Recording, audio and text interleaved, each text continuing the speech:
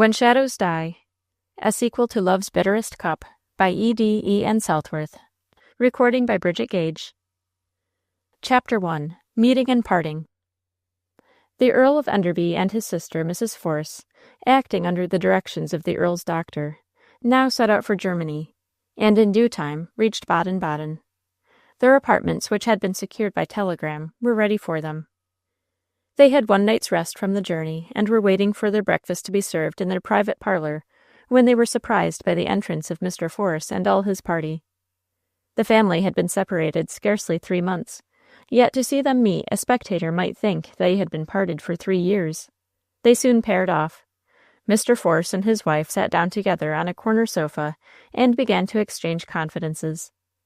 Leonidas and Odalite stood together at the window of the room, looking out upon the busy scene on the street, or rather seeming to do so, for they were really talking earnestly together on the subject of their troubled present and uncertain future. They had not been separated for 1 day during their travels, but they were to say good-bye to each other very soon. It might be for years, and it might be forever. And so they seized every opportunity for a tete-a-tete. Wynette and Elva hovered around their mother, in their delight at seeing her again. The invalid Earl sat for a while alone and forgotten, until little Rosemary Hedge, who was also overlooked in the family reunion, drew a hassock to the side of his easy-chair, sat down, and laid her little curly black head on his knee. The action was full of pathos and confiding tenderness. The Earl laid his hand on the little head and ran his thin white fingers through the black curls, but neither spoke or needed to speak, so well the man and the child understood each other. "Leonidas, my boy," called Abel Force from his corner, "I wish you would go and see if we can get rooms for us all here. This should have been seen to sooner." "You need not stir, young sir," said the Earl, and turning to his brother-in-law, he added, "Your apartments are secured, Force. As soon as I received your telegram, saying that you would join me here, I sent off a dispatch to secure them for you. I hardly need to remind you that you are all my guests while we are together. But you traveled by the night express. You must have done so to reach this place so early in the day, so you will want to go to your rooms. After you have refreshed yourself, join me here at breakfast." Leah rose at the Earl's request and pulled at the bell-knob with the vigor lent by his impatience at being called from the side of his beloved, and which soon brought a servant to the room. "Show these ladies and gentlemen to the apartments prepared for them," said the Earl. The man, with many bows, preceded the party from the room, and conducted them to a large family suite of rooms on the 3rd floor, overlooking the new promenade. The travelers remained some weeks at Baden-Baden. The baths were doing the Earl much good. Mr. Force also needed their healing powers. Somewhere on his travels with the young people, not having his wife to look after him, he had contracted rheumatism. He could not exactly tell when or where or how, whether from exposure or rain and mist on the mountains, or from fishing on the lakes, or from sleeping in damp sheets, and drinking the sour wine of the country, or from all these causes put together. He could not say, so gradually and insidiously had the malady crept upon him, taking its chronic and least curable form. He had not mentioned one word of this in any of his letters, nor had he spoken of it on his arrival. Indeed, as he afterward explained, never having had any experience to guide me, I did not recognize the malady at first, but merely took the feeling of heaviness in all my frame for over-fatigue, and even when that heaviness, being increased, became a general aching, I still thought it to be the effect of excessive fatigue. I was slow to learn, and slower to confess, that I had the special malady of age, rheumatism. However, I thank heaven it is not acute. It has never laid me up for a day," he added, laughing at his misfortune. Indeed, his troubles seldom kept him from making up parties for excursions to the various objects of interest in the town and its environs. Only when the days were both cold and wet, as is sometimes, not often, the case in early autumn there, did Abel Force allow his young folks to go forth alone under the care of their mother and the escort of Leonidas, while he stayed within doors and played chess with the invalid Earl. In this way the brothers-in-law became better acquainted and more attached. "I wish you were an Englishman, Force," said the Earl one day, when he had just checkmated Abel and was resting on his laurels. "Why?" "Not because I do not admire and respect your nationality, but simply for one reason." What is that? I will tell you. You know, of course, that your wife is my heiress, and if she survive me, will be my successor. Now, if you were an Englishman, you might get the reversion of your wife's title. I do not want it. I would not ask for it, nor even accept it. That is your republican pride. Perhaps you are right. The old earldom has fallen to the distaff at length, and it will be likely to stay there for some generations to come. For Elfrida, who will be a countess in her own right, has only daughters, which is a pity. And yet I don't know. If those fellows at Exeter Hall and elsewhere get their way, in another century from this there will not be an emperor or a king, to say nothing of a little earl, to be found above ground on the surface of this fourth planet of the solar system, commonly called the Earth, and their bones will be as great a curiosity as those of the behemoth or the megatherium. Shall we have another game? And they played another, and yet another game, in perfect silence, interrupted only by the monosyllable ejaculations of technicalities connected with their play. The Earl arose the winner. He often, not always, did, and so he was in high spirits to welcome the return of the excursionists to dinner. Another sad day of separation was drawing near. Lee was to leave them on the 11th of October, giving himself 20 days in which to travel from Baden-Baden in Germany to Washington in the United States. This was according to his uncle's advice. You might stay here until the 15th, or even until the 17th, and then reach Washington by the 31st. But it would, under the most favorable circumstances, be so close a shave as to be perilous to risk. An officer, nay, a man, may risk anything else in the world, Lee, but he must not risk his honor. You must report for duty at headquarters punctually on the 1st of November, at any cost of pain to yourself or to others. I know it, uncle. I know it, and I will do my duty. Never doubt me. I never do, my boy. And listen, Lee, if you are prompt, as you are sure to be, you may be able to obtain orders for the Mediterranean, and then, Lee, we shall see you again on this side. We will go to any port where your ship may be. Thank you, uncle. I shall try for orders to the Mediterranean, and I think I shall get them. You see, I have been to the west coast of Africa, and I have been to the Pacific coast, and I really think I may be favored now with orders to the Mediterranean.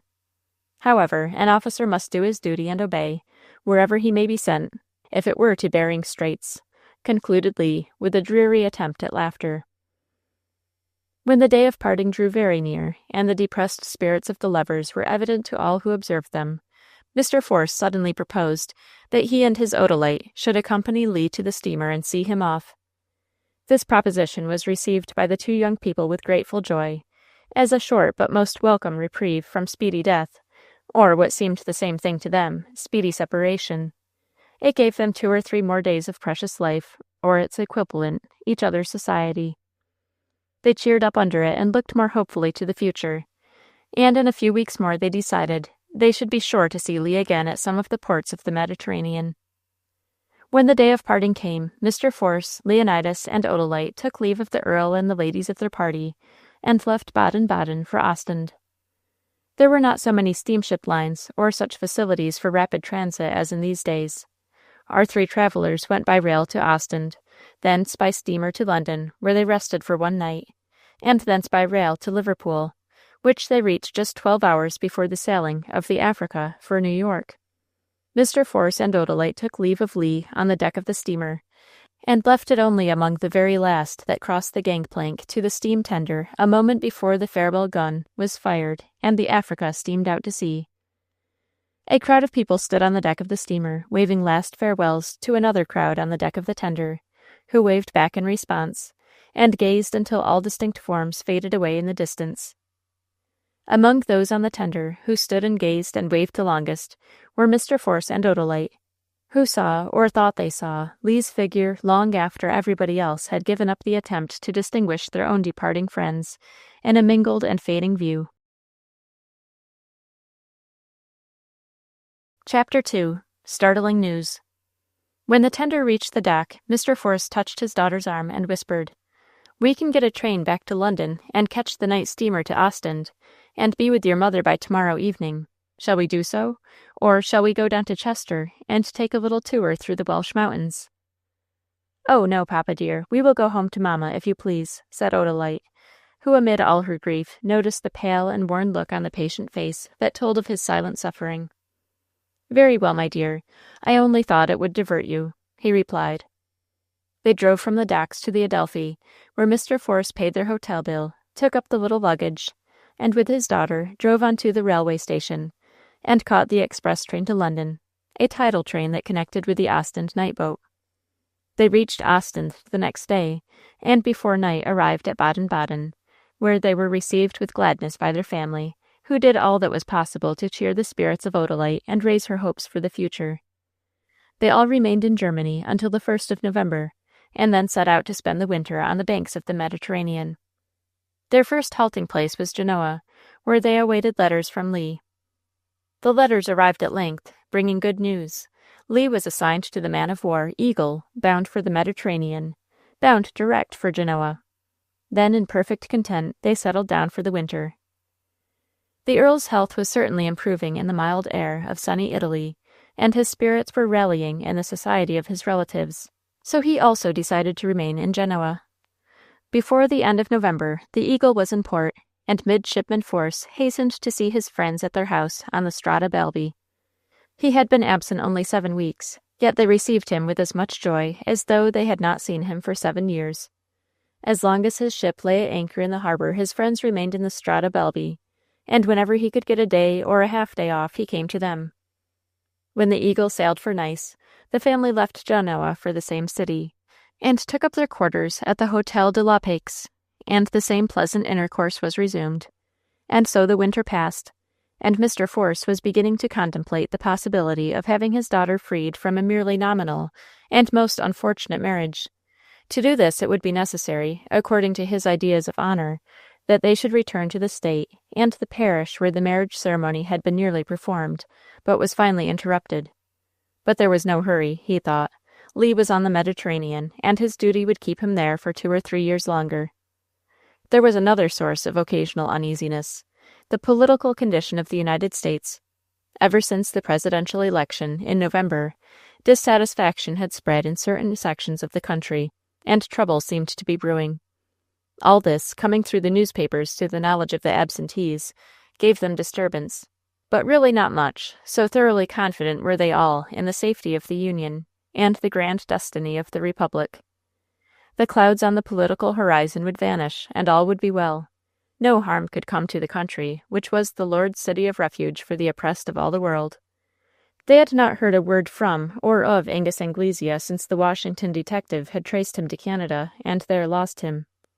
Lee privately and most earnestly hoped that the villain had got himself sent to some state prison for life, or well hanged, which the midshipman thought would have been even better. At least, however, the family he had wronged so deeply seemed now to be well rid of him. But Lee expressed a strong wish that his uncle would return to Maryland in the spring, and have Odalite entirely freed by the law from the bond, or rather the shadow of the bond, that lay so heavily on her life and on his. No doubt I could easily have Odalite set free from her nominal marriage with a villain, who was forced to leave her at the altar before the benediction had been given. But to do this, Lee, I should have to take her home to Maryland, where you could not follow her for 2 or 3 years. So what good could come of hurry? Besides, we are no longer molested by the villain Anglesea. Be thankful for that blessing, Lee, and for the rest, be patient." "Patient!" exclaimed the youth. "You have so often told me to be patient, and I have so long been patient, that I am unutterably impatient of the very word patient." "I beg your pardon, Lee. I will not persecute you with the word any longer," gravely replied the elder man. "Uncle, I beg your pardon. I do indeed. I feel myself to be an ungrateful and most unreasonable wretch. Here you have made my burden as light as you can, by showing me all sorts of favors, and giving me all sorts of privileges, moving about from place to place to give me opportunity of being with you all. And here am I like a beast losing my temper with you. Uncle, I don't deserve that you should pardon me." "Say no more, Lee. Dear boy, I can understand your trials, but look on the brighter side, my lad. The best of the business now is that Anglesea does not trouble us. He seems to have died out of our lives." "Yes, but has he, uncle? He did that once before for 3 years, and even advertised himself as dead and buried. But he suddenly came to life again, and sprang into our midst like a very demon, to do us all the harm that he possibly could." How do we know when he will reappear to disturb us? Uncle, I do not mean to threaten, because I do not wish to sin. But I foresee that, if Anglesea ever comes in my way again, the sight of the man will goad me to crime. Oh, no, Lee, no, my dear boy, do not talk so. If ever you should be tempted, pray to the Lord, and think of Odalite. To bring yourself to evil would break her heart, Lee. I will pray that I may never set eyes on that man again, uncle. Soon after this conversation, near the last of February, the family went to Rome to witness the grand, grotesque pageantry of the carnival. Lee could not leave his ship to go with them, and so they only remained during the week of orgies, and as soon as it was over returned to Naples, where the Eagle was then at anchor. Here they settled themselves in furnished lodgings on the Strada di Toledo for the spring months. It was early in May. They were all, with the exception of Lee, who was on duty on his ship, assembled in a handsome front room overlooking the Strada. The Earl, whose health was so much improved that his friends hoped for its full restoration, sat in his easy-chair beside a little stand, playing a game of chess with Wynette, who had developed into a champion chess player, and was much harder to beat than ever her father had been. Mr. Force, who, suffering from a return of his malady, lay on a sofa, pale and patient, but in too much pain to read or to talk. Odalite sat near him, silently working on the silk flower embroidery she had learned to like from her mother's example. Elva and Rosemary, at a round table, were turning over a set of views left by Lee on his previous visit. Mrs. Force was opening a newspaper received that morning and smoothing it out, preparatory to reading it aloud to her family. Suddenly she dropped the paper, covered her face with her hands, and fell back in her chair, wailing forth the words, "Oh, my Lord, this is the very hardest thing to bear of all that went before." Chapter 3. The News. Who that endured them shall ever forget the emotions of that spirit-trying time, when breathless in the mart the couriers met, early and late, at evening and at prime, when the loud cannon or the merry chime hailed news on news, as field was lost or won, when hope, long doubtful, soared at length sublime, and weary eyes awoke as day begun, saw peace's broad banner rise to meet the rising sun. Scott.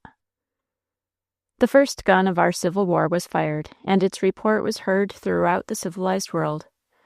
"Oh, Abel, moaned Mrs. Force, still pale with emotion.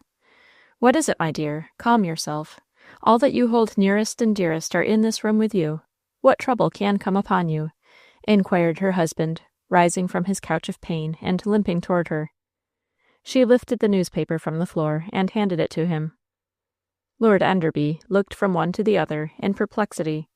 He did not like to ask a question. He waited to hear. Odalite, Wynette, and Elva also waited in anxious suspense for their father to explain. Not so Rosemary. Her agony of anxiety burst forth at length in a cry. "Oh, Mr. Force, is my mother dead, or what?" "No one is dead, my child, and no special evil has come to you," said Abel Force. Then, speaking to his expectant friends, he said, "There is a civil war at home." His explanation was like a bombshell dropped in their midst. All shrank away, aghast and in silence.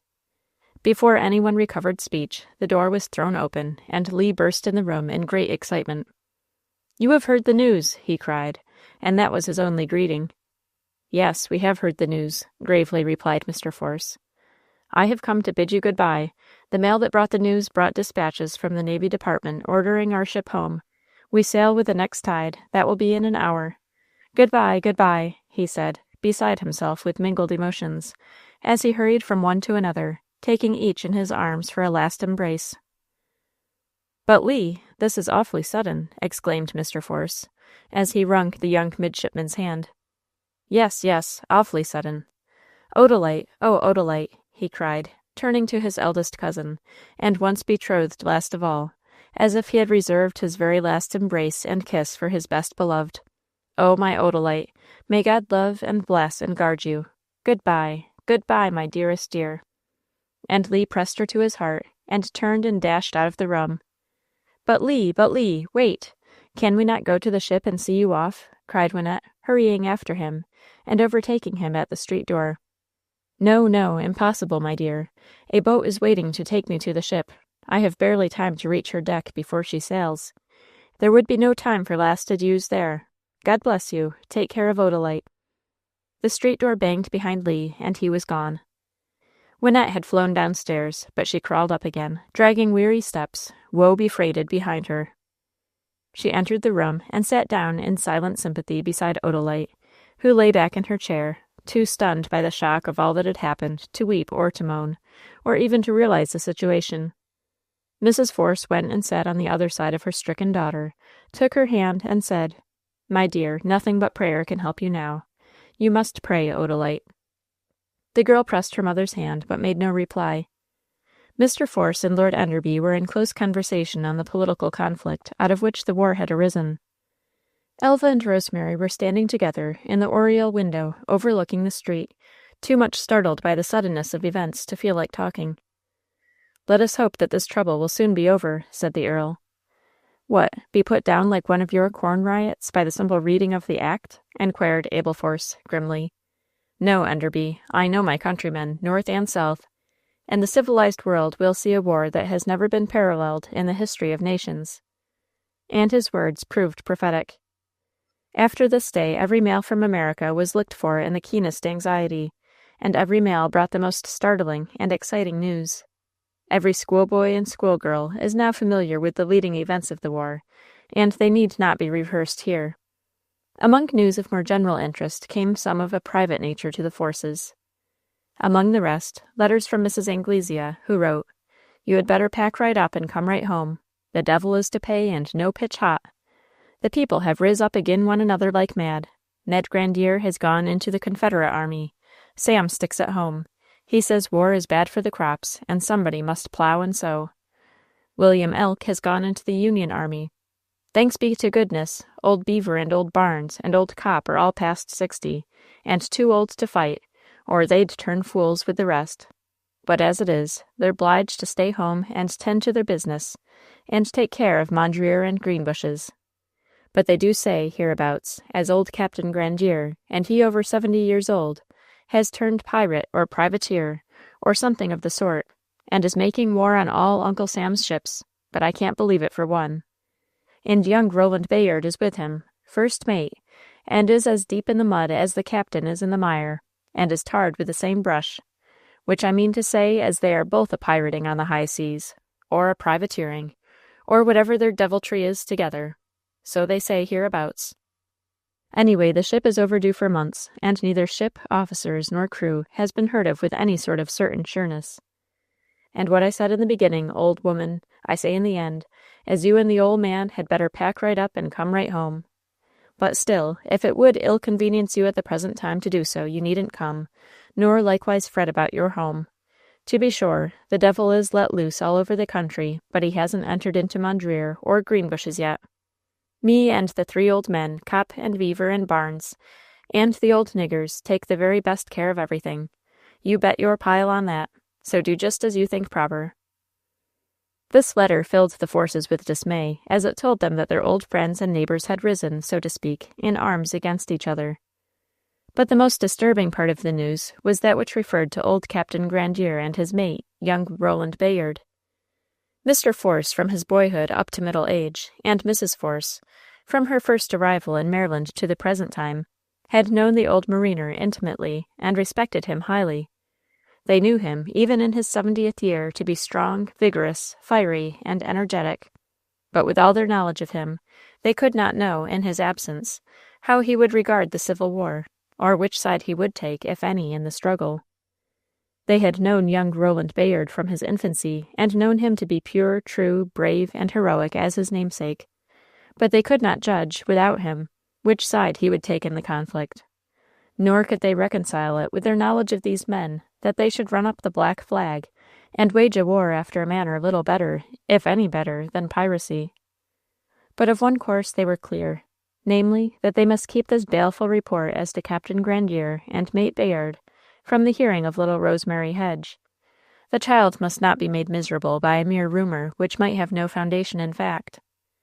Mrs. Force was even more affected than her husband by the doubt that hung over the fate of the Kitty. She answered her housekeeper's letter, disclaiming all belief in the story that Captain Grandier and Mate Bayard had turned the Kitty and her crew into pirates, and for the rest, told her that they, the Force family, should not return home for some months to come, even if then. Later on there came a letter from Miss Susanna Grandier respecting her niece. Miss Grandier wrote in a rather stilted style, after the manner of her old-fashioned romances. She wrote, "All through the beautiful summer, all through the glorious autumn, all through the desolate winter of the past 12 months, we have been anticipating the exquisite happiness of beholding you again in the blooming spring, when nature rises from the grave and arrays herself in fresh and radiant apparel. But alas, evil days have fallen upon us.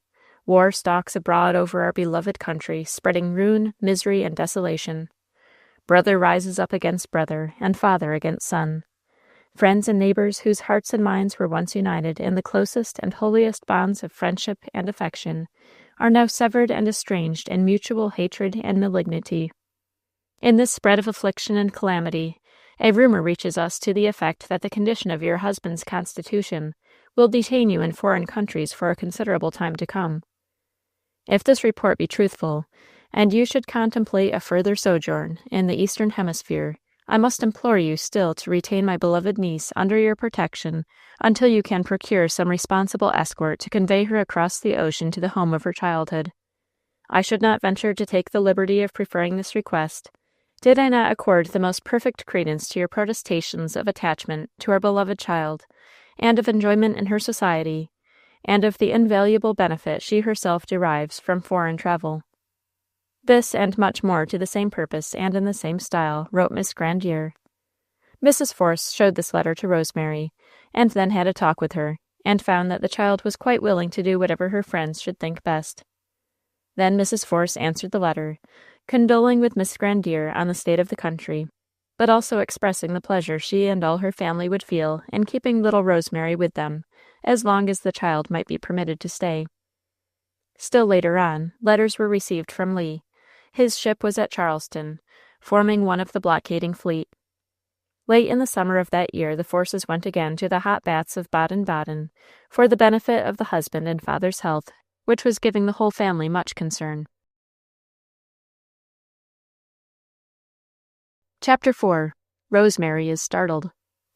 Strange to say, that while Abel Force seemed in danger of becoming a confirmed invalid, the condition of his delicate brother-in-law improved every day.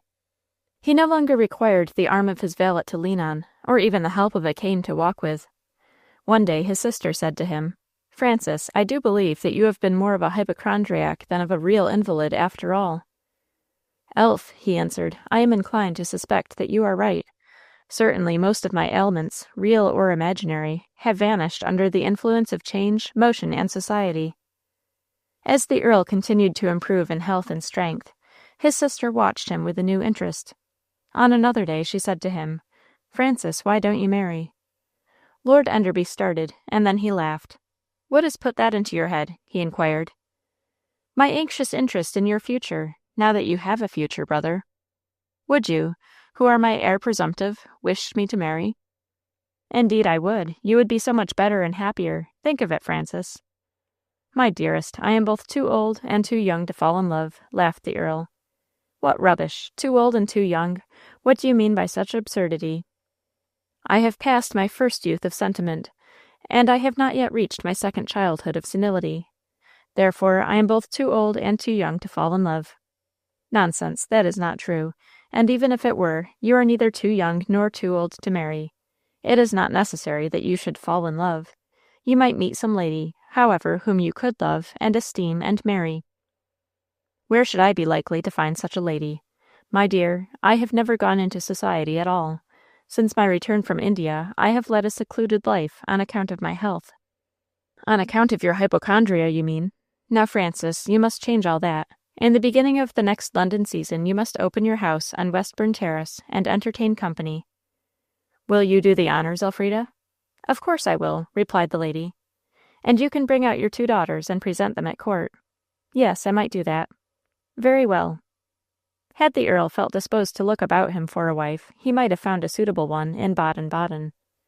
There were many of the English nobility and gentry staying there for the benefit of the baths. Many very attractive young ladies of rank were in the matrimonial market. But, to tell the truth, the invalid Earl, either from real ill health or from hypochondria, was very shy of strangers, and better liked to stroll, or ride, or drive with the children, as he called his nieces and their young friend, than to linger in the parlors of the hotel or the pavilions of the place. In their rambles, Odalite seldom joined them. She preferred to stay with her suffering father and share the labors of her mother in the sick room. The Earl and the 3 younger girls usually set out together, Wynette and Elva walking on before, the Earl, with little Rosemary's hand clasped in his own, followed behind. Ever since that day, now more than a year ago, when the reunited members of the Force family met at Baden-Baden and paired off, Mr. and Mrs. Force on one sofa, Odalite and Lee on another, and Wynette and Elva on the window seat, leaving the Earl, as it were, out in the cold, and quite forgotten, and little Rosemary also temporarily forgotten, had drawn a hassock to the side of his easy-chair and sat down, and laid her little curly black head on his knee, in silent sympathy. Ever since that day the Earl and the child had been fast friends. In her tender little heart she pitied him for his weakness and illness, just as she might have pitied any poor man in any rank of life, and she had fallen into a habit of silent sympathy with him, and of drawing her hassock to the side of his chair when they were all indoors, and of taking his hand when they were out walking. Even now, when the invalid had recovered health, strength, and spirits, these habits of the child once formed were not easily to be broken. She no longer pitied him because she saw that he was no longer an object of pity, but she drew her hassock to his side indoors, and took his hand and walked with him outside. She seemed to think that he belonged to her, or she to him, or they to each other. One day they were sauntering slowly through the grounds of the Conversation House, when Wynette and Elva were flitting on before them. Rosemary's hand was, not on the Earl's arm, but in his hand. He was so very much taller than the girl that he led her like a child. There had been a pause in their talk, when the Earl gently closed his fingers over hers, and said, "My little one, I love you very much." "Oh, I hope you do, and it is so kind of you," warmly answered the child, returning the pressure of his hand, and acting toward him as she would have acted toward her uncle. "Then you do care for me a little?" he said. "Oh, yes, indeed. I care for you a great deal. I am very fond of you," said Rosemary, warmly, squeezing his fingers. "How old are you, Rosemary?" he gravely inquired. "I shall soon be 17. "Indeed!" he exclaimed, turning and looking down on her. "Yes, indeed," she answered, positively. "Well, you are such a quaint little old lady that I am not surprised, after all. You might have been 15, or you might have been 20, but 17, that is a sweet age, the age at which the Princess Royal of England was married." "Indeed!" exclaimed Rosemary in her turn. "Yes, indeed," he replied with a smile. And then there was silence between the two for a few minutes. The Earl was meditating. The child was uneasy and wondering why she was so. "Little friend," he said at last, "you and I seem very good friends." "Oh, we are, and it is so very good of you to be friends with me," she answered warmly, squeezing his fingers in her small hand. "And we are really fond of each other." "Oh, very, very fond of one another, and it is so kind of you." "But why should you say it is kind of me, little sweet herb?" "Oh, why, because you are so old and so grand, and I am so little every way," she said, with another squeeze of her fingers. The Earl winced, but whether at her words or her action, who could say? "Am I so old, so very old then, Rosemary?" he gravely inquired. "Oh, no, no, I did not mean that. Of course, I didn't mean that you are as old as Mr. Force, who is 45, but I meant you are so very much grown up to be so kind as to walk and talk with a girl like me as much as you do." "Well, my dear, do you not like to have me walk and talk with you?" "Oh, yes, indeed, indeed I do. Oh, you know I do," she answered fervently. Again the Earl was silent for a few moments, and then, drawing her small hand into the bend of his arm, he asked, "Rosemary, would you like that you and I should walk and talk together every day for the rest of our lives?" She turned and looked up into his face as if she wished to read his meaning. He smiled into her upraised eyes. "Are you in earnest?" she inquired. "Perfectly, Rosemary. Do you think I would jest with you on such a subject?" "No, but I thought you knew me so well that you would know without asking that I would love dearly to walk and talk with you every day, all our lives long, if we could. But how could we? Some of these days I shall go back to Maryland, and then we shall part and never meet again. Oh, I hate to think that we shall never meet again. You do seem so near to me, so very near to me, as if you were my own, my very own. Oh, sir, I beg your pardon. That was very presumptuous. I ought to have said. She stopped and reddened. What, my child? You have said nothing wrong or untrue. What do you think you ought to have said? The Earl inquired, in a caressing tone. I think I should have said that I feel so near to you, that I feel as if I were your own, your very own. It was too arrogant in me to say that I feel as if you belonged to me. I should have said, as if I belonged to you, she explained. And then she laughed a little, as in ridicule of her own little ridiculous self. His hand tightened on hers as he replied, Suppose we compromise the question, and say that we belong to each other. Yes, that is it, and you are so good. And you really wish that we two should walk and talk together every day for the rest of our lives? Oh, yes, if it could be so. Rosemary, he said very gravely, as he still held and pressed her hand, there is but one way in which it could be so. He paused, and she looked up. How long he paused before he could venture to startle the child by his next words. By marriage. Rosemary, dear, will you marry me? She turned pale, but did not withdraw her astonished eyes from his face. What do you say, little friend? Inquired the suitor.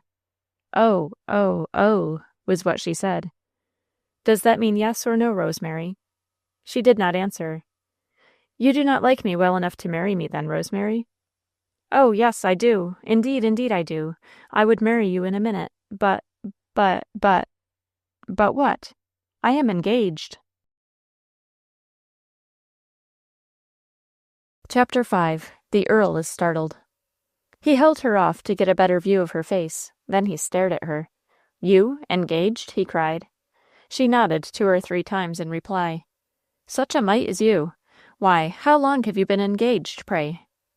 I don't quite know, ever since I can remember. Oh, a family arrangement between your parents and your betrothed husbands, I suppose. Oh, no, not at all, only between him and me. At that early age, do babies betroth themselves in America? I don't quite know, but we did, and we were not both babies. He was a schoolboy, but I think I was a baby at first. At first, very likely. Well, when are you to be married? I don't quite know, but not until Roland gets his rights and comes into his estates. Ah, there is litigation. But who is this happy man Roland? He is a mate on a merchant ship at present, but when he gets his rights, I am sure he will be a nobleman of high rank and maybe a prince of royal race. Oh, said the Earl with a curious smile. Then, growing suddenly very grave, he inquired, My dear child, do your parents know anything about your relations with this adventurer? He is not an adventurer, said Rosemary. But when he, a skipper's mate, represents himself to be a man of rank, kept out of his rights. But he don't represent himself to be any other than what he seems. Oh, I beg your pardon, my dear. I thought you said he did. No, oh no. I said that I feel sure that when he gets his rights, he will be a nobleman or prince.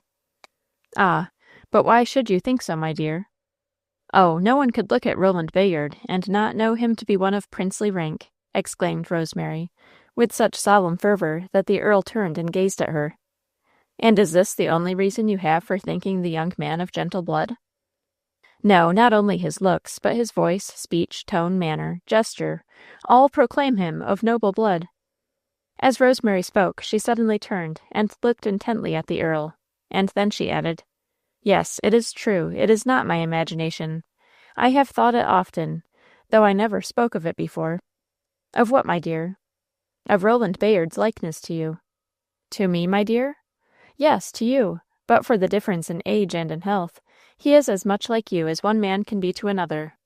Indeed? Yes, indeed. An imaginary or an accidental likeness, my child. But, Rosemary, to return to yourself, do your parents or guardians know anything of your relations with this questionable stranger? He is not a questionable stranger. He was brought up among us at home. Did I not tell you he used to ride me on his shoulder when he was a boy and I was a baby? Then, if he is not a stranger, you must know all about him, and whether he is of high or low degree. We do know all about him, but nothing at all about his family. He was saved from a ship that was wrecked on our coast, and he was the only one saved, and there was not a mark on him or his clothing to identify him. Mr. Force undertook to provide for him, and placed him with Miss Saviola Margaretta Bayard, who was herself descended from a great English duke, but no one would ever think so to look at her. Mr. Force also sent Roland to school, and afterward to college, and he would have sent him to the Naval Academy at Annapolis, only he had already used all his influence to get Leonidas entered there, and he could not ask the same favor for Roland. So Roland, being bent upon going to sea, entered the merchant service. Ah, I see. But, my child, it seems to me that you have not yet answered the question that I have twice put to you. Do your parents or guardians know of the engagement between you and this young man? I have only one parent, my mother. My father was lost at sea before I was born, and left no property and no will because his ship went down, with everything on board. My mother has some property, and so has Aunt Sukey, and they take care of me, said Rosemary. And that was all she said at the time. The Earl looked at her curiously. Was the child purposely evading his question? No, the grave little face was too true for that thought. Does your mother or your aunt know of your relations with young Roland Bayard? Yes. Why, I think everyone in our neighborhood must know all about it, because we all know all about our neighbors, and some say that they know more of us than we do ourselves, and that we know more of them than they do of themselves. I think that quite likely. But do your friends approve of your engagement? Not now, but they will when Roland comes into his rights. You poor child, murmured the Earl in a low tone. Then, speaking in a clearer voice, he asked, Rosemary, would you marry this young man without the approbation of your friends? No, never, she answered solemnly. That is right. Now then, if your friends were to counsel you to accept another suitor whom they approved, would you do so? No, never, replied the child, more emphatically than before. Then what would you do?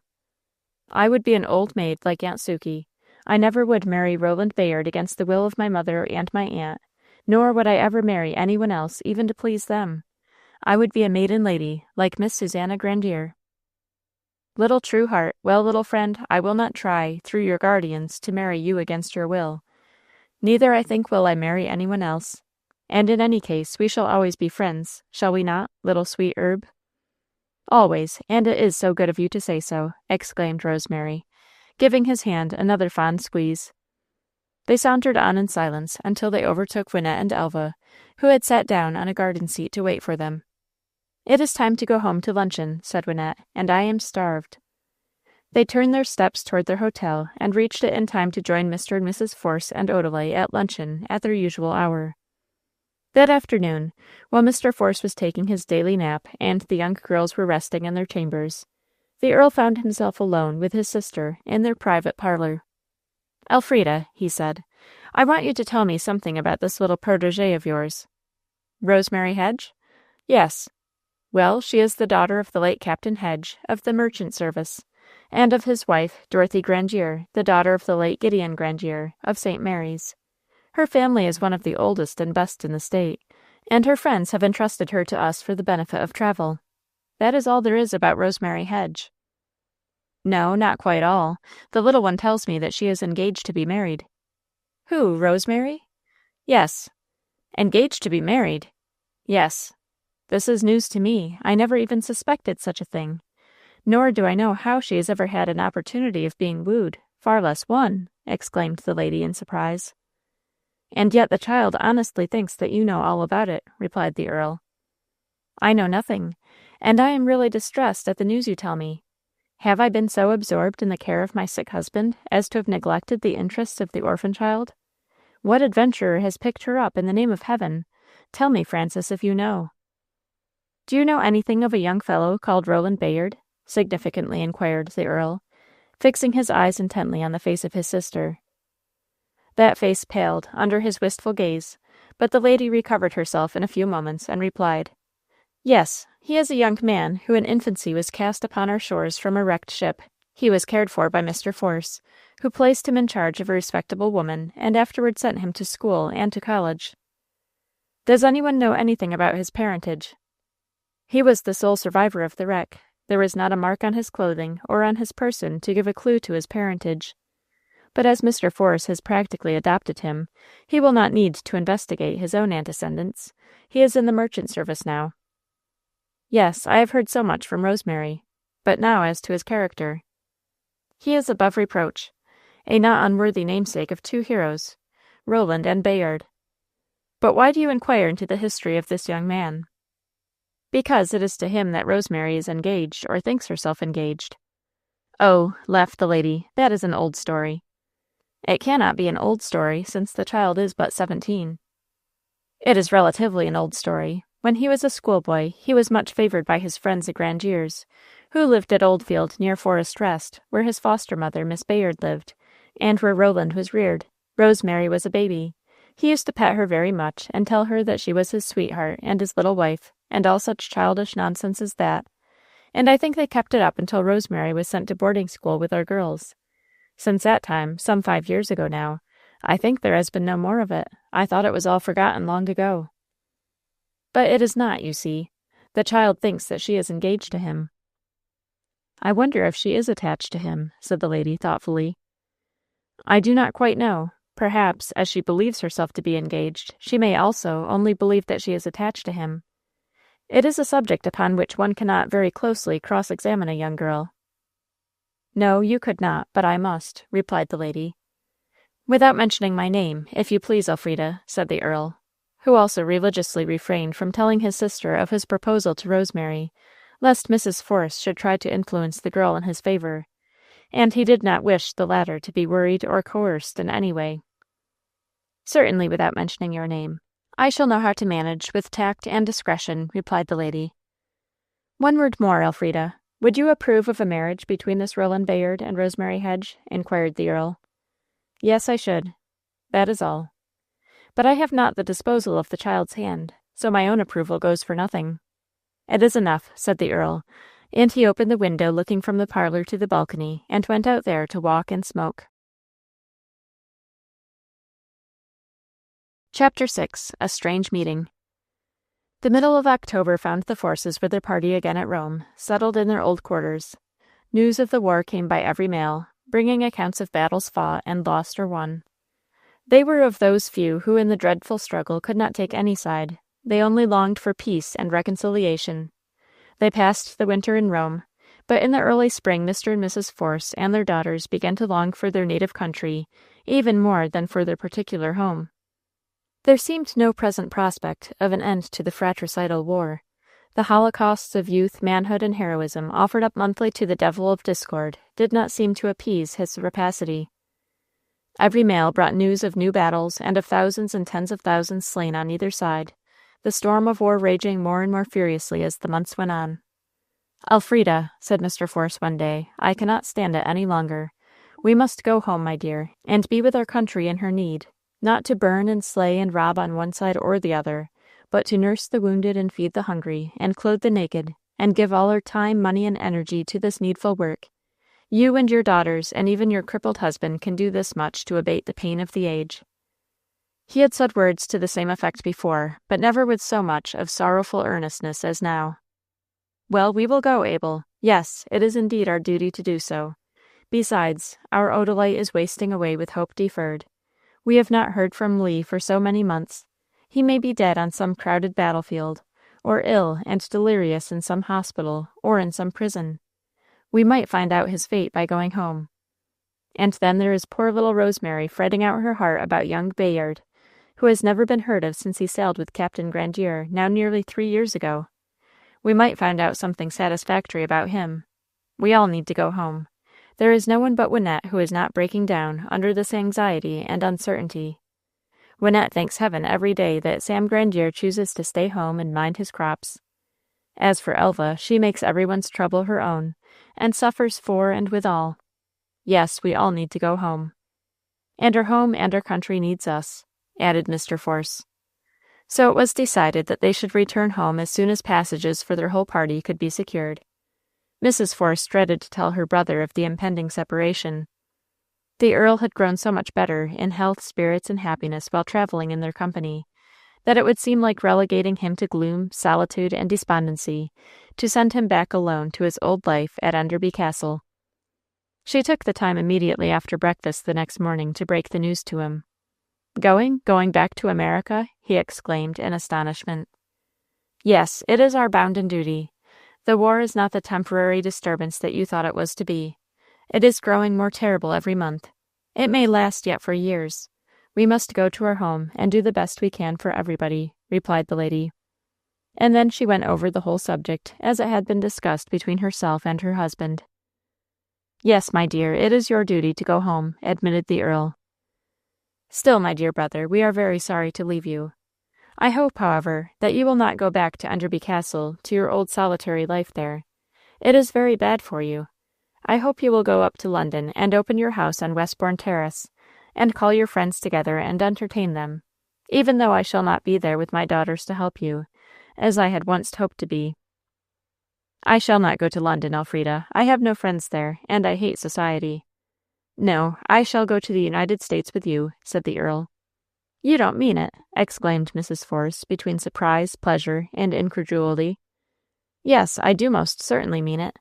I have never seen America, and though the state of civil war may not be the most pleasant aspect under which to view a new country, yet it is certainly the most interesting. And so, Elfrida, if you have no objection, I shall go with you to America." "You know that I am delighted at the thought of having you," said the lady. "Has Force written to engage passage?" inquired the Earl. "He intends to write this morning to inquire about the first ship on which he can get berths for all our large party to New York." "Then ask him to see about 2 additional berths for me and my valet." Thus it was arranged that the whole family party, including the Earl, should go to America together. In due time the answer from the agent of the Cunard line arrived. They could all be accommodated on the Asia, which would sail on the 23rd of March. "This is the 9th. We have just 2 weeks to get ready in. We had best start for Liverpool as soon as possible, and make our final preparations for the voyage there," said Mr. Force, after he had read the letter to his assembled family. "And, oh, papa, let somebody go to Enderby Castle to fetch Joshua," exclaimed Wynette. "Why, my dear girl, the old dog may be dead," said the Earl. "Oh, no, he is not dead. I write to Mrs. Kelsey every week to ask about dear Joshua, and he is very well. And he is not an old dog. He is only 9 years old. I remember him ever since he was a puppy." "Well, it has been over 2 years since he saw you, and he has forgotten you by this time." "Oh, no, he hasn't. We were away from home 3 years and 3 months, and he never forgot us. You ought to have seen how he met us." "Well, my dear, when we get to Liverpool, I will telegraph to one of my grooms to bring the dog to us. Dear uncle, how I love you." A week from this time the whole party were settled at the Adelphi Hotel in Liverpool to await the day of their sailing for New York. Mr. Force kept his room. The Earl of Enderby spent hours in his own apartment with his family solicitor and his land steward, both of whom had been summoned by telegraph to meet him at Liverpool. The ladies of the family spent their days in final shopping, providing themselves, among other conveniences, with thick linsey-woolsey suits for sea wear, and with heavy astrakhan wool shawls for wraps. In due time, the groom from Enderby arrived with Wynette's dog in his charge. Space does not permit to describe the interview between the two. It is enough to hint that Joshua, in dog language, bitterly reproached his mistress for breaking faith with him, and deserting him for so long a time, and then magnanimously forgave her, while Wynette was all apologies for the past and protestations for the future. On Saturday, the 23rd of March, the whole party embarked on board the ocean steamer Asia, then at anchor in the Mersey, and bowed to sail for New York at 12 noon of that day. There was the usual crowd on deck with the usual partings, friends departing, and friends who had come to send them off, some grave, some cheerful, some merry, some despondent. At length this was all interrupted by the shout of the first mate from the poop, "All ashore!" and the last hurried good-byes were spoken, and the last embraces given, and the friends of the voyagers hastened over the gangplank to the steam tender which had brought them to the ship. Then the farewell gun was fired, and the Asia stood out to sea, her passengers standing in lines to gaze on the receding land. Mr. Force and his party were walking up and down the deck of the steamer, when they saw coming from the opposite direction a figure so remarkable that it would at once have attracted attention anywhere. It was the tall, stout figure of an old man, with a fresh, red face, clear blue eyes, a white mustache, and a commanding presence. He wore the uniform of an American skipper, with its flat, gold-rimmed cap. As he approached, Mr. Force stared, and then started and held out his hand, exclaiming, "Captain Grandier, you here? Why, where did you drop from, and where is Roland Bayard?" The gruff old sailor stopped to lift his cap to the ladies, and to shake hands all around, and to be introduced to the Earl of Enderby, and to shake hands with him, before he replied to Mr. Force's first question. "My ship, the Kitty, was taken by that infernal pirate, the Argente. I was set ashore alone on the English coast. I had some correspondents at Liverpool who supplied me with funds to return home. That is all. But where is Roland Bayard?" "With the pirates." Chapter 7. An Old Salt. "Among the pirates, Captain Grandier? Roland Bayard among the pirates?" exclaimed Mr. Force, while Mrs. Force closed her lips with a sudden motion and grew a shade paler. Rosemary began to tremble, and the other girls to look anxious. "Come aft. Let us find seats somewhere, where we will not be spied or overhauled, and I will tell you all about it," said the old skipper, moving down toward the stern, where the deck was almost deserted by the other passengers, who were all gathered forward, leaning over the bulwarks, and taking a last look at the receding shores of England. They found seats on the wooden benches and sat down. The old skipper took off his cap and wiped his large red face and close-cropped gray head, and then said, "I didn't expect to see you here. I should as soon have thought of seeing Oldfield Farmhouse standing up before me, right in my path, as a group of old neighbors, with my little niece in the midst of them. Heavens and earth, how a civil war shakes people up! I dare say, now, you all left on account of the war." "No," said Mr. Force. "We left before the war to visit my brother-in-law here, and to give our young people some advantage in foreign travel. My own ill health has detained us abroad for more than 2 years. We return now on account of the war." "Good Lord! Abel Force, you are not thinking of going into the army in your crippled condition?" "No, not exactly, but we can all be useful in the hospitals, even my wife and daughters, in caring for the sick and wounded soldiers, and for the widows and orphans of the dead, so far as our strength and means will go." "Ah, that is something else. When did you hear from the folks at home? I have not heard from them for years." "I got a letter a week ago from your niece, Miss Grandier. Your nephew, William Elk, is in Richmond, on General Lee's staff. Your nephew, Thomas Grandier, is in New Orleans, with General Butler, and your grandnephew, Edward Grandier, is with Farragut in Mobile Bay. Sam has elected to stay at home, follow the plow, and take care of the woman. Sam has the only solid head in the family, except my own. Look at that now. Brothers and kinsmen shooting each other down, running each other through the body, blowing each other up, as if they were at war with a foreign enemy. Oh, Lord, Lord," groaned the old skipper, flinging down his cap with force upon the deck and furiously wiping his perspiring face. "It is grievous enough, but it is human nature, and we cannot change it. The strangest part of it all is that the men composing the rank and file of each army have no personal ill will toward their antagonists. Each fights from a sense of duty. Each invoke the blessing of God upon their arms. There was a time, Grandier, in our lives when peace reigned so long that we all began to believe that war belonged only to history, and barbaric history at that, and had passed away forever, as one of the last relics of barbarism. It was the Mexican War that woke us up from our dream of the millennium, and since that there has been in one part of the civilized world or another almost incessant and most ruinous war. So when we call ourselves a Christian, civilized, and enlightened people—" "We tell a lot of bragging lies. Out with it, Papa, in plain English," put in Wynette, who had held her tongue until it ached. "Who is this girl?" inquired the old skipper. "My second daughter, Wynette. Surely I introduced her to you," said the squire. "So you did, but there are so many of them, you know. I used to dandle this one on my knee when she was a baby, but she has grown out of my knowledge," said the old skipper. Then turning to Wynette, he grasped her hand and said, "Right you are, my dear. We are a lot of braggarts and ignoramuses. So far from being Christians, civilized and enlightened, we do not even know what these terms imply. We are heathens, barbarians, and we live in the twilight. Right you are, my dear, as to your opinions, but wrong in your way of putting them. Interrupting your father. Discipline should be maintained, my dear. Remember that," said the old skipper, not unkindly. Before the astonished Wynette could reply, Rosemary put in her piteous little plaint and said, "Oh, Uncle Gideon, dear Uncle Gideon, tell us about, she meant to say Roland Bayard, but she reddened and substituted, the pirates." "Of course, that is what I brought you here for. You have heard about the pirate Silver and his ship, the Argent?" "I have seen notices of depredations made by the Argent. It is a privateer in the Confederate service, is it not?" inquired Mr. Force. "Privateer, yes, and worse. It is a pirate. In the Confederate service, no further than running the blockade to carry in merchandise to sell at ruinous prices would go. The Argent is a privateer, a blockade runner, a slaver, and a pirate.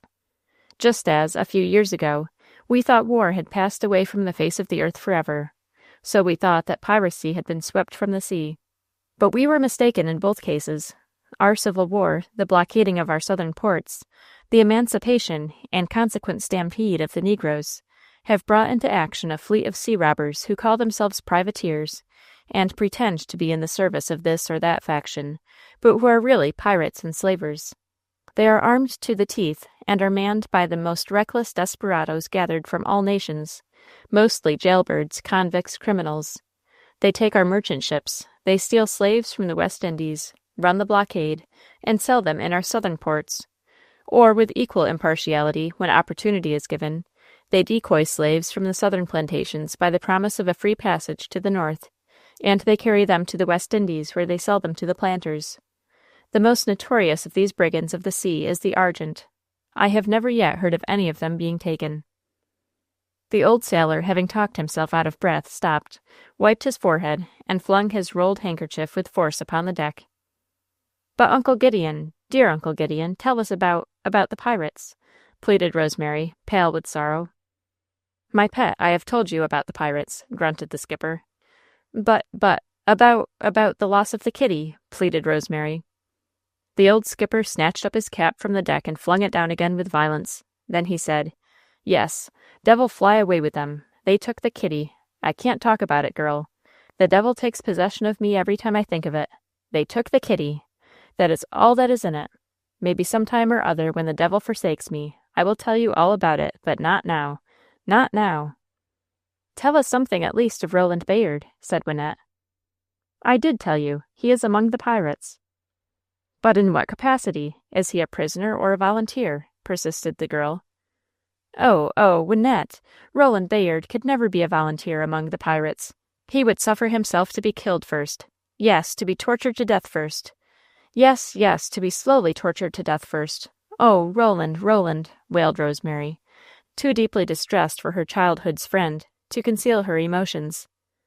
Captain Grandier, touched by the trouble on the quaint little face, pulled himself together, patted her head, and said, "Don't cry, little girl. Roland is not a volunteer in the pirate crew. I never believed that for 1 minute, though Silver, the head devil, told me so. No, my child, he is a prisoner among the pirates. I am sure of that." "Oh, that is some comfort. I would rather they should keep him a prisoner, or even kill him, than make him wicked. Indeed I would, Uncle Gideon. But how comes he to be among the pirates, and you here? He a captive, and you free? Tell me that, Uncle Gideon," said the little creature, with a shade of reproach in her troubled tones. And while Rosemary waited in suspense for the answer, there was another who listened anxiously to catch its every word. This was Elfrida Force. Chapter 8. The Loss of the Kitty. I will tell you, my girl, though I hate to talk of it. About a month ago I sailed from Havana, bound to London, with a cargo of rum, tobacco, and sweetmeats. The weather was fine, and we had a good voyage until we came within 4 or 5 days' sail of port. A sail had been following us all day long. We did not know she was following us, nor could we make out by our best glass what she was. She was the only sail in sight. As night closed in she gained on us, that was certain, but still we could not make her out. She did not come near enough for that, for the Kitty is a pretty fast clipper herself. As night darkened, we lost sight of the strange sail without any misgivings, but in the gray of the morning she was alongside of us. "Hold on, the devil is getting into me again," exclaimed the old sea-dog, snatching Mr. Force's hat from his head and flinging it with vehemence upon the deck. "The fortunes of war, Captain, the fortunes of war. Be patient," said Abel Force. The fortunes of murder, robbery, arson, piracy, there was no fight. The will of Providence, then. The will of the devil! You shan't lay their murders and robberies and arsons and piracies upon Providence. That would be blasphemy. There was no struggle. What could our unarmed little Baltimore clipper do, though every one was a hero, against a pirate ship of 24 guns, manned by the desperate offscourings of the galleys and the convict prisons, all armed to the teeth, bristling with pistols, daggers, and cutlasses? Nothing at all. They boarded us, walked into us, and through us, and made prisoners of our men, took possession of our ship, then put the men into 2 open boats and sent them adrift to sink or swim, and carried off me and young Roland captives to their own deck, and finally sent off an officer and a detail of their devilish pirates to work the Kitty, and Satan only knows where they carried her and her valuable cargo of rum and tobacco. We parted company then and there. I never saw young Roland after that. I believe he did make some resistance, and was wounded. I saw him bleeding and carried below, and I never saw him again."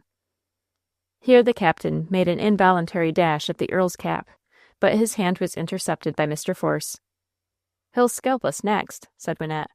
"Umph, umph, umph," grunted the captain.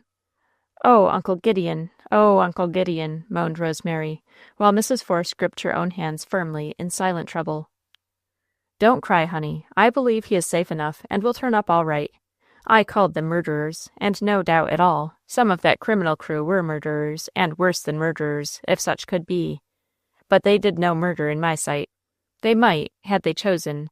They might have massacred all hands aboard the Kitty, but they didn't. They put the men in open boats and set them afloat to take their chance. And then, for some reason well known to himself, but quite unknown to me, Captain Silver took young Bayard and myself on board the Argent. I said I never saw Roland after he was taken down below, nor did I, but I did not fail to inquire for him. The head devil told me that the young man was all right, that his wound was only skin deep, that his men never killed or wounded men whom they could so easily overpower and capture without bloodshed, and especially in the case of a fine young seaman who might become useful to them. "Oh, Uncle Gideon, then they did only take Roland on board to make a pirate of him." "Of course they did, my dear, for when I asked to see Roland, Silver told me, with a satanic laugh, that the young man was in retreat, preparatory to entering his novitiate in the holy orders of bold buccaneers, roaring sea rovers, and that no outsiders should have access to him, for fear they might shake his good resolutions, and even win him back to the selfish world." "What a devil!" exclaimed Wynette. Every day I inquired about Roland, and each day I received answers which would have made me believe that the boy was gradually being persuaded to become a pirate, if I had not known that Roland Bayard could never become so perverted. "No, never, never, never," firmly declared Rosemary. "But while Bayard was kept a close prisoner, I had the run of the deck," continued the captain. "One day I asked Silver where he was bound. He told me with infernal insolence that he should touch on the coast of England, put me on shore, and then go about his own business.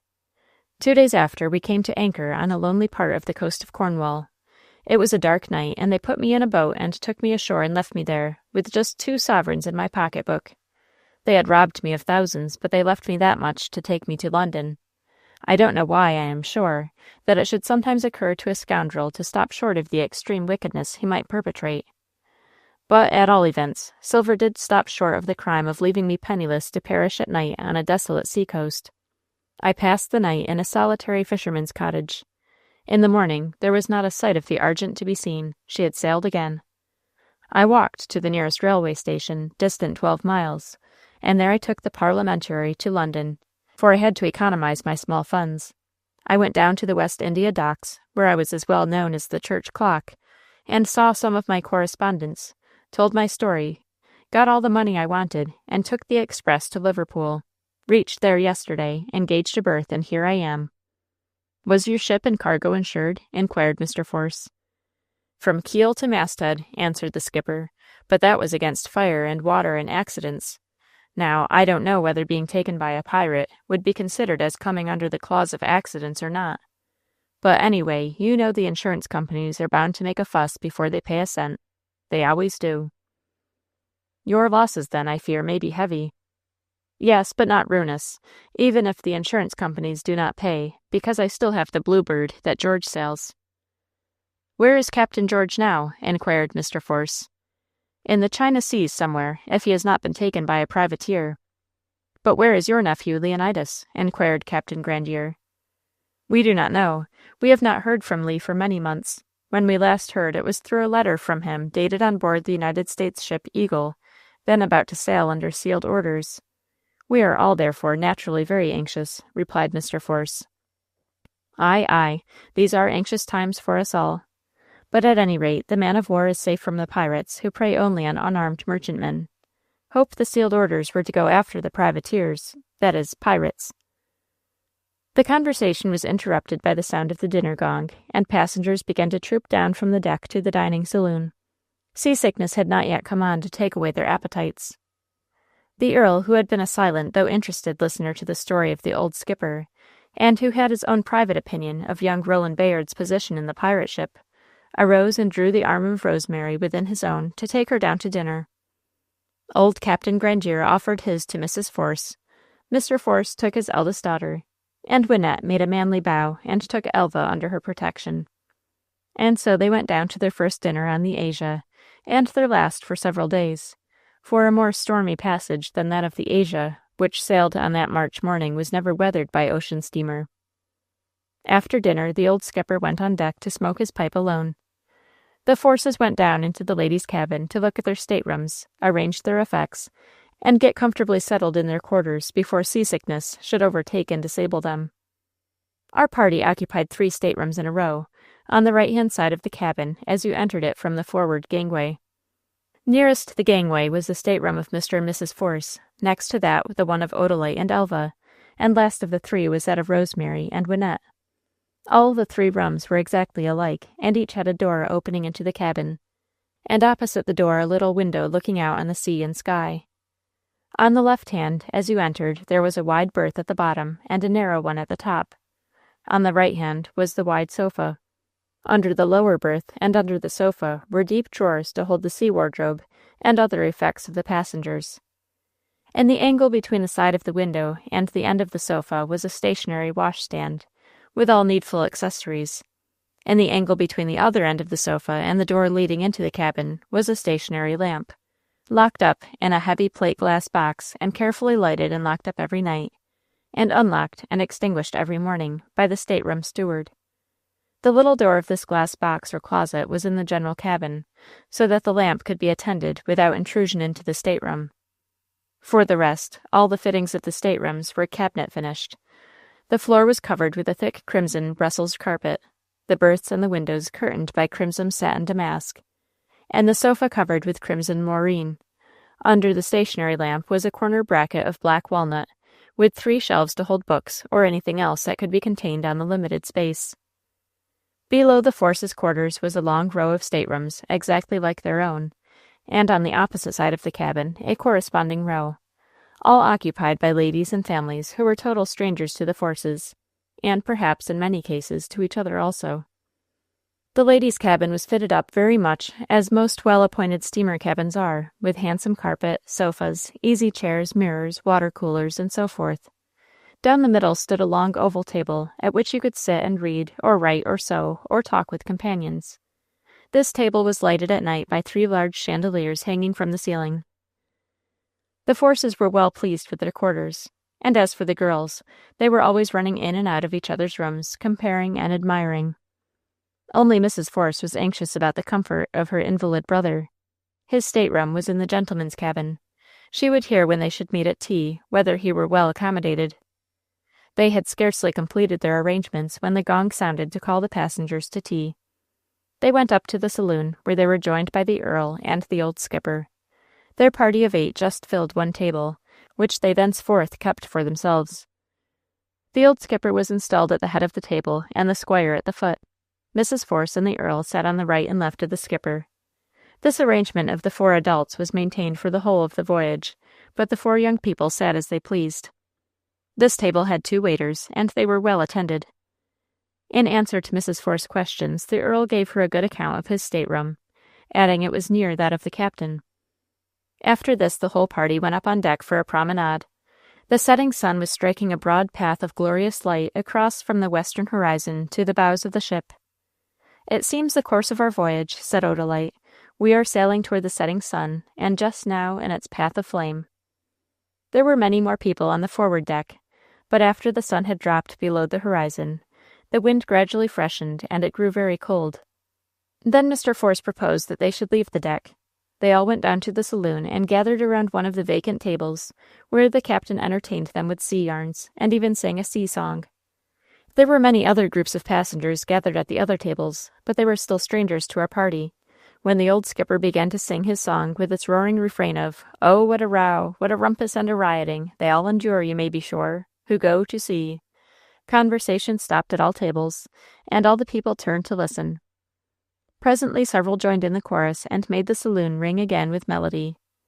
At the close of the song the singer was loudly applauded, but he excused himself from repeating the experiment. At 10 o'clock supper was served for those who wished it, but as our party were not among that number, they left the saloon and retired to their berths, where they were all soon rocked to sleep by the motion of the ship, and so ended their first day out. Chapter 9. The Sea King's Daughter. The next day the passengers all arose early to go on deck, but most of them had to lie down again before they had finished dressing, and to remain in their staterooms, where they were attended by the stewardess. The ship was approaching Queenstown. All our party, however, came upon deck. Some of them were sick enough, but they all thought that the fine air of the upper deck was better for them than the close air of the staterooms, or even of the cabin. The weather-beaten and weather-proof old skipper and his grandniece, little Rosemary Hedge, were the only ones who remained perfectly well, with a keen appetite for breakfast, and a wholesome enjoyment of the sharp March morning. "How is it with you, my girl?" inquired the skipper, when they all met in the bows, and exchanged their morning greetings, and compared notes about endured or threatened sickness. "How is it with you? You look as fresh and as bright as a brand-new sixpence, and you are as steady on your pins as if you had been to sea all your life." "She has been to sea longer than that," put in Wynette, the incorrigible. "She is only 17 years old, but she has been to sea about 200 years to my certain knowledge, and how many thousand years before that I don't know. And if she has not exactly followed the sea, in her own person, she has in that of her ancestry, on both sides of the house. Her father was a sailor, her 2 grandfathers were sailors, and her 4 great-grandfathers, and from them she has inherited her good sea legs." "No doubt of it, no doubt of it," slowly and approvingly replied the old skipper, as he gazed admiringly on his little niece. "Ah, if she had only been a boy, what a sailor I could have made of her." They were drawing very near to Queenstown now, and in less than half an hour the Asia dropped anchor in the Cove of Cork. As soon as the ship was still, the seasick got well and went down to breakfast. After that they returned to the deck to look out upon the coast of Ireland.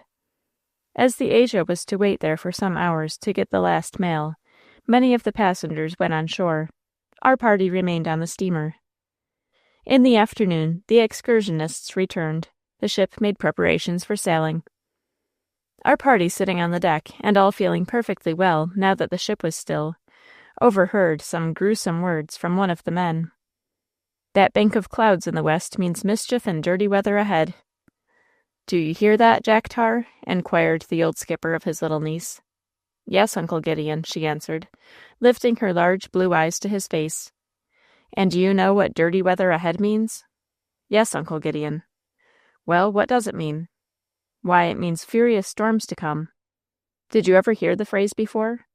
"No, Uncle Gideon." "Then how do you know what it means?" "I don't know, but the meaning seems plain enough."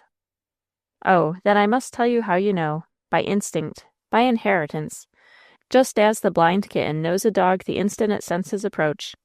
I should think you would not only know what dirty weather means, but also the signs of its coming." "Even I, who am neither a sailor nor the son of a sailor, can tell the signs of its presence," said Wynette. "They are a ship deluged with rain and dilapidated by wind, slopped all over by waves, and holding several hundred human wretches, all deadly sick at their stomachs. If that is not dirty weather, I don't know the meaning of words." "And that is just such weather, Miss Wynette, as we shall be likely to have, more or less, for the next 10 days or longer, and the officers and men know it and are preparing for it. But never you mind, little Jack Tar, we shall not go down. And as for the rest, you can stand the storm. You are a natural-born sailor." As the old skipper spoke, the signal gun was fired, and the Asia steamed out of the cove. The sun had now set behind a heavy bank of clouds. The wind had risen with more force than on the preceding evening, and blew so freshly that all the passengers, with the exception of a few weather-beaten men and well-seasoned voyagers, went below. All our party, with the exception of the old skipper and his little niece Rosemary, not only went down, but turned in to be looked after by the hard-worked stewardess, or not unfrequently by one of the stewards. "You don't want to go below to the stifling cabins, do you now, little Jack Tar?" inquired Captain Grandier of his small companion. "No, Uncle Gideon, I do not, indeed. I should much rather stay up here with you as long as I may," replied the child. "Thought so, and so you may. Ah, if heaven had given me such a boy!" "But, Uncle Gideon, although I can walk the deck when the ship is rolling, without falling or turning sick, I know I should not make a good sailor boy," said Rosemary. "Why not, pray? I say you would make a good sailor boy. Why, every one of the passengers has gone down and turned in as sick as dogs, and here you are as well as I am." "But I couldn't be a sailor boy because—" "Because what?" "Because I should be afraid to climb the ropes and things so high.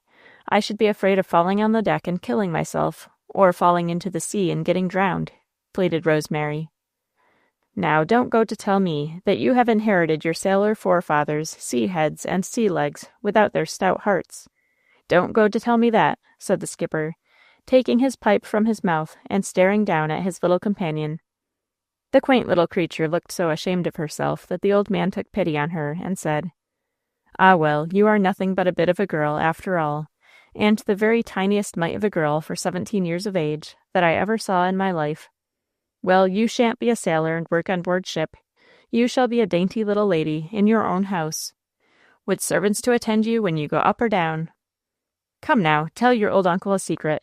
Isn't my lord sweet on you?"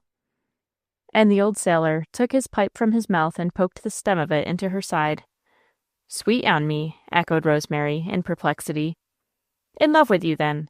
Every girl knows what that means as soon as she knows her right hand from her left, or sooner.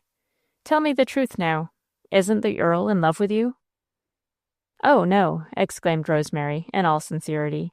For although she knew that Lord Enderby had proposed to marry her, it never occurred to her to think of his being in love with her, or anybody else, because she considered him so much too old for her, old enough to be her father, as in truth he was.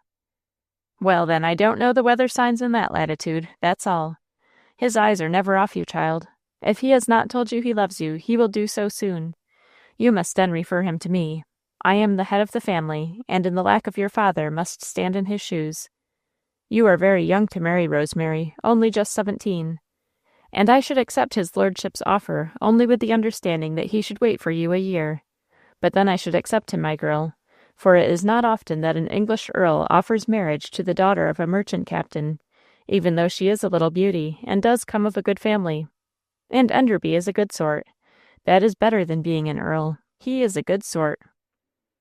Here the old man put his pipe in his mouth and smoked on in silence for some minutes, during which Rosemary sat by his side in dumb distress. At last the skipper took out his pipe, blew off a cloud of smoke that went floating over the sea, and then he said, "So you understand, my dear, that I, the head of your family, entirely approve the suit of Lord Enderby." Rosemary was ready to cry. "But, Uncle Gideon, I don't want to marry the Earl. I like him so very much. I love him dearly. He is the best man I ever saw in my life, and I do love him dearly, dearly, but I couldn't marry him. And I wouldn't marry him for the whole wide world," exclaimed Rosemary, with her little face and frame all quivering with her earnestness. "Well, upon my word," muttered the old skipper, laying down his pipe for good and all, and staring at his little niece, but to no purpose, for they were sitting in deep shadow now, and he could not see her face. "You love the Earl dearly, and would not marry him for the world? That is crazy talk. What do you mean by it?" "Why, one does not want to marry people because one loves people. I love you and Uncle Force and Cousin Lee and Sam and Ned and ever so many more. But I would not marry any of you for all the world, even if I could. And I love Lord Enderby more than I do all the others, but I would not marry him. I would die first." "Then I know what is the matter. The secret is out. You love someone else even better than you do the Earl. Is not that so? I am the head of the family, Rosemary, and I have a right to know." "Uncle," whispered the little creature, in a tremulous voice, as she clasped her tiny hands over her heart, speaking frankly under the friendly cover of the darkness. "Uncle, I am not free to marry the Earl, even if I wished to do so, which indeed I do not. I am engaged to Roland Bayard." "Good Lord bless my soul alive!" exclaimed the old man. "Since when, if you please?" "Oh, I don't know, Uncle Gideon, but I have been engaged to Roland for years and years and years." "Bless my soul and body!" "It is a sacred bond, and I wouldn't break it even if I could." "Ah, the love that grew from childhood, was that it, Rosemary?" "Yes, dear Uncle Gideon." "Well, he's a good sort, too, is Bayard." As the old skipper spoke, one of the stewards came on deck with a message from Mrs. Force. Would Captain Grandier be so good as to send Miss Hedge down to the ladies' cabin, as it was too late and too cold for her to remain on deck? "I will take you down myself," said the old man. And he escorted the girl to the door of her stateroom and bade her good night. Rosemary was soon asleep in the upper berth of the room she shared with Wynette. But the old skipper spent hours on deck before he turned in. Chapter 10. The Privateer Argente. What a night! The wind rose to a hurricane. It had 1,000 voices. It hummed, sang, whistled, and hurrahed as it danced in the rigging. It moaned, wailed, howled, and shrieked as it knocked the ship about. The steamer rocked, tossed, and tumbled in the stormy sea, now rising high upon a heaving wave, now dropping into the gulch of the sea. Passengers could not sleep that night. It was as much as they could do to hold on and keep their places in bed. Those on the upper berths were in danger of serious falls. Rosemary, who shared Wynnette's stateroom and slept in the upper berth, let herself down by a series of difficult but successful gymnastics and lay upon the sofa, trembling. Presently she crept to the door, opened it a little way, and peeped into the cabin. The place was quiet, the doors of the other staterooms all closed, and no one present but the local night watchman, sitting composedly by the single light. She closed the door, crept back to the sofa, and lay down again. Presently she said, "Wynette, how can you sleep through this?" "Sleep?" cried Wynette. "Who's asleep? Not I. Who could sleep through such a demoniac opera as this? Rosemary, the Germans swear 10,000 devils in their own language, and I think the whole 10,000 German devils must be holding an open-air concert after the manner of their musical countrymen, and that right around our ship. Only they are all roaring drunk, and every one singing and playing and piping and blowing out of tune. I never heard such a hullabaloo in my life." "Oh, Wynette, do you think there is any danger?"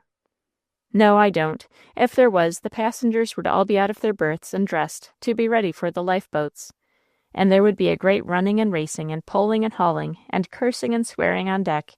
And the officers would all be blaming the men's eyes and livers and lights, too. Encourage them, you know. And making a hullabaloo to be heard above the hurricane. And much more horrible than the hurricane, too. No, there can be no danger yet." "But would all that profanity go on in a beautiful ocean steamer?" inquired Rosemary. "A good deal of it would on occasion. You may bet your best boots on that." "Oh, I wish it was morning," sighed Rosemary. "So do I. But if wishes were horses, beggars would ride, you know." Morning came at length, however, and as the sun arose the wind went down, but not entirely, for it still blew and often started up in gusts. None of our party appeared at the breakfast table, or even afterward on deck, except the old skipper and Rosemary. The day passed wearily. At intervals, Captain Grandier visited the Earl in his stateroom, and Rosemary her friends in their own. Both visitors found the sick ones cross and sulky, and so indisposed to be friendly and social that they were speedily left to themselves. People are no more responsible for their behavior when they are seasick than if they were lunatics. At night all hands turned in early, and the wind rose and blew a hurricane all night. And as the day had passed, so the week passed. Sunday came. As the weather continued to be tempestuous, the passengers remained seasick. No one came up on deck except the old skipper and his grandniece. The old man was dressed in his Sunday clothes and carried a Bible, a prayer book, and a hymn book in his hand. He drew his little companion away to a comparatively sheltered part of the deck, and they sat down to read the service for the day. the old man reading for the minister's part from the book, and the young girl making the responses from memory. Then he read the lessons for the day, and finally they sang a hymn. At dinner time they went to the saloon, but found it almost deserted. The ensuing week proved quite as tempestuous as the one just past. They were, in fact, suffering from a series of equinoctial storms.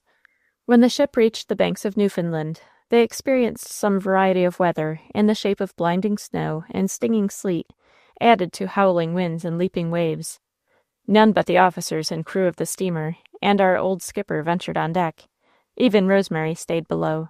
It is hard enough to keep one's feet on a rolling deck when it is dry, or on an icy surface when it is still, but to stand or walk on the sleety boards of a rocking ship is well nigh impossible to anyone but a seasoned old salt. So Rosemary, as well as her companions, kept to the cabin or the saloon. To as many as were able to appear on the common ground of the last-mentioned place, the old man made himself very useful and agreeable in helping them to pass away the long days, and especially the long evenings.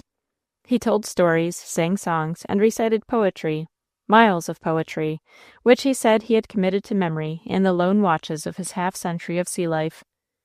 All this time the steamer was not flying, not even running, but as it were, only tumbling against the wind and weather toward the port of New York. But it happened on one fine morning when the winds and the waves fell, and the sun shone brightly and warmly, and seasick passengers got well and came out on deck like hibernating animals in the spring. They spied a pilot boat, number 15, coming toward them. There was a general jubilee.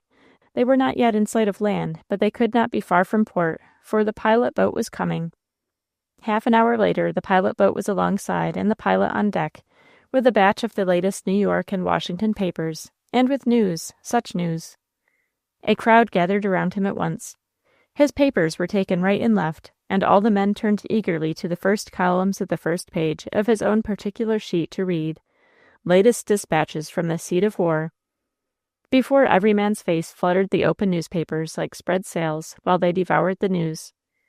But the pilot's oral news, which was so very fresh that it had not had time to get into the morning papers, was more interesting to our immediate party than all the rest. Mr. Force, who was deep in news from the peninsula, caught the words, "Lieutenant Commander Force," and he looked up. The pilot was hastily and excitingly recounting some adventure to a group of men gathered around him to listen. Among these was the old skipper Grandier, who seemed eagerly interested. The pilot spoke hurriedly, for he had presently to take command of the ship to carry her into port. Mr. Force dropped his paper and joined the group. "What is it?" he inquired of Gideon Grandier. But the old man was too intent upon the words of the pilot to hear any others.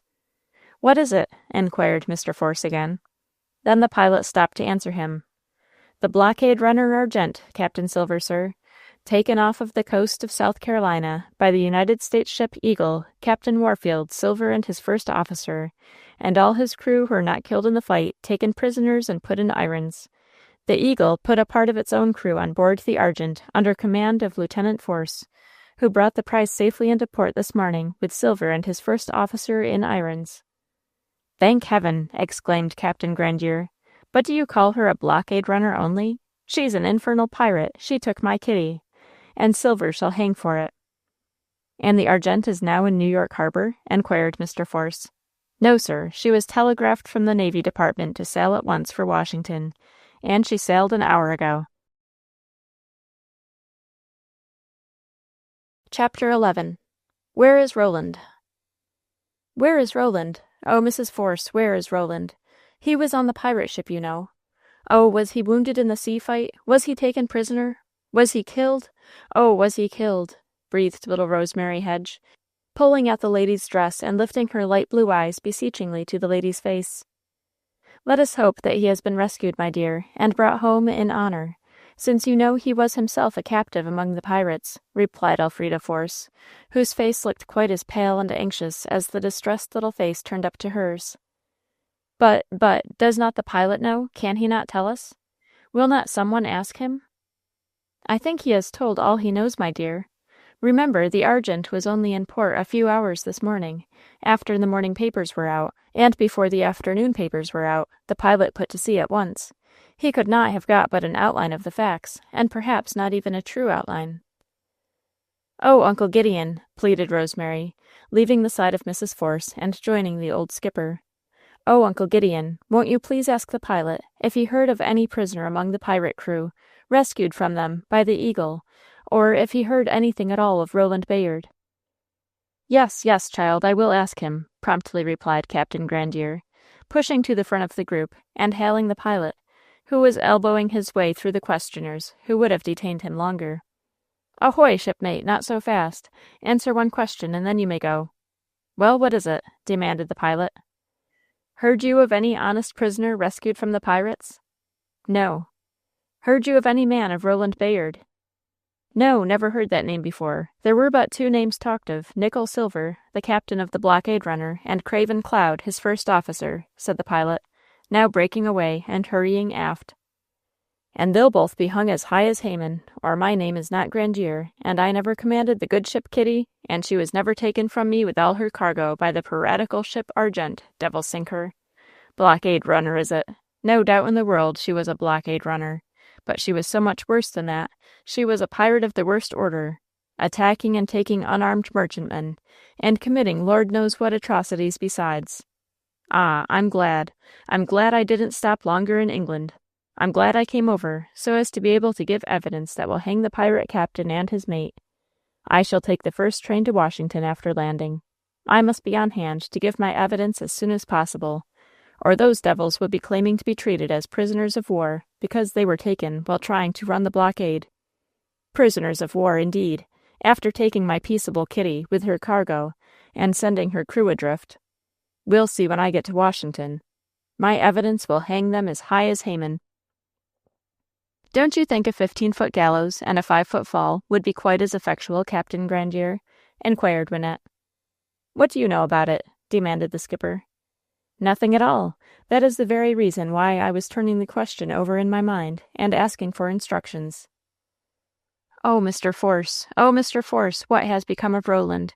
pleaded Rosemary in a low, wailing voice as she took the squire's hand. "I wish I could satisfy you, my dear, but I cannot. We may learn something from the evening papers when we land in New York. If we do not, we shall certainly find out when we reach Washington, where we shall meet Lee." "Oh, how soon shall we go to Washington?" "By the first train after we land. Of course, you know we did expect to spend a few days in New York, but this news has altered all our plans, and we shall go on immediately to Washington." "Tomorrow? Early tomorrow?" "No, tonight, so that we may be in the city tomorrow morning." "Then," said the quaint little being, "I must bear the suspense as well as I can, and trust in the Lord. And in the meantime, remember, my dear, as your uncle said, we have every reason to hope and expect that Roland is safe on board the Argente. Being already a prisoner on board the blockade runner, he could not have been in the sea fight, and therefore he could have been neither killed nor wounded. If taken prisoner by the Eagle, among the rest, he must soon have told the story of his capture, and he must have been recognized by his friend Lee, and released and brought home in honor." "Yes," said Rosemary, in her grave, demure way. "I think that is very probable." "And we are going to Washington to find both our lads, Lee and Roland." "Oh, Lord grant it!" fervently exclaimed Rosemary, clasping her tiny hands and lifting her light blue eyes. Mr. Force turned to look at his daughter Odalite. What a change had come over the pale, grave face of the girl! Her cheeks and her lips were glowing with fire, her dark eyes were sparkling with light. "What do you think of all this, my dear?" he inquired. "Oh, father, I feel so happy, so happy. Lee has distinguished himself. Lee is the hero of the day. Thank heaven! Oh, thank heaven! We shall see Lee in a few hours from this. See Lee safe, well, and honored. Thank heaven! Oh, thank heaven!" Mr. Force looked at his wife. Her face was very pale and troubled. "My dear Elfrida," he said, "you let your sympathy for little Rosemary Hedge and her lover affect you without cause. I think there is no doubt the young man is now quite safe on board the Argente, on her way to the Washington Navy Yard. We shall land at New York about sunset. We shall leave our effects at the custom house and take the night express for the South. We shall reach Washington before the Argente gets there, but we shall wait for her, and as soon as she arrives, we shall find both the boys safe, Leonidas and Roland, safe." "You are very, very good," she replied in a low tone. "There is the gong for dinner. I have an appetite for the first time in 10 days, he said gaily, as he drew his wife's arm within his own to take her down. At all the tables in the dining saloon, nothing was discussed but the war news. General Grant was slowly fighting his way on to Richmond, opposed by an army that was daily wasting away under toil, fever, and privation, but who made up for want of numbers with indomitable courage, endurance, and self-devotion. After dinner, the passengers all went up on deck to watch for the first glimpse of land. Many had glasses, through which they looked long and wistfully to the westward, and then passed their instruments on from hand to hand among the less fortunate passengers who had none of their own. Often they mistook a cloud lying low on the horizon for a line of coast. Presently, someone staring through the glass cried out, "Land!" "Nothing but a low cloud," cried another man, staring through another glass. "The Highlands!" cried the first speaker. And in a very few minutes, the Highlands was the verdict of all on the outlook. The progress of the ship was now very rapid. She soon passed the Narrows and stopped. The quarantine officers came on board. No ship ever came into the harbor with crew and passengers in a healthier condition, Mr. Force's chronic rheumatism being the only case of indisposition on board. So the Asia was allowed to go on her way, and reached her pier a little after sunset. Mr. Force at once landed with his party, taking only such luggage as they had used during the voyage, and which could be carried in the hands of the servants. This was duly examined and passed by the custom-house officers, the bulk of their luggage to be afterward brought on by the groom of Lord Enderby, who was left in charge. There was a train for Washington at 9 o'clock. It was now 7. They had time to go to a hotel and take tea. They had scarcely left the custom-house officers before they were assailed by a swarm of newsboys crying their papers. Evening, this, that, or the other. Latest from the Peninsular. Capture of the blockade runner Argente by United States ship Eagle, etc., etc. "Hi, boy, let us have a paper," called Mr. Force, as they were swarming past him to a large group of men, who were also just off the steamer, famishing for news and calling for vendors. 2 or 3 turned back. Mr. Force and the Earl bought papers from all of them. At this moment, the negro valet who had been sent for carriages came up with 2. The papers were distributed to the members of the party, and they entered the carriages, the 4 girls in the front carriage, and the 4 elders in the hind one, and read as they drove along. But in fact, they learned nothing more from the papers than they had learned from the pilot, except that there were more details of the fight which ended in the capture of the privateer by the man-of-war. The word privateer always put the old skipper into a rage. "Privateer," he exclaimed, "they might as well call an assassin a mere sneak thief. She is a pirate of the most devilish description. She took my unarmed Kitty, she seized her cargo.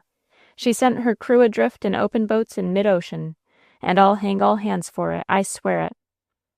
"I don't think you could hang a whole ship's crew," laughed Lord Enderby.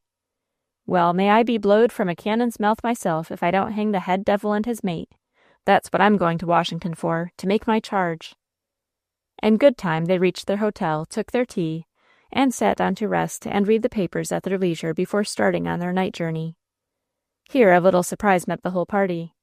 When Mr. Force tendered a $10 gold piece in payment of his bill at the counter of the office, the coin was rung suspiciously on the board, then examined critically, and finally dropped into the till. And he was handed a $10 greenback and a $2 greenback in exchange, with the information that he would find it all right, as gold was that day at 120% premium. This information so astonished the simple squire that he did not recover himself until he had reached the railway station at Jersey City. The party arrived in full time to purchase their tickets and take their seats. Chapter 12. On to Washington. Everybody is happy but me. Oh, Uncle Gideon, I have looked all over, up and down, and everywhere in the papers, and I cannot see one word about Roland. Oh, Roland, Roland, moaned little Rosemary, as she sat on the seat beside the old skipper in the crowded car.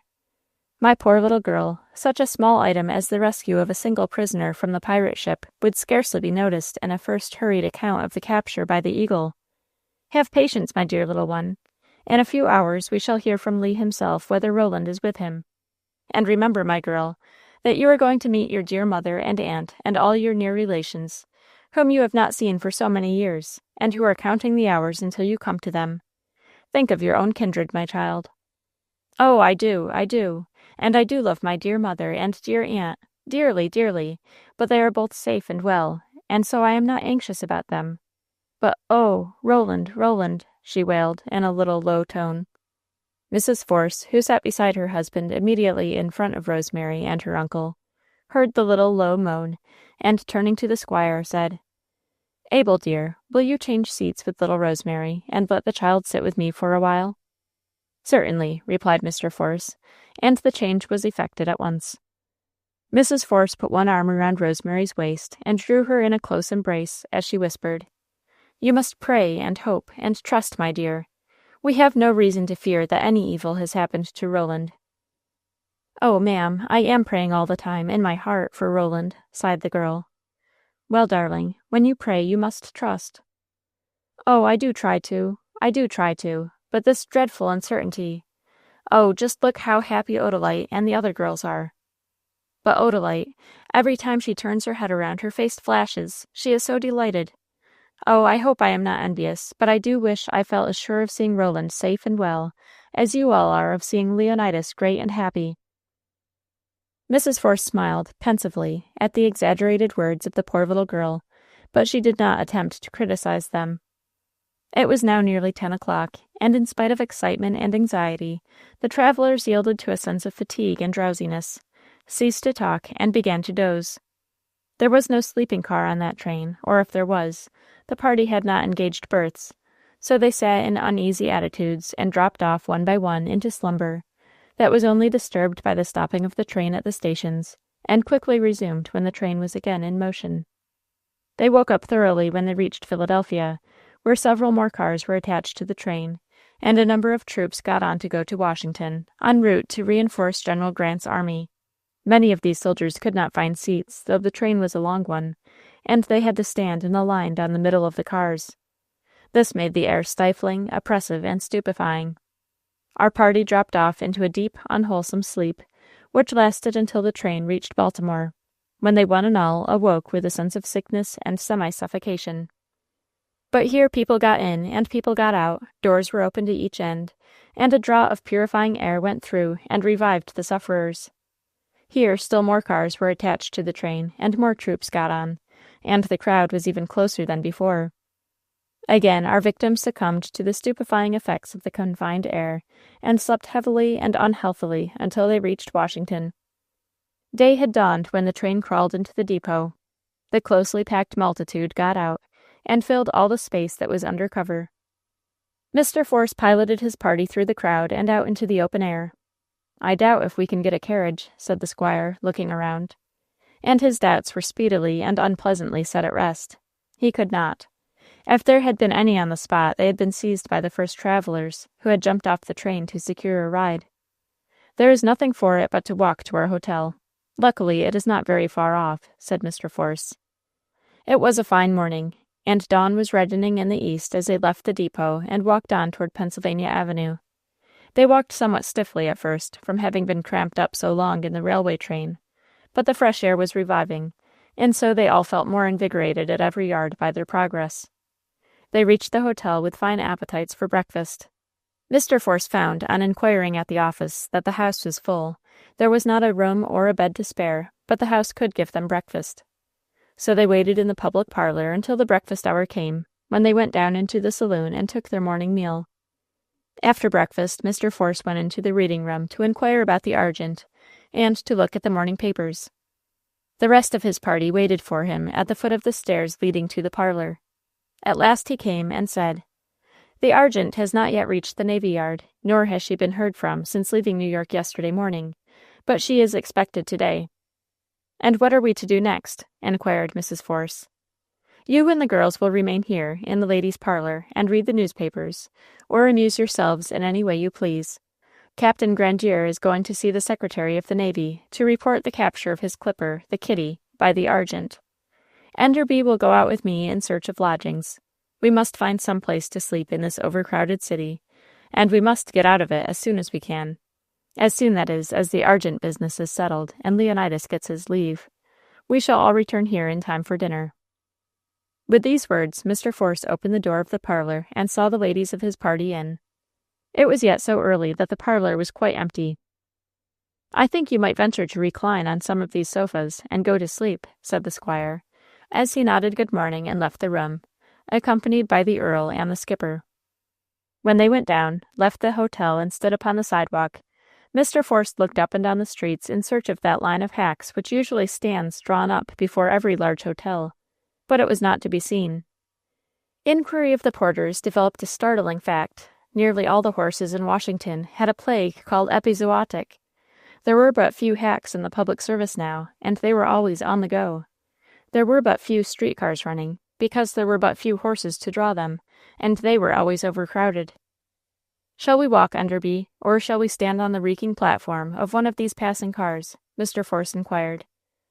"Oh, walk, by all means, as long as we have a leg to stand on, in preference to adding 300 pounds more to the burden of those poor beasts," promptly replied the Earl. "Fortunately, all the best hotels are on or near the avenue," observed the squire, as they turned westward. "Now, doesn't it seem as if war were quite enough of evil without a plague among the horses, Enderby?" inquired Abel Force. "You may thank heaven that the plague is not among the humans," replied the Earl. "Here is the Metropolitan, we will try here," said the squire. And they went in, but were not successful. The house was full. So hotel after hotel was tried, but all in vain. All were full. The two gentlemen walked on toward the west end of the avenue. There at length they found, in one of the largest and best hotels in the city, a suite of 3 rooms, 2 double-bedded chambers and 1 single one. These were secured at once for their party of 8, and at a rather high price, too. Then they went back to the place where they had left the ladies of the party. The old skipper had already returned. Mr. Force reported progress, and described the best apartments he had been able to find. "You can see there is scarcely space left for us in Washington. We must get back to old Maryland as fast as we can," added the squire. Captain Grandier followed suit and told of his adventures. He had not been able to see the secretary at all. Anteroom full of lubbers who were seeking offices or other favors. He had to wait his turn, and before his turn came, a fellow opened an inner door, and announced that the secretary could see no one else that day, and added that he had gone home. Then he, the skipper, had gone down to the Navy Yard to inquire about the Argente, and discovered that the prize had been signaled from Fortress Monroe, and was expected to be at Washington Navy Yard the next day. "And you shall see as fine a sight as you could wish when I am confronted with that devil tomorrow. He expects, by what we read, to be treated as a prisoner of war, and to be put on his parole and set free. He certainly doesn't expect to find me on hand to stop his little game and send him to prison to be tried for his life, and in the end hung for piracy," added the old skipper. "Oh, if we could only hear from Roland," sighed little Rosemary. "Be patient, dear, we shall hear tomorrow," whispered Mrs. Force. "Oh, tomorrow, and tomorrow, and tomorrow," sighed Rosemary. "We will go down and get some luncheon, and then go on to our new quarters. And tonight we shall sleep in motionless beds for the first time in 2 weeks, thank heaven!" exclaimed Wynette. They went down to the dining saloon and lunched. Then Mr. Force settled the bill, and the whole party went out. The squire caught a hack on the fly, put his 5 ladies into it, and gave the driver the address. The hack drove off. The 3 gentlemen walked all the way to the hotel. When they reached it and were gathered in the parlor, some little discussion took place as to the division of 3 rooms among 8 persons, and it was concluded that the 4 girls should have one of the double-bedded rooms, the Earl and the captain should have the other, and Mr. and Mrs. Force should have the small one. The party retired very early that night, and in spite of anticipations of the morning, they all slept profoundly. Chapter 13. The Captain of the Argente. Our travelers arose very early the next morning. The very first news that met Mr. Force on his entrance into the gentlemen's reading room was that the Argente was in the Navy Yard. She had arrived at dawn that morning. The squire hastened to the ladies' parlor to communicate the news to Mrs. Force and the girls. There was a general exclamation of joy, and then a sharp cry of anxiety from Rosemary. "Oh, when shall we find out about Roland?" she pleaded. "This very morning, dear child. No more tomorrows. Tomorrow has come," replied Mrs. Force, with a smile. Yet, oh, how wan a smile. "Come down to breakfast at once. We will get a cup of coffee or something, and then start for the Navy Yard and go on board the Argente," said the squire, giving his arm to his wife. They went down to the saloon and breakfasted as well as they could for the excitement, which took away their appetite. After that, Mr. Force went out to hunt up a carriage, for there was none on the stand. When he returned, he said, "My children, I could only get one hack, and it will hold but 4 persons inside. Your Uncle Enderby does not wish to go out. Therefore, Minette and Elva, you will remain here under the protection of your uncle until we come back. Your mother, your sister, and your little friend will go with me." "But where is Uncle Gideon?" inquired Rosemary. "My child, chains would not have held him here.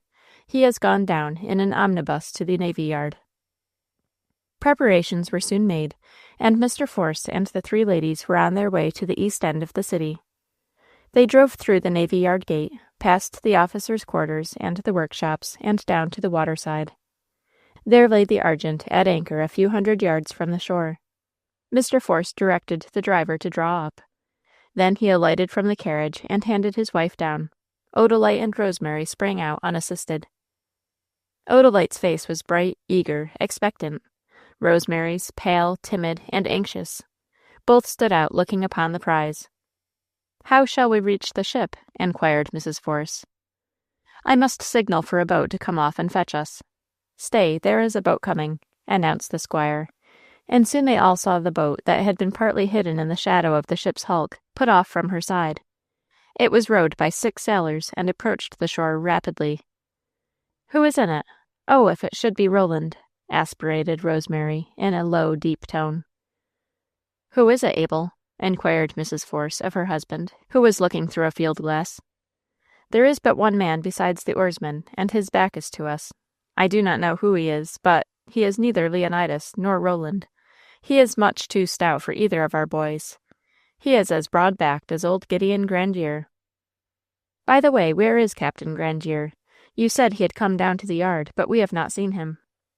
"My dear, he was a full half-hour in advance of us, and must be on board the Argente, giving the officers and crew the benefit of his views on piracy.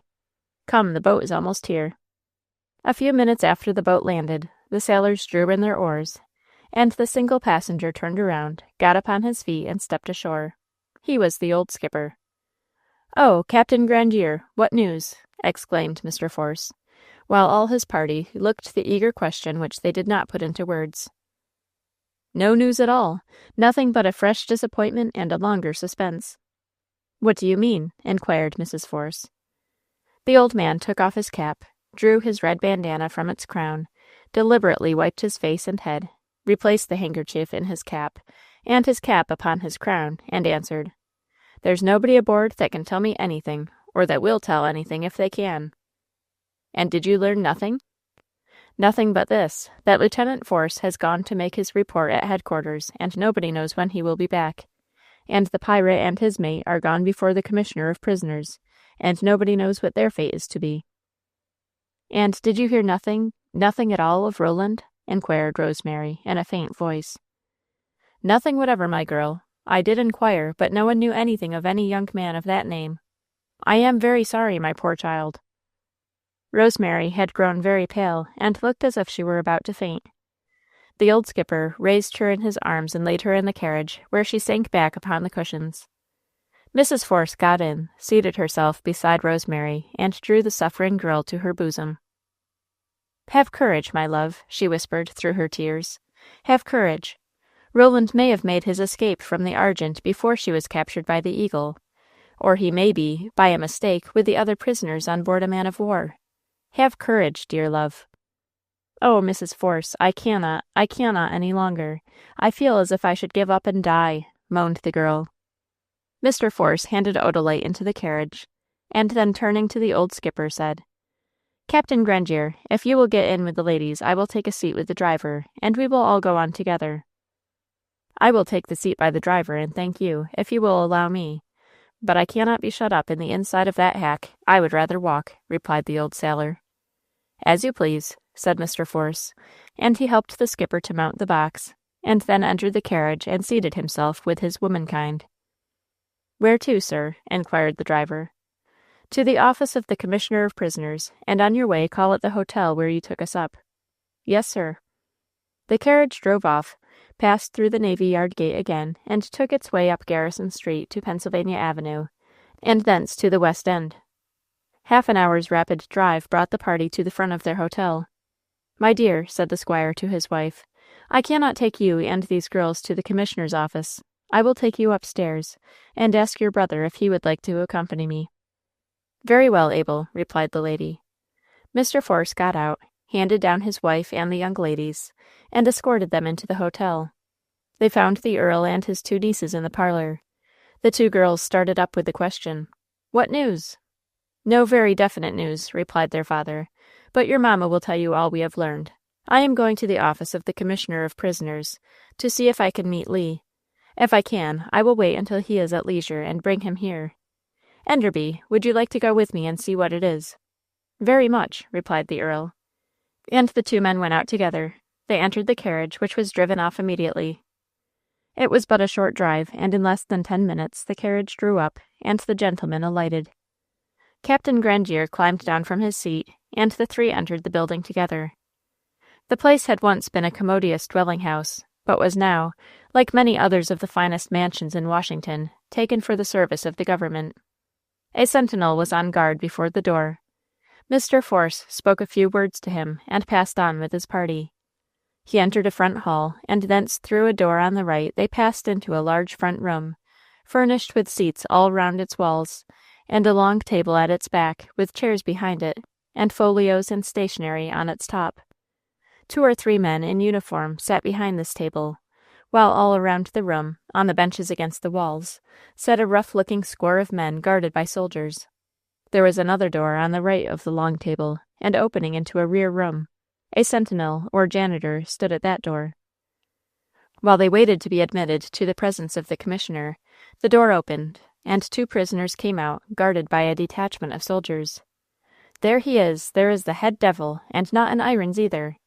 And there in his company, a prisoner too, by all that is atrocious, is my mate, Roland." The 2 gentlemen looked up, stared at the prisoners, who were slowly crossing the room to the outer door, closely guarded by the soldiers, stared until the elder and stouter of the 2 lifted the back of his hand to his forehead in a mock salute, and smiled, while the younger fixed a gaze of yearning entreaty upon the face of his old captain, and then turned the same gaze upon his old friend. Yes, the pirate's first officer, taken red-handed with him, was Roland Bayard. But who was the pirate himself? Chapter 14. Who he was. "You say this man is the captain of the Argente?" inquired Mr. Force of the old skipper, when the prisoners and their guard had passed out of the room. "Yes, he is Silver, the pirate captain. No irons on his wrist yet. Prisoner of war, is he? Ah, we shall see. But my brave Roland, taken with him. This, then, was the blockade runner's first officer whom they were talking about, who was taken with him, and is now sent to prison with him. Oh, Roland, is it possible that you yielded to temptations to join in a lawless life? But it will cost you your own life, Roland, my lad.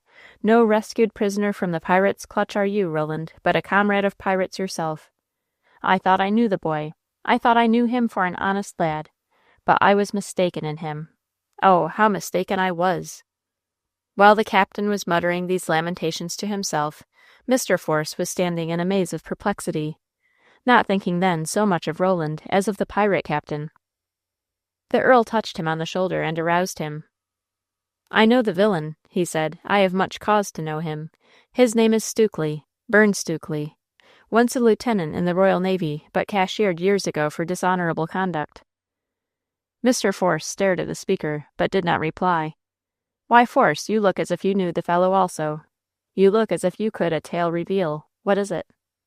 "I know the man, but I know him as Angus Anglesea, Esquire, of Englewood Manor, late colonel in the East India service." "What, Force, that fellow? He is not Anglesea. He never was in the army in all his life. He was in the Navy and kicked out for disgracing it. Is he the man you have known to your grief as Anglesea?" "He is." "Then, Force, the mystery that puzzled me is solved. The inconsistency that distressed me is reconciled. I never could understand how you could accuse my friend Angus Anglesea, the Christian gentleman and renowned soldier of the base and cowardly crimes committed by your persecutor. How could I associate theft, forgery, and bigamy with such a character as that of Angus Anglesea, though they are very consistent with the career of Burne Stukely? Who is this man, and how is it that he could take the name and style of an officer and a gentleman, and deceive us all, even my wife, who had known Colonel Anglesea in his youth?" demanded the squire. The Earl shrugged his shoulders and then replied, "The fellow is a near relation of Anglesea, and bears a strong personal resemblance to him. In their youth and early manhood they were counterparts of each other, but as they have grown older they have diverged in appearance, so that now no one could mistake the one for the other. The reason is this. Both boys inherited the same form, features, and expression from the same remote ancestor, but they inherited different dispositions, and have had different trainings. Each has grown old in the likeness of his love, and so they have now grown apart. Angus Anglesea is of medium size, as well as of medium height. His features are clean-cut, his complexion clear and pale, his expression grave, sweet, thoughtful, benevolent, intellectual. Stukely is, as you see, overgrown, with an obese form, bloated features, red face, and a brutal, sensual, and sometimes ferocious expression." "Yes," replied Abelforce, "and the last 3 years of lawless life has made him even more brutal than ever." "He was in his earlier life a protégé of Anglesea's. It was his influence that got him into the Royal Navy. But he is and has been for years a sharp thorn in the side of Angus, taking advantage of his personal resemblance to his cousin, using his knowledge of his relative's affairs and his skill in imitating his handwriting to swindle everyone everywhere who came under his notice. This was the adventurer who tried to marry your daughter, Force. It is well the marriage was stopped at the altar, though the California woman, poor soul, had no right to interfere." "Why?" demanded Abelforce. "Because Stukely has a wife and 5 children living near Englewood on the charity of Angus Anglesea." "Thank heaven!" exclaimed Abelforce earnestly. "There is now nothing to prevent the happiness of my dear Odelay and Leonidas." "I don't know what you are both talking about, I am sure," complained the old skipper. "No, you do not know our family history for the last 6 years, Captain Grandier, or the trouble we have suffered through that man of whom we have been speaking, but you shall know all at our earliest convenience." "But Roland, oh Roland, what will become of my boy?" groaned the captain. "Can you not prove that he was taken prisoner by the pirate?" demanded Mr. Force.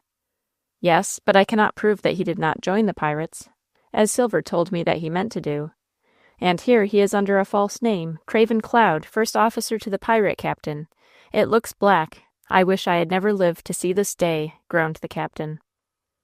After they had waited about half an hour in the hope of seeing Lee come out of the commissioner's office, Mr. Force went and spoke to the messenger at the door. "Do you know whether Lieutenant Force, who brought the prize ship with the prisoners this morning, is now with the commissioner?"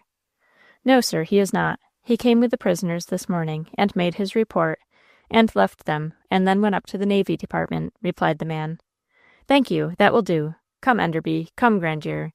We may as well return to the hotel. We shall not be likely to find Lee. We must wait until he comes to us, I suppose. If he only knew what good news waits him, he would hurry." "If he only knew that we were in the city, or where to find us. But he does not, you see," said the Earl. "Wait one moment," exclaimed the captain. "I must speak to that man before we go. Can you tell me where those 2 prisoners have been sent?" "To the old Capitol prison," replied the messenger. "Can I get to see them?" "Only by a permit. Go on, Force, you and the Earl. I am going to see my dear boy. Oh, heaven! Who shall tell poor Rosemary?" Chapter 15. Leonidas. "What do you think of this case of young Bayard?" inquired the Earl, as the 2 gentlemen drove back to the hotel. "I cannot think. I have never in my life felt so amazed, so confused, and so uncertain. The sudden meeting of Anglesea—" "Stukely, my dear friend, Stukely," interrupted the Earl. "Stukely, then, the man we have known as Anglesea, and now known as the blockade runner, slaver, and pirate, has demoralized my mental faculties," exclaimed Abelforce. "Do you believe Bayard to be a voluntary confederate of the pirate?" "No, no. If you put the question in that way, I say no. I do not believe it." The young man was a protege of yours, I have heard. Yes. Yet you do not know his parentage, or what traits of character he may have inherited, which may have been kept down by circumstances, and only wanted opportunity to spring into life and activity. I have known Roland from boyhood. I have watched over him as over a dear son, and I have never seen a low, base, or false trait in his character. His words, his deeds, and his thoughts, so far as I could read them, have always been pure and true and high. I cannot think of him in any other light than that of my long knowledge of him. I said from his boyhood. I meant from his babyhood. I hope the young fellow's character may be vindicated, but his case looks very bad just at present. I hope much from his old captain's interview with him. Roland may be able to explain his position to our satisfaction. I shall wait anxiously for news from the captain. Or Lee may be able to throw some light upon this subject. He may be able to tell us why Roland was brought home as a prisoner, instead of as a rescued man. We must wait for more light, Enderby. Yes. In the meantime, shall you tell the poor little girl the truth of Bayard's position? Is it necessary that she should be told, just at this point, when we know so little, and that little is so, perhaps, needlessly alarming? No, I think not. I will not tell Rosemary that he is a prisoner. I must tell her only that he is alive and well, and that he will come to see us as soon as he can. Here we are at the hotel, and thank heaven, we have good news for Odalite. Our darling is free, absolutely free, and may marry her faithful betrothed tomorrow, if she pleases, said Abelforce, as he alighted from the carriage, followed by the Earl. They went upstairs together and entered the parlor, where they found Mrs. Force and the 4 young girls anxiously awaiting them. "Did you find Lee?" eagerly inquired Mrs. Force. "Oh, did you find Roland?" breathed Rosemary, clasping her hands. Odalite, Wynette, and Elva looked all the interest they did not put into words.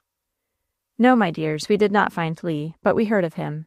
He and Roland are both in the city, and both alive and well, and both will come to see us as soon after they shall have found out that we are in Washington as they possibly can," said Mr. Force, throwing himself into a chair.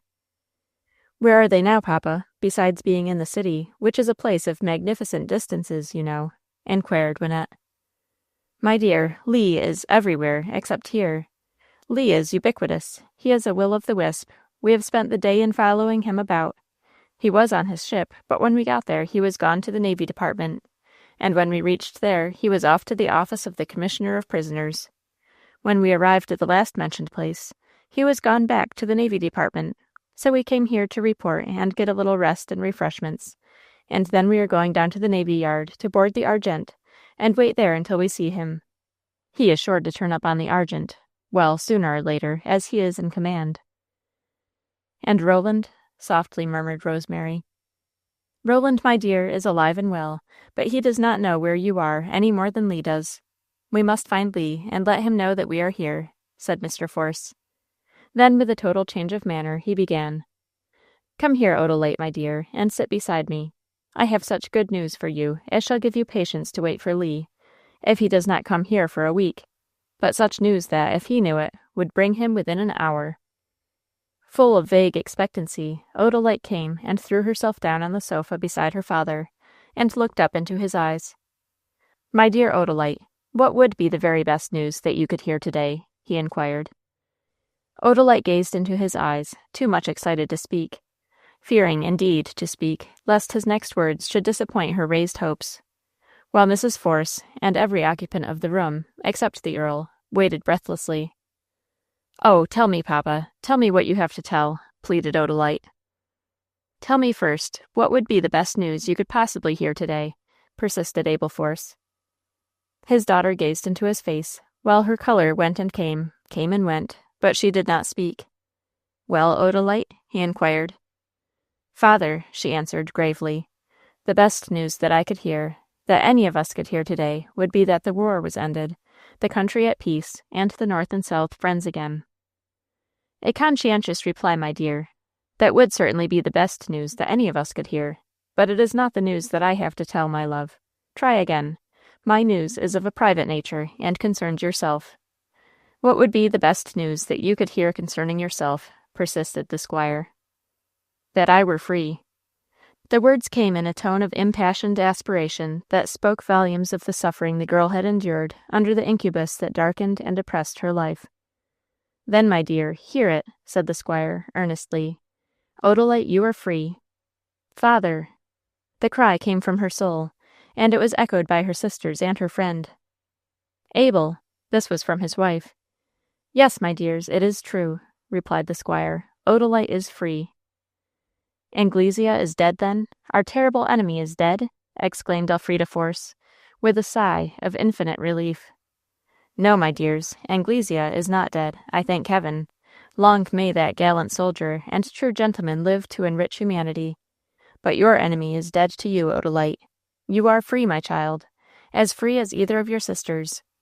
And you have always been free, my dearest dear, although I did not know it until today." "What is the meaning of all this?" demanded Elfrida Force, in a voice of doubt and pain. "Tell your sister, Enderby. Tell them all, and all about it. I cannot. I am not equal to the task. I should talk like a fool," said the squire, drawing his handkerchief from his pocket and wiping his brows. Thus adjured, the Earl looked around on the group of eager listeners, and said, addressing Mrs. Force, "You may remember, Elfrida, how amazed and incredulous I was when you told me of the disgraceful career of one whom you called by the name of my nearest and dearest friend, Angus Anglesea." "Yes, yes," eagerly exclaimed the lady. "And with good reason was I thus amazed and incredulous. To think a gentleman of purest honor in one hemisphere should become an unmitigated scoundrel in another was simply impossible. I did not and could not comprehend the enigma, and I did not try." "But sometimes you nearly lost your temper with us," put in Mrs. Force. "I did, because I thought you ought to have known my brother officer better than to have believed him guilty of all the crimes of which he was accused. Elfrida, I had forgotten one matter that might have cleared up the mystery at once, and that matter was the existence of Burn Stukely." "Burn Stukely? Who was he?" inquired Mrs. Force. "He was the man who, under the name of Angus Anglesea, tried to marry your daughter, but failed so signally that he has not even the shadow of a shade of claim upon Odalite. She will need not the slightest action of the law to free her from that incomplete ceremony begun in All Faith Church. No, my dear, Odalite Force, as my brother-in-law has just said, is as free as either of her sisters. Burn Stukely has a wife and half a dozen children, more or less, living in the town of Angleton, and supported by the charity of Angus Anglesea." "But who, then, in the name of Old Scratch, is this Burn Stukely?" demanded the irrepressible Wynette. "My dear, wait until I tell your mamma. Burn Stukely is a distant, very distant, relation of Angus Anglesea, and yet the two distant cousins were, up to the age of 20 or thereabout, as much alike as twin brothers. They must each have inherited the form, features, and complexion of some common ancestor. But there all the resemblance between the men ended, for one inherited all the virtues of his progenitors, and the other all the vices. They were as opposite in character as they were alike in form. This resemblance lasted, as I said, lasted in its completeness, until the young men grew to be about 20 years of age, when the character of each began to impress itself upon his face, manner, and expression. Anglesea developed into a man of the highest and purest moral and intellectual excellence, and became a Christian gentleman and soldier. Stukely sank down to the level of the beasts, and below them, and became a bloated, brutalized criminal and sensualist. No one, who has known both for the last 20 years, could possibly mistake one for the other. Each has grown into the likeness of his spirit, and therefore they have grown far apart." "I ought to have known he was an impostor," put in Wynette. "I don't mind other people being deceived in the fellow, but for me not to know, the minute I saw the portrait of the real Colonel Anglesea, that the other fellow was a fraud." There were many other people deceived in times past by the exact resemblance between the two men. It was a source of continual embarrassment to the Angleseas of Englewood. The father of Angus Anglesea procured for young Stukely a midshipman's warrant, and got him sent off to one of our most remote naval stations, to get him out of the way and get rid of him. He went on pretty well for a while, and he received much indulgence, too, for the sake of the benefactor behind him. But rectitude was not the forte of Burn Stukely, and in the end he disgraced his patron and was dismissed the service. "But how came he in the army?" inquired Wynette. "He was never in the army. He was no more a colonel than he was in Anglesea, nor more a soldier than he was a gentleman. He was in the Navy, as I said, and was kicked out of it. Lastly, he has turned up in the slave trade and the general piracy line of business as Captain Silver." "Captain Silver," echoed every voice, except that of Abel Force. "Yes, my darlings, Captain Silver of the Argent, ostensibly blockade runner only, subject only to the laws of war, to be held only as a prisoner of war, but really a slaver and a pirate, likely to be tried for his life and hanged for his crimes by this government. Or if he should chance to escape conviction and execution here, where the punishment of crime is so very uncertain, still sure to be claimed by the British government, under the Extradition Act, and hanged by us, who, you know, will stand no nonsense from slavers and pirates. But now, my darlings, let us leave the subject of the villain, and turn to something pleasanter. Odalite, my dear, I congratulate you on your escape, and I hope, when we go down to the Argent this afternoon, we shall be able to bring Lieutenant Force back with us." "Heaven grant it," breathed Odalite, in a low and fervent voice. "Where is Captain Grandier?" inquired Mrs. Force. "He has gone to look up his mate, young Bayard," replied Mr. Force. "Oh, I hope he will bring Roland back with him," sighed Rosemary, who was the frankest little creature in the world. "I hope he may," said Mr. Force. "Come, let us go down to dinner," suggested the Earl. Chapter 16. The Old Skipper's Despair. Meanwhile, Captain Grandier, having obtained his pass, got into a crowded streetcar, en route for the Old Capitol Prison. After toiling up the long hill on the north side of the Capitol grounds, the car turned into the East Capitol Street.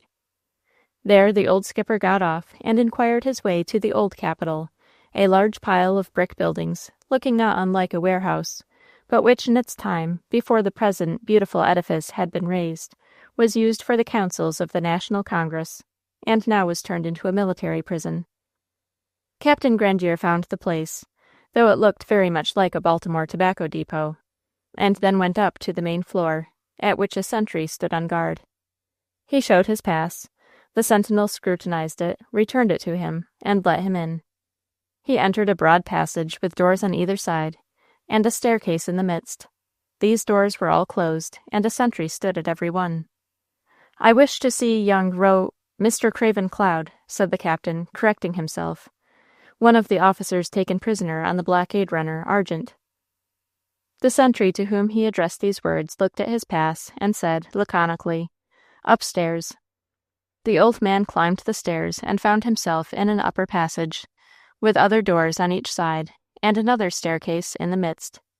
These doors were also closed and guarded by sentries. "I want to see Mr. Craven Cloud, one of the prisoners from the blockade runner Argent," said the skipper, handing his pass to the nearest sentry, who looked at it and answered shortly, "Upstairs." The old man groaned and slowly mounted the second flight of stairs, to find himself in a passage exactly like the one below in all respect of doors, sentries, and a third staircase. The captain, panting from his long ascent, repeated his formula, and handed his pass, which was returned to him with the answering formula. The old man, feeling fatigued and dizzy, began to ascend the third flight of stairs.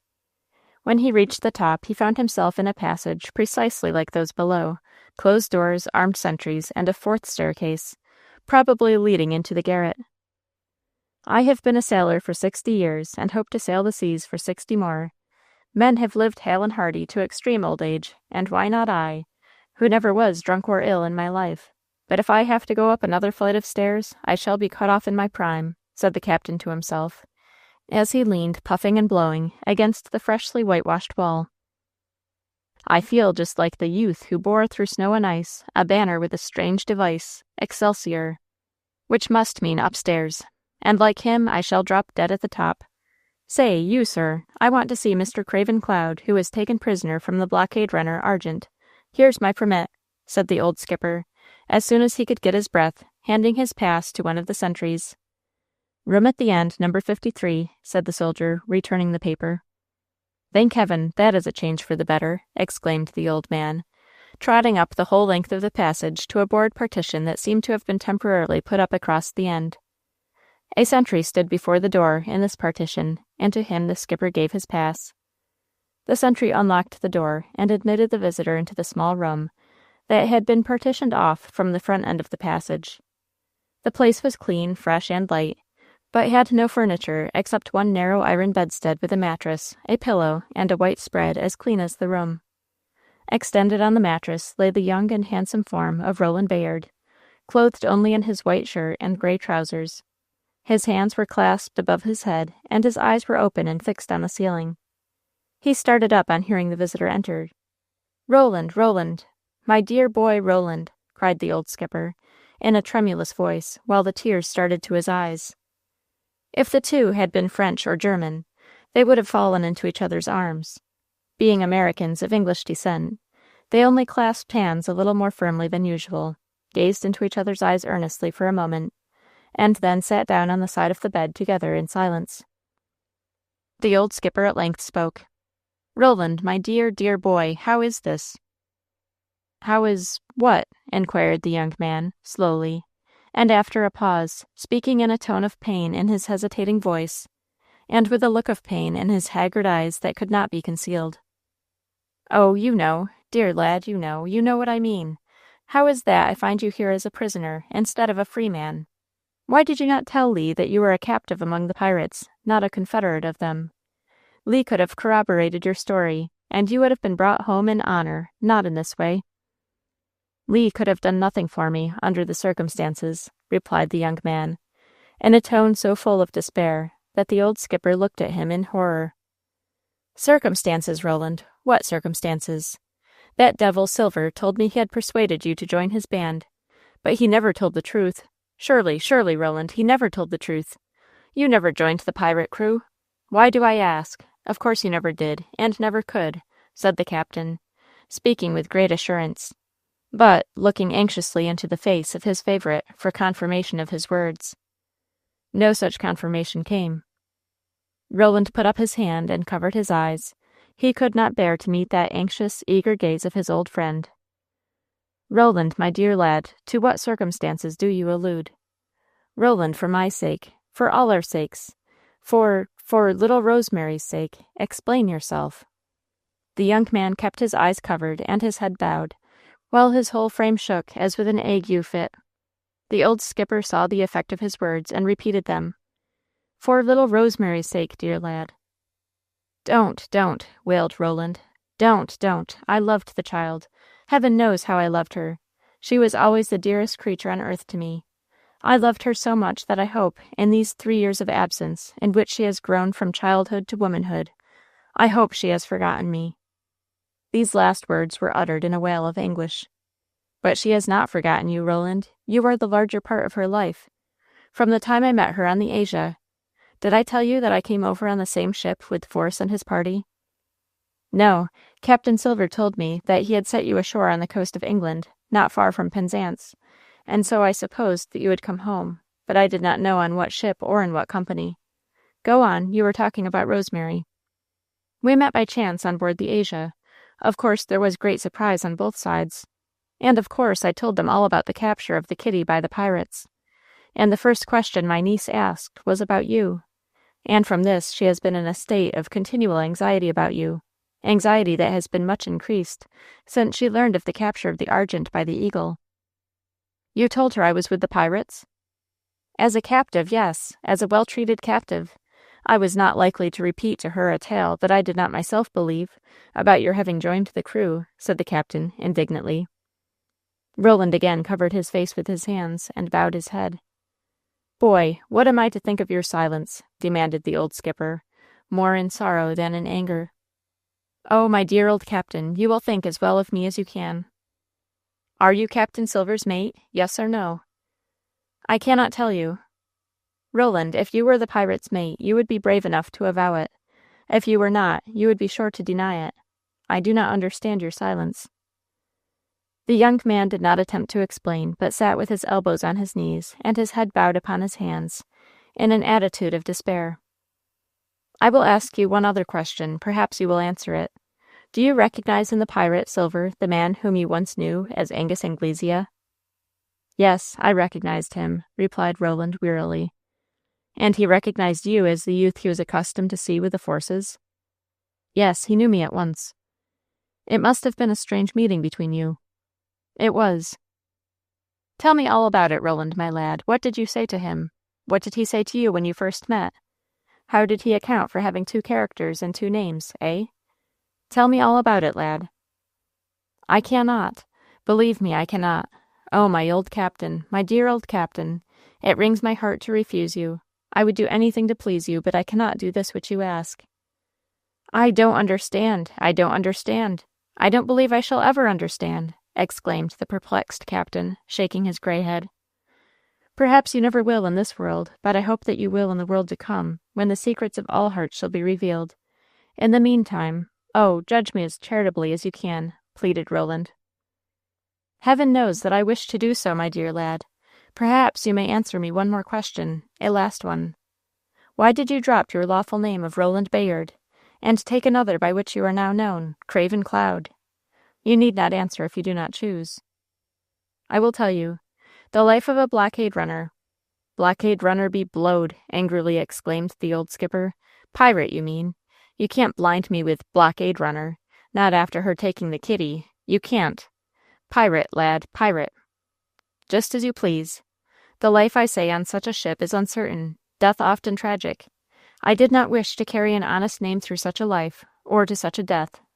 In a word, if those who loved me were destined to hear one Craven Cloud, blockade runner, pirate, slaver, as you please, had been taken and hanged, I did not wish them to know that I was the man. I took an alias, and made it Craven Cloud because the name suited the case. There, that is all.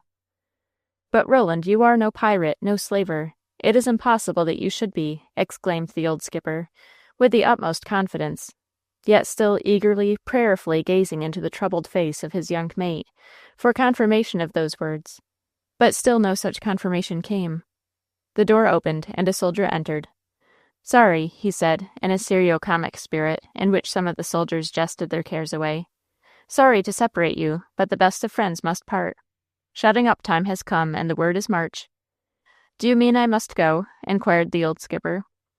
That's about the measure of it, Grandad. Goodbye, Roland, lad. Mind, I don't believe any ill of you, in spite of all. I shall come to see you again tomorrow, and bring Rosemary with me. No, no, no, no, do not bring her. I am parted from Rosemary forever. The sight of her would unman me, cried the youth. Then, what am I to say to her when I see her? Say the best you can, the fairest, the most merciful you can, exclaimed Roland. The old skipper wrung the youth's hand and left the room. He returned to the hotel, but kept entirely out of the way of the forces. He had not the courage to meet Rosemary. Chapter 17. On Board the Prize. Soon after dinner, the Earl and the squire left the hotel for the ship.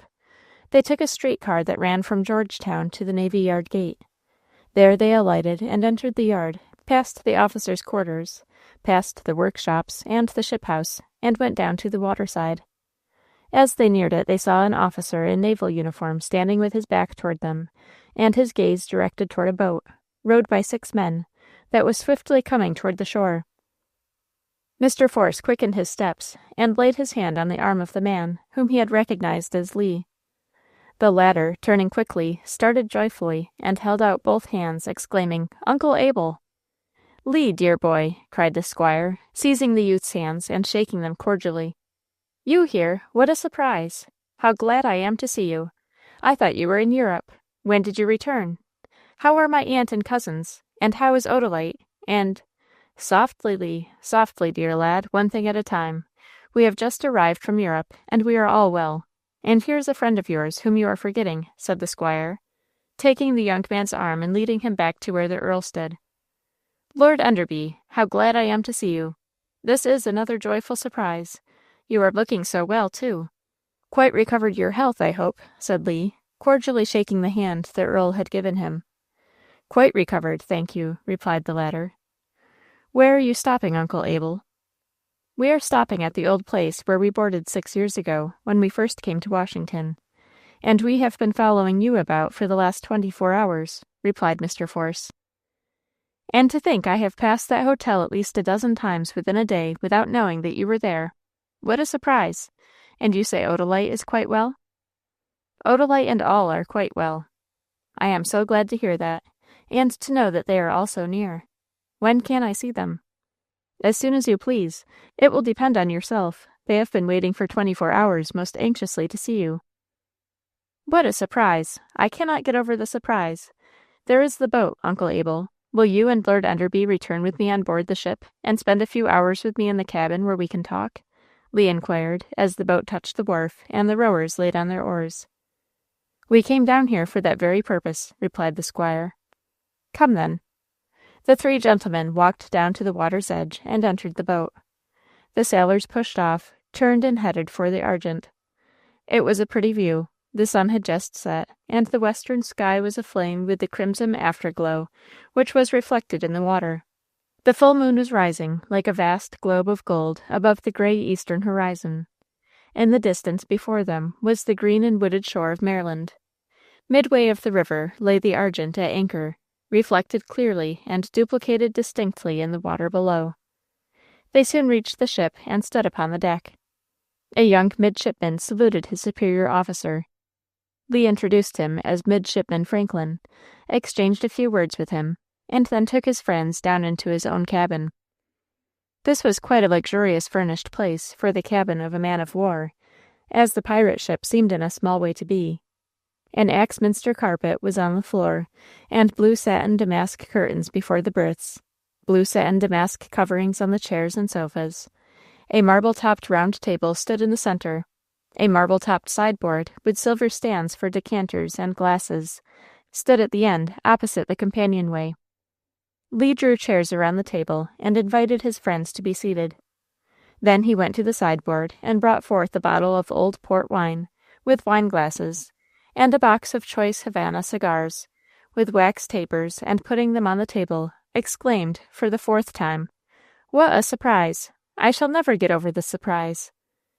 "You talk of surprises, Lee," said Mr. Force, when they had all had a glass of wine around and had lighted their cigars. "You talk of surprises, but you ought to have grown hardened to them by this time. No one could ever have had a greater one than you had when you found in the pirate captain and his mate, your old enemy, Angus Anglesea, and your old friend, Roland Bayard." "You may well say that, uncle, but I do believe it was the sight of my old foe that put the devil in me that day, and made me utterly reckless of my life in that fight." "We have all read of your heroism in action, Lee, my dear boy, and we are proud of you," said the squire. "It wasn't heroism, uncle, it was diabolism. If ever the devil got into mortal man, he did into me that day, and it was all at the sight of Anglesea." "No matter, the papers are full of the brilliant action, and you are the hero of the hour." "Of the hour, you are right, uncle, of the hour. In these days of heroes, on both sides, mind, uncle, no one man, whatever his deeds, could expect to hold public attention for a longer time. But, indeed, and there is no mock modesty in what I say, I have no merit. I was more mad than brave in that action." "Your captain, in his dispatches to the department, puts the case in a better light. But let that pass for the present. Do you know who the pirate really is?" demanded the squire. "No more than that he is Captain Silver, known to us as Colonel Anglesea," said Lee. "He is neither entitled to the one name nor the other." "Neither Silver nor Anglesea? Who is he, then?" demanded the young commander in surprise. "Enderby, dear fellow, you who can speak with authority, tell Leonidas who the man really is." The Earl, thus entreated, turned to the young officer and told him the story of Burn Stukely, as it is already known to our readers. Lee listened with the closest attention, and at the close of the narrative drew a deep sigh of relief and breathed forth a fervent thanksgiving. "And so you see by what Enderby has told you that the rascal has not now, nor ever has had, the slightest claim on the hand of Odalite, who is now and always has been perfectly free. There is not even any need to seek the aid of the law in her case," said Mr. Force. "Thank heaven! Oh, thank heaven!" again fervently exclaimed Lee. Then, after a pause, he asked, "Uncle, when can I see Odalite?" "As soon as you please, my boy." "I wish I could see her tonight, but tonight duty holds me here. Franklin, my second in command, has gone on shore for the first time to see his family, who reside here, and whom he has not seen for 3 years. So I cannot get off tonight, but early tomorrow. How early may I see her tomorrow?" "Come and breakfast with us at 9 tomorrow. That is about as early as we can manage." "I will go." "And now, Lee, tell us about Roland Bayard. How comes it that he is in the uniform of the pirate's mate? How comes it that he is brought here as a prisoner instead of as a rescued captive?" The countenance of the young man fell, all the joyous life died out of it, and he murmured, "I had forgotten. In my own selfish joy I had forgotten." "Forgotten? What, Lee?" "I had forgotten Roland's position. Oh, Uncle Abel, it is a most cruel one." "Tell me one thing," sternly demanded Mr. Force. "Was he Silver's mate?" "I do not know." "You do not know, Lee? What do you mean by that? Surely you must know." "Indeed I do not, uncle. After the fight was over, and when the 2 prisoners were placed under my charge on board this ship, and she was manned by a part of the crew from the Eagle, and I was ordered to take her home, when we had set sail and were well on our way, I went to see Roland to ask him some explanation of his presence on board the blockade runner. He was not known there as Roland Bayard, but as Craven Cloud. I found him alone, for the 2 prisoners had been confined separately. I found him moody to the verge of melancholy madness. I told him how grieved I was to find him there, and asked him to tell me how it happened, when he had left Captain Grandier, whether he had joined the Navy and had been captured in some action. "And what did he reply to all these questions?" inquired Mr. Force, seeing that Lee paused in his narrative. "Not one satisfactory word. He told me that fate had brought him there, and that he could tell me no more. And though I plied him with questions, and appealed to him to answer them in the name of our lifelong love for one another, he remained obdurate. He assured me that he could not satisfy me." "And he never did?" "He never did. But one day he told me the reason why his tongue was tied." "And what was that?" "It was a terrible revelation, uncle, a terrible revelation. But it accounted for everything that was strange in Roland's life and conduct," replied Lee, still shrinking from the utterance of what he had to say. "Well, well, my boy?" demanded the squire. "He told me that Captain Silver was his own father."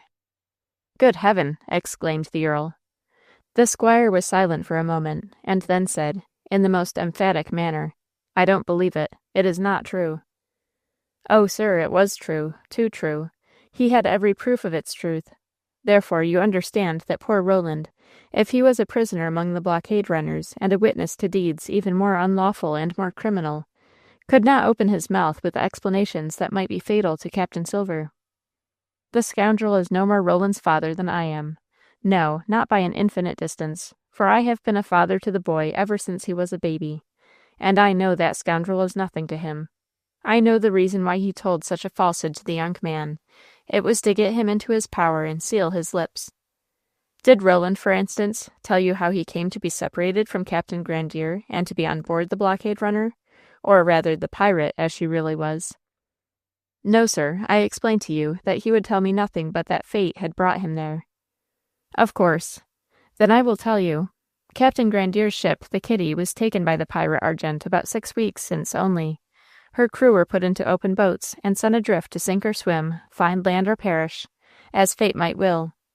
Her 2 officers, Skipper Grandier and Mate Bayard, were taken prisoner and brought on board the Argente, while a part of the pirate crew were sent on board the Kitty to take her, with her rich cargo, to some port, heaven knows where. That is how young Bayard came on board the pirate ship." "Is it possible?" exclaimed Lee in amazement.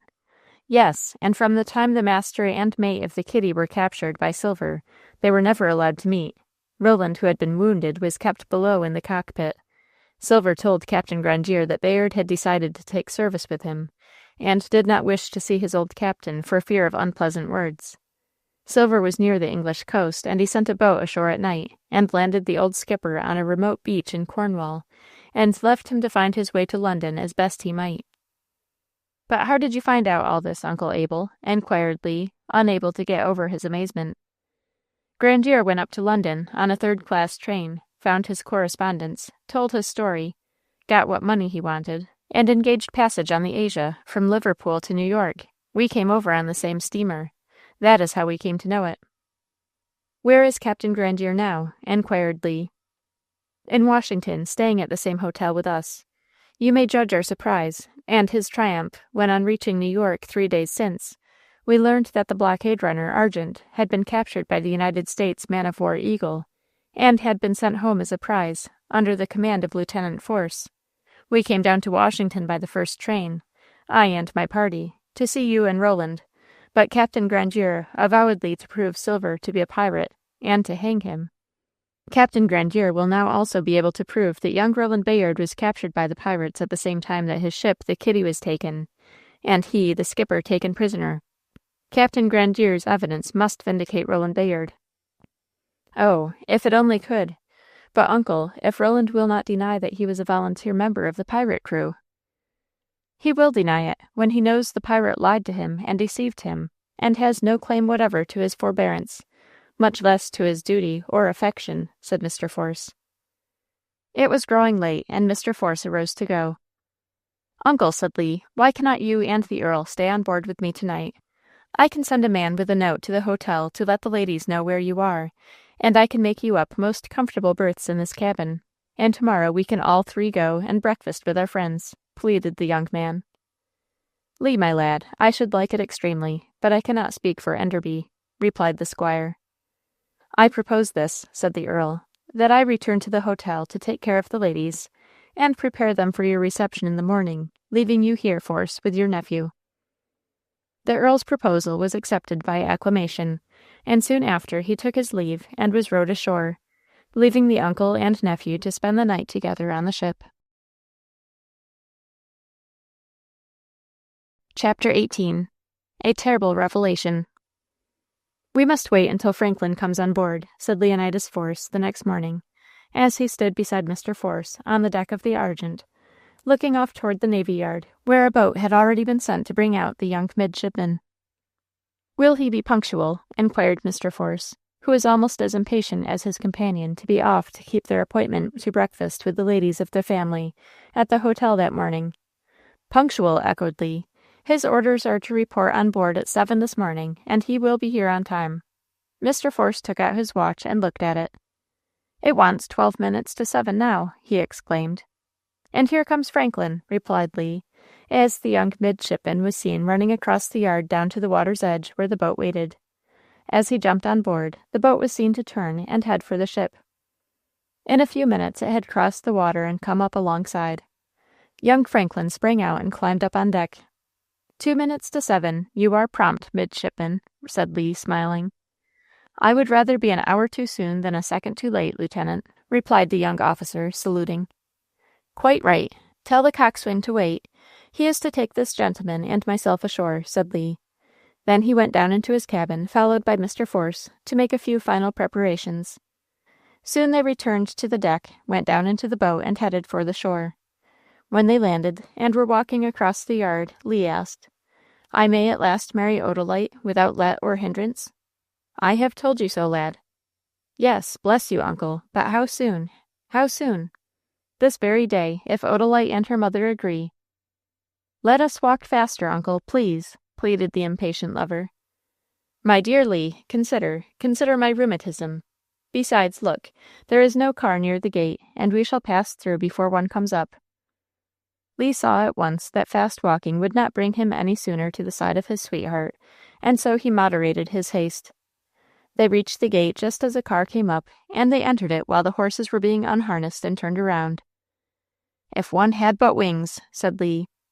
You would find them inconvenient on most occasions, replied Mr. Force. Several other passengers now entered the car, and it started on its uptown trip. Passengers from the sidewalks, however, continued to stop the car and crowd in until it was more than full, for every seat was occupied and all the standing room between the rows, as well as both platforms before and behind. This was always the condition of the streetcars in war times, when authorities were as careless of the lives of horses as they were of those of men. All private conversation was rendered impossible, and Mr. Force rode on in perfect silence, half suffocated by the close air and heavily pressed upon by a crowd of men standing up in the middle, hanging on by the straps and swaying to and fro against the forms of their fellow passengers. At last, long last, the ordeal was over. The toiling horses reached the corner of the street on which their hotel was situated, and Mr. Force pulled the strap to stop the car, and with his companion slowly pushed, elbowed, and worked his way out of the black hole into the open air. There is one comfort in this difficulty in getting out. Though our clothes are often torn and our flesh scratched or bruised in the trial, yet it gives the wretched horses a minute's rest, said the squire, as, followed by Lee, he made his way across the pavement to the ladies' entrance of the house. Here a great shock met him. The Earl, pale and grave, stood in the hall waiting for him. He bowed to Lee, and then took the arm of his brother-in-law and said, "Come with me, Force. Lieutenant, you will find the young ladies in the parlor." Lee, surprised and vaguely uneasy, hesitated for a moment, and then ran upstairs. "What is the meaning of this, Enderby? What has happened?" anxiously inquired the squire. "Your wife is not well. She is ill. She is dangerously ill. Let me go to her. Let me go to her at once," exclaimed the terrified husband, breaking from the Earl's hold. "No, no, I beg of you. It would be useless. She is sleeping. 2 physicians and a nurse watch beside her, and they forbid all approach for the present. Come in here with me," said the Earl, drawing his brother-in-law into the nearest room, which happened to be a temporarily untenanted private parlor. "When did this happen? Why was I not sent for at once? What is the nature of her illness?" "Oh, my dear wife!" exclaimed the squire, as he fell rather than sat down upon the nearest chair. The Earl closed the door and turned the key, and then answered, "Not an hour ago. They, Elfrida and her daughter, with Miss Hedge and myself, were in the drawing-room waiting for your arrival, before ordering breakfast. A servant brought in the morning paper, and Wynnette took it to read aloud for the benefit of the party. She turned first to the report of the examination of the 2 prisoners, Silver and Cloud, alias Stukely and Bayard, and of the demand of the British government for their extradition upon charge of piracy and slave-dealing. Good heaven! The demand was said to have come through the British consul at New York, who had been on the watch for the possible capture by our ships of this same pirate ship. Then old Grandier's word will come true. Probably, but as Wynnette read, I happened to look at my sister. She had grown deadly pale. I arose to go to her, but she raised her hand with a gesture of command that stopped me, and she listened to the end of the reading, and then, with her wonderful self-control, deadly pale as she was, arose to leave the room. Wynnette had not observed the change in her mother, but Odalite and Elva had done so, and both of them sprang to her side. Her attack was so sudden and unaccountable. I understand, muttered Mr. Force to himself. But she waved the girls back in the most peremptory manner, and went alone to her room. The children came back to me and gazed in my face for an explanation. I could give them none. They once more started to follow their mother, but I called them back and told them to be patient. Then the condition of little Rosemary Hedge claimed attention. She was sobbing violently on the sofa. I told my nieces to respect their mother's wish to be left alone, that she was probably overcome by the ill news of one whom she had known from his boyhood, and that she would best recover her composure in solitude. I understand, again murmured the poor squire to himself. I went to Rosemary and sought to soothe her. While I was so engaged, little Elva slipped away and went up to her mother's room, and instantly came shrieking back, telling us, in wild and incoherent exclamations, that her mother lay unconscious on the floor of her chamber. Gracious, gracious heavens, groaned the squire. We hurried to her assistance, all of us, even Rosemary, who forgot her own grief at this crisis. We found her on the carpet in a deep swoon. She lay face downward, and dressed as if for a journey. By her side lay a traveling bag, which seemed to have dropped from her hand as she fell. I understand too well, muttered the squire to himself. We got her on the bed and sent for a doctor. There was one in the house, who heard of the event and came first. Then the doctor whom we had sent for arrived. They are with her now. One of them procured a professional nurse, and they are all 3 agreed upon one point, that no one but the doctor or nurse be allowed to enter the room. But I must go to her door. I will not make the least noise, but I must go to the door and see one of the physicians, said Mr. Force, rising. I will go with you, said the Earl. The 2 gentlemen left the room together, and went up 2 flights of stairs, to the floor on which was a suite of rooms occupied by the Forces. They paused before the door of the chamber of illness, or it might be of death, and Mr. Force tapped very gently. It was the nurse, a wholesome-looking, middle-aged woman, who answered the summons. "I wish to see one of the physicians," whispered Abelforce, in a voice that trembled with emotion. The woman stepped noiselessly back into the room, and was presently succeeded by Dr. Bolton, a large, fair, bald-headed man of about 60 years of age. He stepped out into the passage noiselessly, closing the door behind him. Then, in a whisper, he greeted Mr. Force, with whom he had been acquainted. "How is my wife?" he inquired, in breathless anxiety. Chapter 19. The Bitterness of Death. The doctor took the squire's arm and led him away from the door before he answered. "She is doing as well as possible under the circumstances. All depends now on absolute quiet. It was for that reason I summoned a trained nurse and forbid any of the family to approach her." "But what is the nature of her illness, doctor?" "She has received a severe mental shock." "Of what nature?" "I do not know." Will she recover?" "With great care, I hope so." "Can I go in, very quietly, and look upon her?" "Not if you speak to her. Not if you waken her." "I will neither speak to her nor waken her. You shall see how noiseless I can be."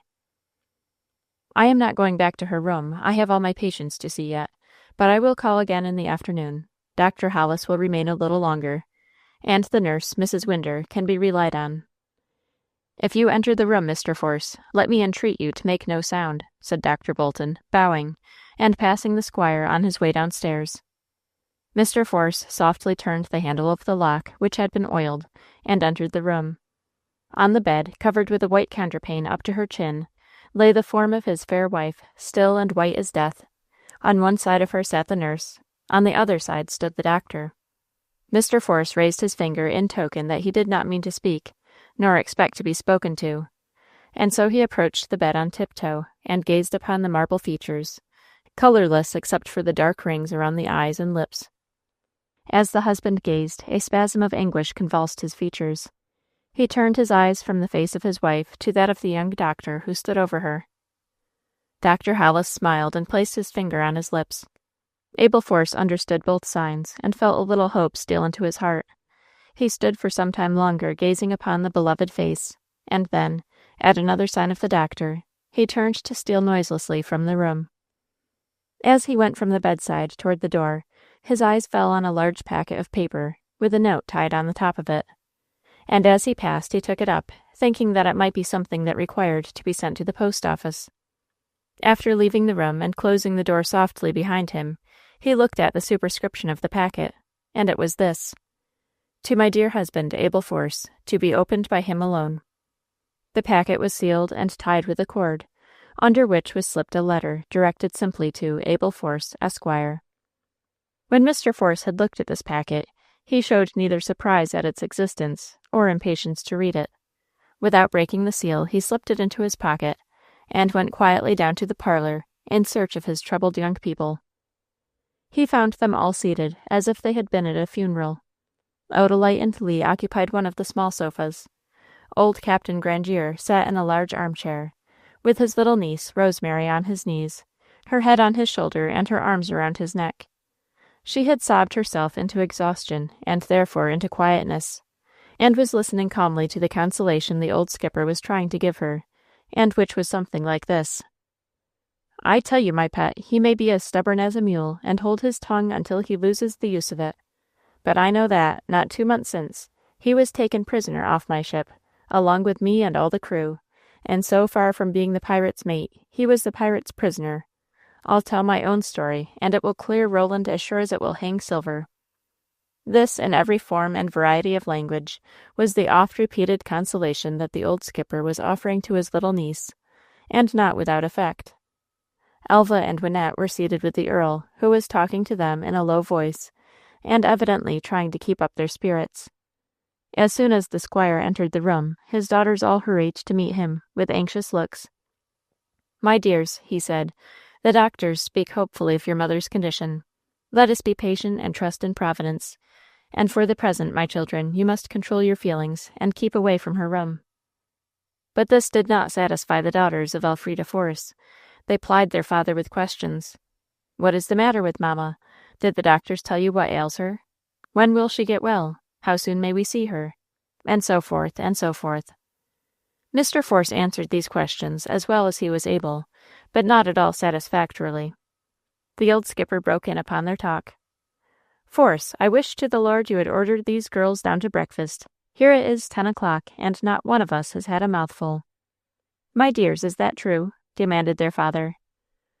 "Oh, we could not touch any food, so long as we felt so anxious about dear mamma," answered Odalite for the whole party. "Come down at once. Lee, give Odalite your arm. Grandier, take care of Rosemary. Enderby, look after Wynette. Come, my little Elva, under my own wing," said the squire.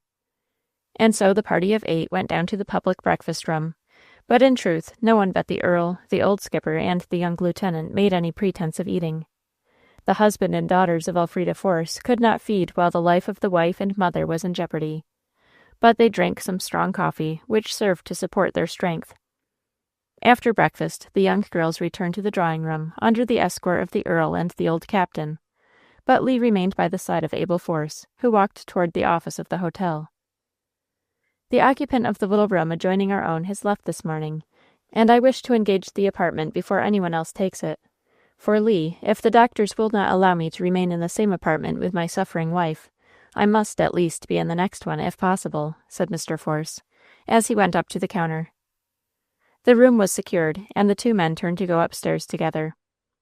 "Uncle," said Lee, "Odalite will not give me any answer. Will not fix a day for our marriage until her mother recovers." "Odalite is right, Lee.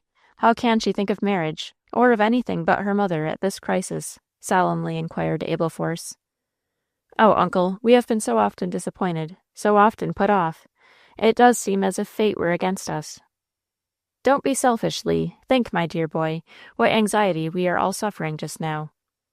"I know it, uncle. I know it, and I share it. But how could our marriage affect the present circumstances? It could not increase the danger of my aunt, nor could it heighten our anxiety," pleaded the youth. "My dear Lee, your passion blinds you to the fact that your marriage at this time would be deeply indecorous. Say no more about it, dear lad, until our beloved sufferer is out of danger." Lee sighed profoundly, but did not answer. "Lee," said the squire, in a low voice, to change the subject, "have you told old Grandier why it is that Roland will not give evidence against the pirate captain, even to save himself?" "Yes, I have told him that Roland has been persuaded by Silver, that he, Silver, is his, Roland's father. He said that he did not believe one word of it. He said that when the villain was down in Maryland, he must have heard the story of the young man having been saved in his infancy from the wreck of the Carrier Pigeon, without a mark on person or clothing to point to his parentage, and taken advantage of the circumstance to claim Roland as his son, and get him in his power." "I think Grandier was right," said Abel Force. When they re-entered the parlor, they found all their party present, idle and silent, because, in fact, they could settle themselves to neither occupation nor conversation, while their minds were so full of anxiety. Lee went and sat down beside Odalite. Mr. Force lingered a few moments in the room to bid his troubled daughters to trust in Providence and hope for the best. Then, telling them he was going up to sit in the room he had engaged adjoining their mother's, and that he might be found there if wanted, he left the parlor and went upstairs. First he stopped at the door of the side room and tapped lightly. The nurse came to answer the summons. "How is she?" he whispered. The nurse came out and softly closed the door behind her before answering. "She is sleeping quietly, and must not be disturbed on any account." "Thank you, that will do. I am going to sit in the next room. If I should be wanted, come to me there." "Yes, sir," said the woman, returning noiselessly to the sick chamber and closing the door behind her. As Mr. Force turned away, his eyes fell upon the form of Rosemary Hedge moving silently as a spirit along the corridor. He went to her and whispered, "What is it, my dear?" "Nothing. I am only going to our room to put on my hat. Uncle Grandier is going to take me to see dear Roland," replied the girl. "Ah, that is right. God bless you, my dear," said the squire, as Rosemary passed on to the large double-bedded room in the same corridor which was occupied by the 4 girls. Chapter 20. When Lovers Meet in Adverse Hour. Rosemary quickly put on the olive-green linsey suit in which she had crossed the sea, and the little round traveling cap in which she had ridden to the city, and hurried downstairs to join her uncle. Her dress was not too warm for these late April days. "Come, my little love," said the old skipper. "I could not find a carriage for you on the stand, nor even at the livery stable around the corner, so there is nothing for us but to pack ourselves into a moving black hole they call a streetcar, or to walk. I think by walking fast we could reach Capitol Hill sooner than by riding in one of these cars." "Let us walk, by all means," promptly replied Rosemary. They went downstairs together and set out for a brisk rate down Pennsylvania Avenue.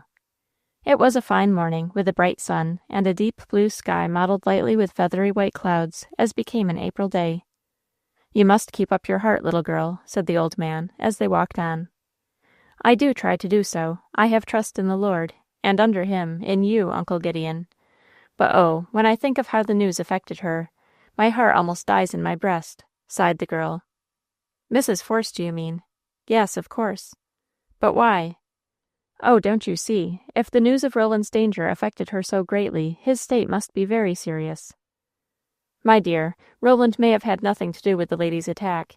It looks to me as if it was an apoplectic fit, such as might have happened to any middle-aged man or woman without any outside cause. Besides, I never heard of Mrs. Force taking the least interest in the young man, or even the slightest notice of him beyond mere civility." "Yes, she did. I'm sure she did. I always thought, but indeed I hardly know why I thought so, that she was kinder to me on account of Roland. She always sympathized with me. And it was the news of Roland's peril that brought on her illness. I know it was." "How do you know it, my dear?" "Because I was watching her while Lynette was reading the paper. I was almost ready to die with my trouble, and I was looking to her for help and comfort, because she always sympathized with me. And I saw her start, and her eyes grow wide and scared, and her face turn white. And then I saw her rise to leave the room. And then, but not till then, the others saw her and went to her, but she sent them all back. And I knew it was about Roland, and I thought there was no hope for him, and I fell to screaming. Oh, uncle, it was so very bad in me to go on screaming so, but I couldn't help it. I couldn't faint and forget all about it, like Amanda Fitzallen used to do when she couldn't stand things any longer. So I had to keep screaming. If I hadn't, I do think my heart would have bursted." "It was all quite enough to frighten you into hysterics, my poor little girl, when I was not on hand to reassure you. But still, my dear, in future you must control yourself. There is nothing more contemptible in this world than a man or woman who cannot control himself or herself." "But, uncle, my heart would have bursted if I hadn't screamed." "Then, my dear, you should have let it burst rather than have screamed. This may seem harsh to you, my dear, but it is the best kindness. Self-control, my little girl, is one of the mightiest powers in this world. It is the soul of the ruler, my dear," said the old skipper. And having taken this text, he preached on it until they reached the foot of the Capitol Hill, and he lost his wind in climbing up it. In a short time they reached the old Capitol prison.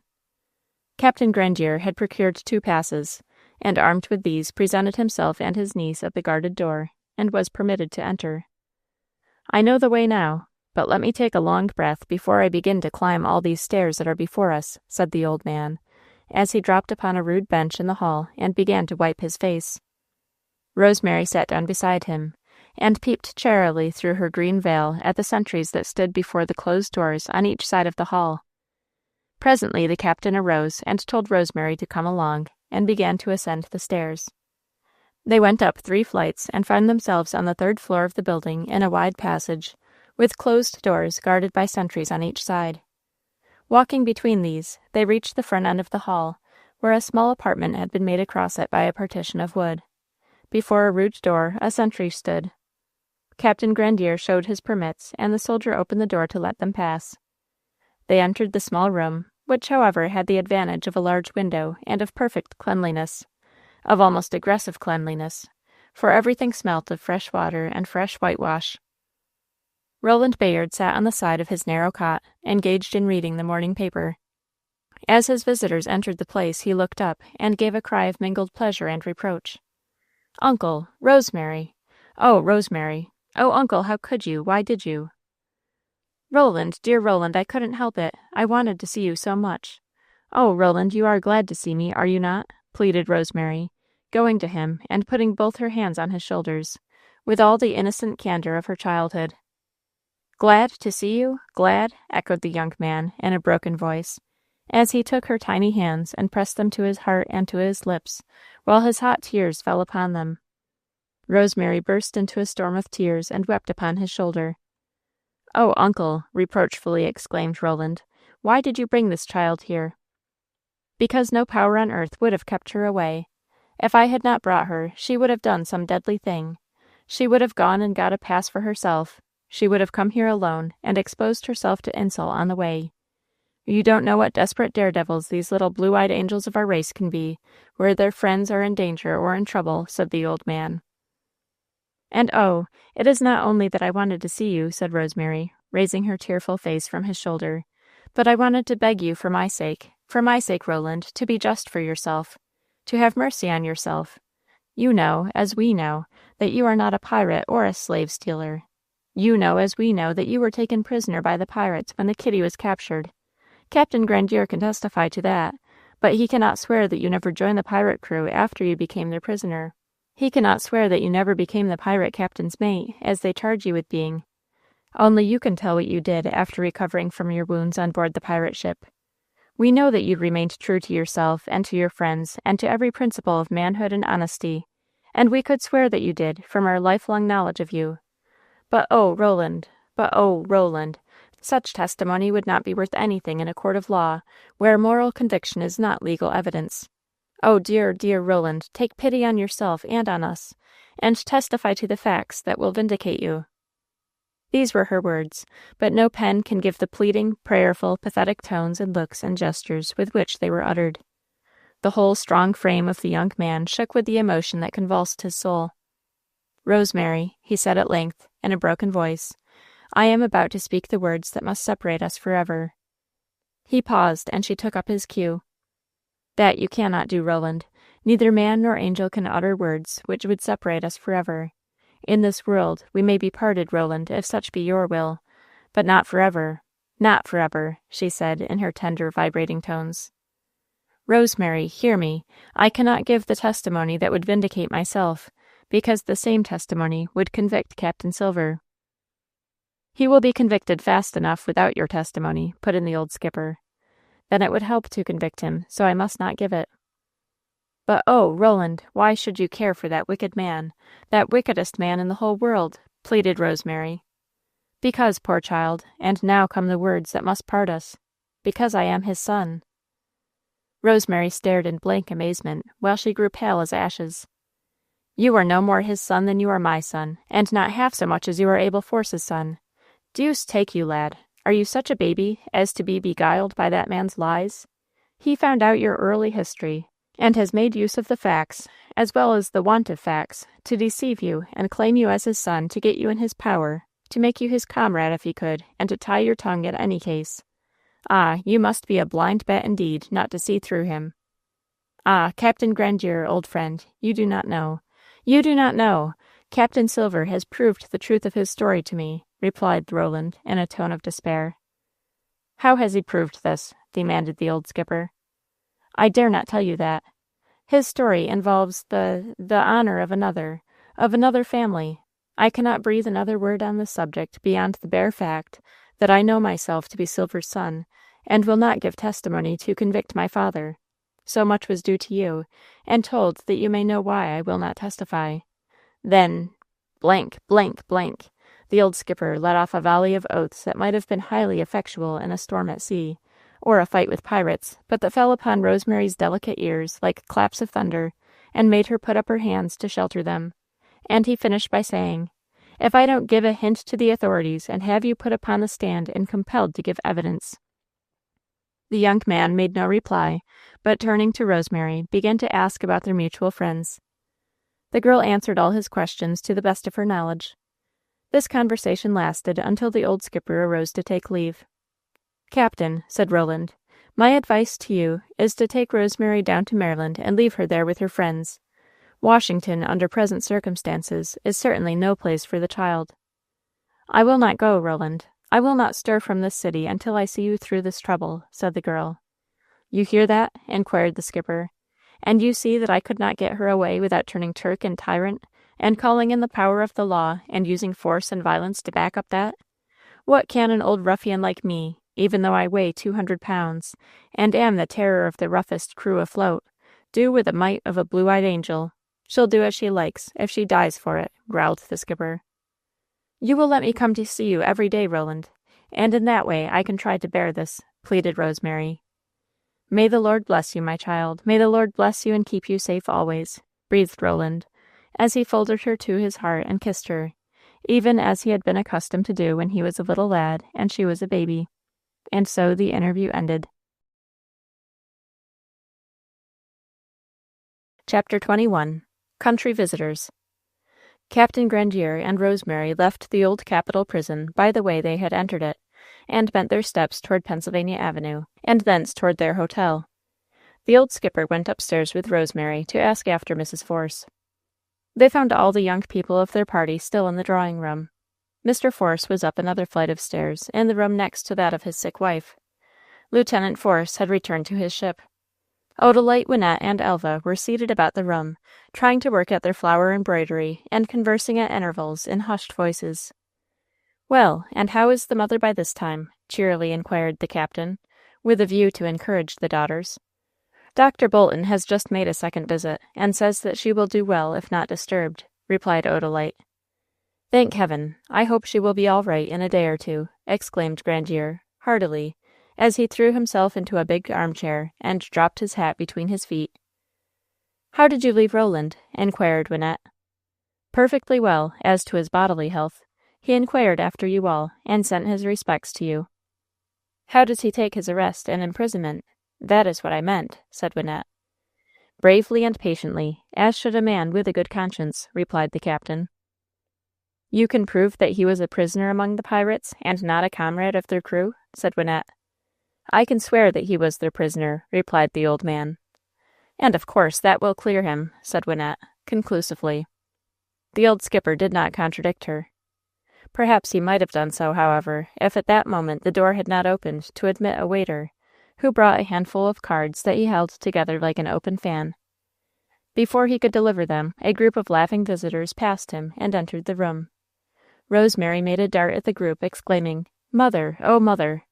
She was caught in the arms of Mrs. Dorothy Hedge and covered with tears and kisses, while the other three girls rushed upon Miss Susanna Grandier, and the old skipper trotted across the room and shook hands with his grandnephew Sam, who was the only member of the visiting party left for him. The words that followed on all sides were at first rather incoherent, as such greetings after such partings are apt to be. We followed up the fellow who brought up our tickets. Fancy our staying downstairs to wait for him to go and come. So as he insisted on taking our tickets first and handed us blank ones and a pencil, I wrote all our names down and let him take them, but we followed close behind the tickets, said Mr. Sam Grandier. Cards, dear Sam, cards, whispered Wynette. How is it that you are not in the army? Inquired Captain Grandier. Because somebody had to stay home, to plow and sow and look after the family, replied the young man. And so you never volunteered, and you bought a substitute when you were drafted? I never volunteered because my father and brother were both in the army, and because, as I said before, somebody had to stay home and look after the crops. And I never was drafted. If I had been, I should have gone in, because I could not have found it in my conscience to tempt any poor fellow with money to go and get shot in my place. No, if I had been drafted, I should have gone. Right, my boy, right, exclaimed his uncle heartily. And how are all here? Inquired Miss Susanna Grandier, when at length all were seated. You see us all here except Papa and Mamma. Papa is well, but Mamma— Here the speaker, Odalite, paused as the tears choked her voice. Miss Grandier looked from one to the other of the family party in mute though anxious inquiry. Mrs. Force was taken suddenly ill this morning, said the old captain, speaking for his friends. No, now don't be alarmed. The doctor, who has just left her, says that she is doing well, and will be all right if kept quiet, he added, to soothe the uneasiness of the visitors. But what is the matter with her? Inquired Mrs. Hedge. She had a severe shock, and fell into a swoon. She has been lying prostrate, but quiet ever since. Now don't be alarmed. There is no danger. But what sort of a shock? Inquired Miss Grandier. Susanna, you were always Inquisitor General. Mrs. Force heard suddenly that a friend of ours, young Roland Bayard, had been taken prisoner under exceptional circumstances. What circumstances? Persisted the Inquisitor. The old skipper heaved a deep sigh, and as briefly as he could, told the story of Roland's double capture, first by the Argent that took the Kitty, and afterward by the Eagle that took the Argent. And he added, without reserve, the circumstances of Captain Silver's alleged claim upon Roland, which sealed the lips of the latter. "Roland, the pirate's son? Why, he is no more Silver's son than he is mine," exclaimed young Sam. "But now tell us how it was that you found us so soon." "Well," said Sam, "to begin at the beginning. On Monday morning we got your telegram saying that you had all arrived safe, and that Uncle Gideon was along with you, and you would be with us in a few days. Naturally, we were all rejoiced, and we waited for you. But on Wednesday morning we got the New York papers, telling all about the capture of the Argent by the Eagle, and the arrival of the Argent under command of Lieutenant Force, and of the prize being ordered to the Navy Yard here. And it did not need one to rise from the dead to reveal the fact that we should all come directly to this city to meet Lee," put in Wynette. "No, it didn't," assented Sam. "And so I offered to come up and see you, and Aunt Dolly and Aunt Sukey said they would come too. So I harnessed the 2 strongest draft horses to the old carryall, and we set out yesterday morning. We got as far as Horsehead last night, and put up there for the night. This morning we started early, and reached the city about noon. First, like a fool, I drove my party to your sometime house at the West End, found it was all turned into public offices. Then we went the rounds of the hotels, and now at last we have found you." "Good boy!" exclaimed Wynette. "But have you found rooms?" anxiously inquired the skipper. "No, our carryall is at the door. We came here to call first, but we also hoped that we would be able to put up here," said Sam. "Indeed, I hope you may," said the old skipper. "But the dearest thing in Washington at the present time is space. If I had a room to myself, I would offer it to these ladies, but I have only a single bed in a double-bedded room. But at any rate, you will order your carriage around to the livery stable and spend the day with us. That will give Mr. Grandier time to see about your rooms, here or elsewhere," said Odalite to the 2 elder ladies, who were seated on the sofa with Rosemary between them, with each of her little hands clasped one in each of theirs. "Yes, my dear, thank you. We will spend the day," announced Mrs. Hedge for her party. "Come up now and lay off your wraps," said Rosemary, leading the way to what in party parlance was now called the room. "Uncle," inquired Sam Grandier, very anxiously, "are matters really serious with Roland Bayard?" "So serious, my lad, that I fear for the worst. Unless he can be disabused of this idea that Silver has impressed upon him, that he is the pirate's own son, he will never be induced to give the testimony that will convict that pirate and vindicate himself. If Miss Sibby Bayard were only here, she might be of use at this time," mused Sam aloud. "Miss Sibby Bayard is here, you bet. Talk of the devil and you know what follows," said a voice on the threshold, and the form of the lady in question appeared at the door. "When a thing is got to be done, says I, the sooner the better, says I. And so here I am, good folks." Chapter 22. New Hope. "Miss Sibby!" exclaimed the assembled party, in one breath, as they all arose to welcome her. "Oh, yes," said the good woman, after she had shaken hands all around, and had sunk breathless into the nearest easy-chair. "It is all mighty fine to cry out 'Miss Sibby,' as if you were overjoyed at the sight of me, but deeds speak louder than words, says I. And them as runs away to the city and leave me behind, says I, and then pretends to be glad to see me, says I, is nothing but sounding brass and a tinkling cymbal, says I. Yes, it's you, I mean, Sam Grandier." "But, Miss Sibby, I didn't run away and leave you, ma'am," pleaded the young fellow. "And plenty of room in the carryall, too, as might have accommodated me very well. The old saying says, as where there is a will there is a way, and I says, correspondementally, says I, where there is a way, says I, there ought to be a will, says I. Yes, I'm talking to you, Sam Grandier. You had the way to take me, but you hadn't got the will." "Indeed, Miss Sibby, I didn't know you wanted to come. I should have been glad enough to take you."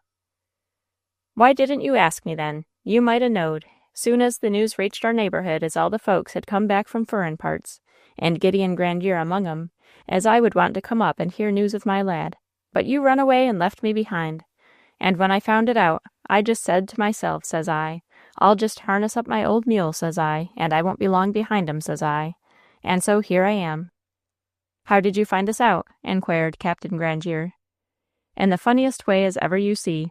As I was a-driving slowly up the Pennsylvania Avenue, who should I see but that dog Joshua, a-walking as majestical down the street as if the whole city belonged to him. I knowed him at once, and natterly looked to see who was along of him. And then who should I see but that nigger a-walkin' down the street behind the dog, as if the whole country belonged to him, if you please. So I stopped the mule and hollered to him.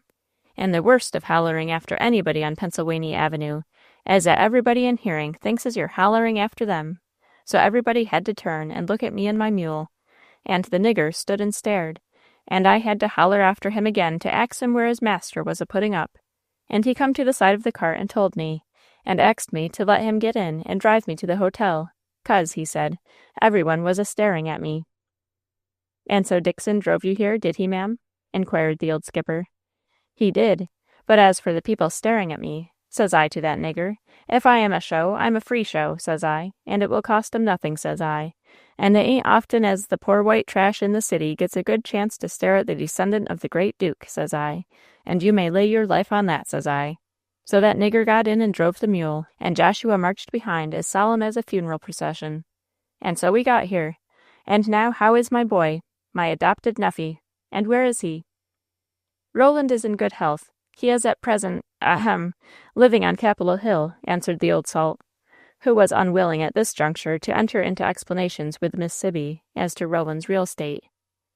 "And why isn't the boy staying here with you all?" inquired the old lady. "Oh, there is no room here. We are fearfully crowded. The 4 young ladies have to sleep 2 in a bed, in a double-bedded room." "That's ruinous to health. Why don't you all go to some other hotel?" "Because they are all more crowded than this." "Then what am I to do?" "Oh, Sam and I are going out to hunt for lodgings now. We have to find lodgings for my 2 nieces and nephew. We will hunt up a place for you also. Of course you will stay here today." "It is perfectly dreadful. If I had knowed all this, I'd never have left home. I had room enough to turn round in there anyways. When people's well off, says I, they ought to be content, says I. But how is Abel Force and his wife and Odalite? I don't see any of 'em around."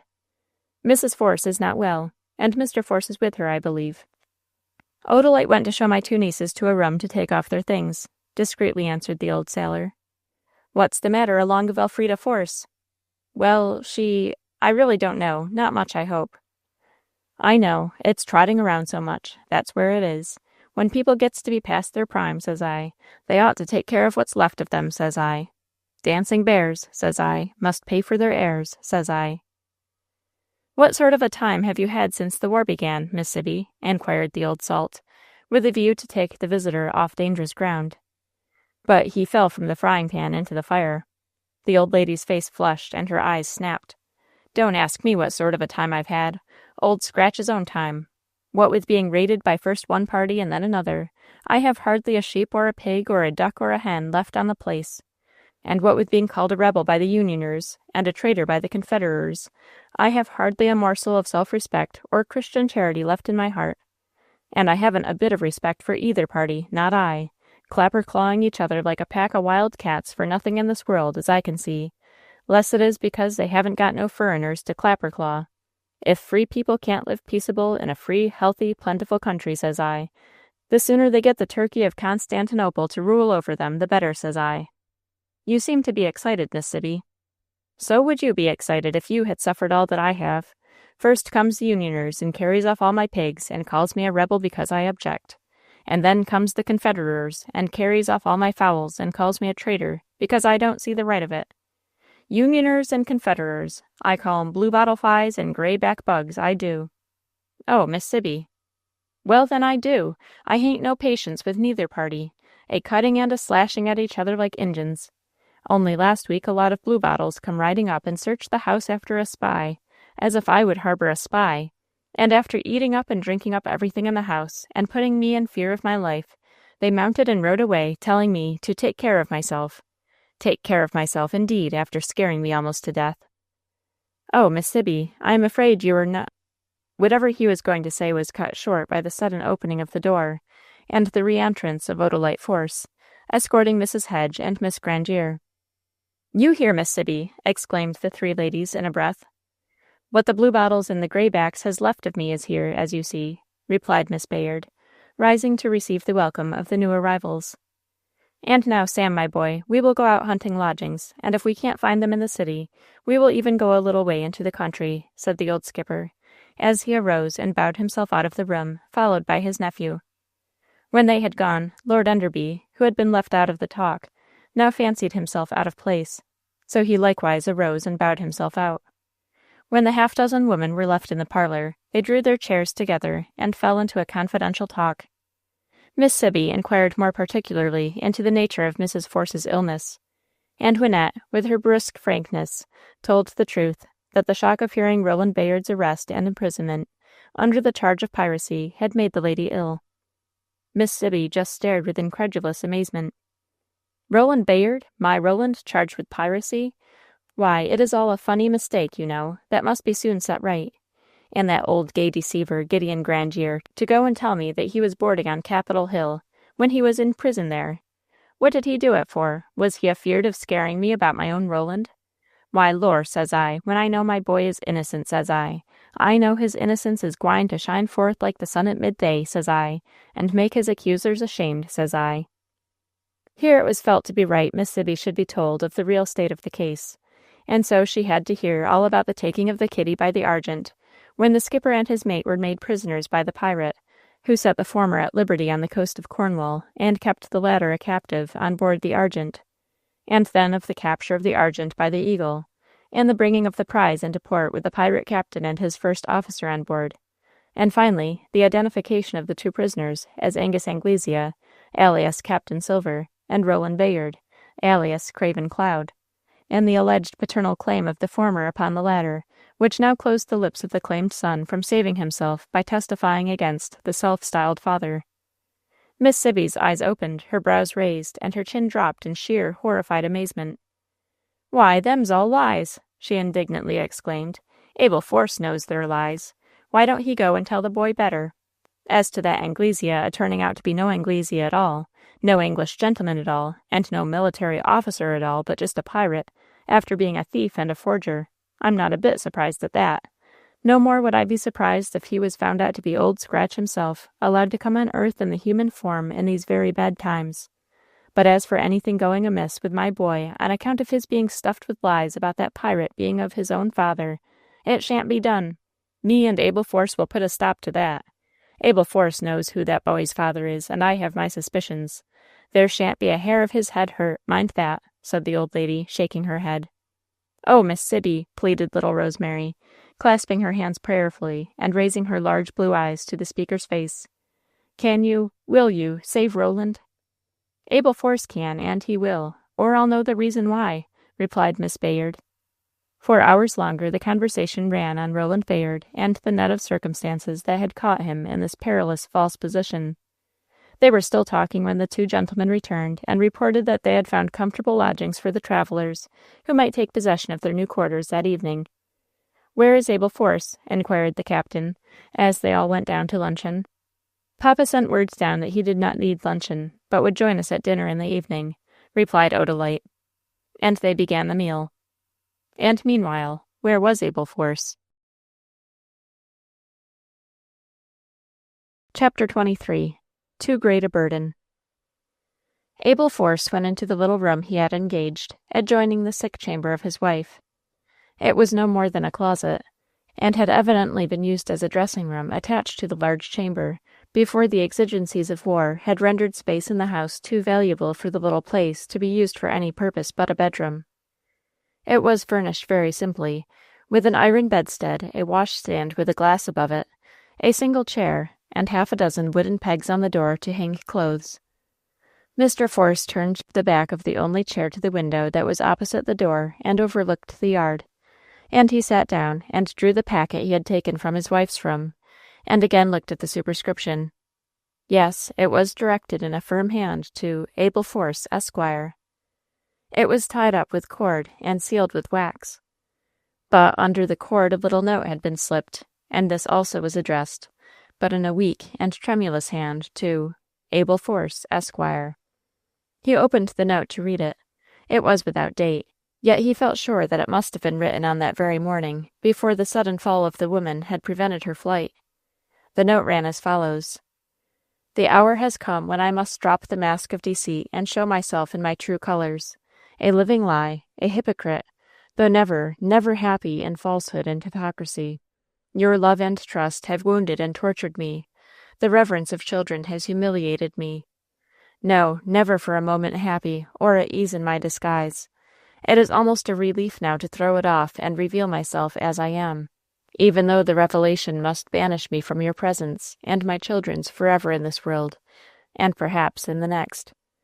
Yet, I repeat, it is a relief to throw off the disguise which has suffocated me like a heavy cloak these many years, and has been more than that, has been like Medea's robe of fire for the last few years since Anglesea's first visit to us. The enclosed packet contains a manuscript that was written at intervals during this time, and with a view to the chance of just such a crisis as has now come. I leave it for you to read. I do not ask you to pardon me, for I know there is no such thing as pardon for me in this world. I do not even ask you to judge charitably of me. Charity is for the sinner, not for the hypocrite. I only ask you to read the story, that you may understand the fiendish hold one human being had upon my body, soul, and spirit, my very life here and hereafter. And after having read it, I, who have no right to ask you anything, dare still to ask you this, to ask, to plead, to pray, that you will be kind to one who is the guiltless victim of others' guilt, and to save him if you can. And now, farewell. And oh, my whole heart goes out in this cry. O God, though I cannot be pardoned, yet oh, hear my prayer, and save and bless my husband and my children. That was all. Abel Forrest dropped his head upon his breast, and remained in deep thought for a few moments. Then, with a heavy sigh, he aroused himself, drew a match-case from his pocket, lighted a match, set fire to the little note, and held it down upon the stone window-sill with the point of his penknife until it was consumed to ashes. Then he went to lock his door, to prevent intrusion, but he found that he had already taken that precaution. Finally he returned to his chair, cut the cords of the packet, broke the seal, and read as follows: The Story of a Withered Heart. You have often heard how lonely, loveless, and neglected was my childhood and youth. You are reminded of these facts now, not in excuse of what followed, but as the causes of the effects that destroyed my life. You know that I was born at Enderby Castle, where the first years of my infancy passed. When I was scarcely 4 years of age, I lost my mother, too young to understand or to lament my loss. The pageantry of her funeral is one of the strongest impressions among the brain pictures of that time. A few days after that event, my father left Enderby, taking me with him. We went to Weirdwaste, an estate he had acquired through his marriage with my mother, situated on the west coast of Ireland. It was, if possible, even more drear, lonely, and desolate than Enderby Cliff itself. This place, in which I was destined to pass my childhood, was built of gray stone, 2 stories high, around the 4 sides of a hollow quadrangle, at the inland end of a long, flat point of land stretching far out into the Atlantic Ocean, which at high tide swept over it, covering more than 2/3 of the ground, and the moan of the sea never ceased from the sorrowful shore. North, west, and south around the point of land, nothing but sky and water was to be seen. East, inland, was a wild waste, dotted here and there by the huts of the poorest peasantry on the island, and that means also the poorest people on the earth. The old manor house was shockingly out of repair, but because it was the best building on the estate, it was occupied by my father's land steward, O'Nally, and his wife. These 2 had been old servants of my mother's family, and had been very much devoted to her. After my father's arrival with me at the house, they also acted in the capacity of butler and housekeeper. My father had brought with him a valet and a groom, and for me, a nurse and a governess. I was very warmly welcomed and fondly caressed by my mother's old servants, and so for the first few days I was very happy at Weirdwaste. We had no neighbors but the poor tenantry in the huts, on the waste behind the manor house, and we saw no company but the vicar of the little Protestant parish, in the village of Bantrim, 10 miles inland, and the county practitioner from the same place. These 2 old men remained strong, clear portraits in the gallery of my memory. The vicar, Mr. Clement, was a large, fair, clean-shaved, bald-headed old gentleman, with blue eyes and a beaming smile. He was very, very good to me, and I soon learned to love him. The medical practitioner, Dr. Alexander, was a tall, gaunt, high-nosed, red-faced man, with a shock of iron-gray hair and whiskers, a formidable frown, and a brusque manner. He also was very, very kind to me, but I never got over my fear of him. My father did not intend to remain at Weirdwaste, as I soon found out. He had the vicar and the doctor come and spend the day and dine at the house, so they might see the child who was to be left at Weirdwaste under their joint care. The doctor pronounced me a wonderfully sound and healthy child, who would grow finely in the pure, invigorating air of the seaside. The doctor promised to look after my health, and the vicar to superintend my education, and both engaged to write frequently and keep my father advised as to my welfare. So having taken every precaution he thought necessary to my well-being, and having settled the urgent business that brought him to Ireland, my father bade me good-bye, and left Weirdwaste to travel on the continent. And then began the loneliest life ever led by motherless child. O'Nally and his wife were an old couple.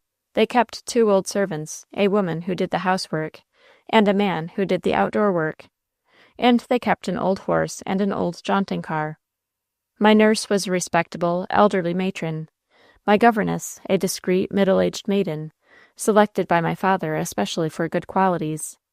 Surely I had all the care and protection that was needed. But I had no love, no play, no amusement, no companions. Even the warm-hearted peasant women, who had come down from their huts on the waste to welcome their little lady of the manor, came no more after that first day.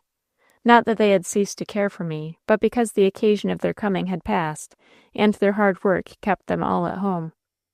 On fine Sundays, O'Nally took me in the jaunting car, with himself and his wife, to church, and we heard Mr. Clement preach, and after the service I sometimes got a pat on the head, and a smile and kind word from the vicar.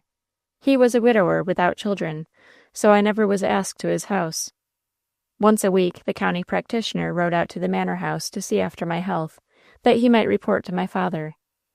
Also, if no one from Weirdwaste happened to go to church on a Sunday, the vicar would ride out to the manor in the course of the week to inquire the cause of absence, and report to my father.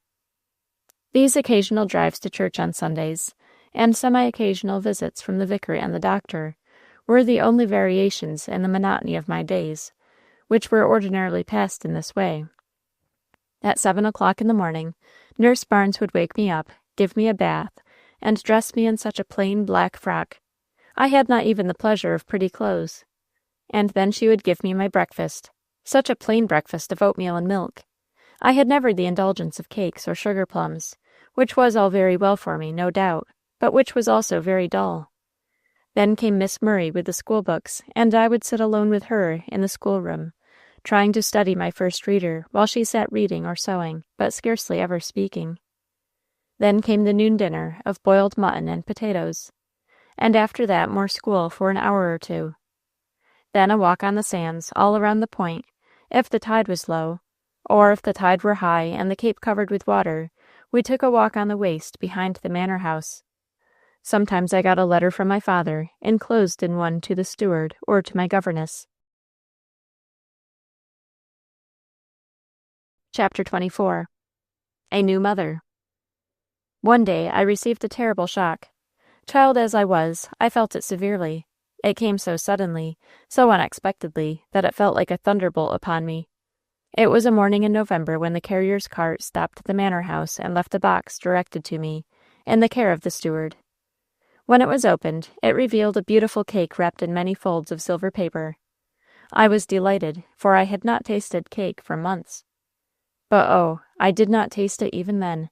The letter that lay on the top of the cake poisoned it. That letter told me that my father had married and was spending his honeymoon in Paris.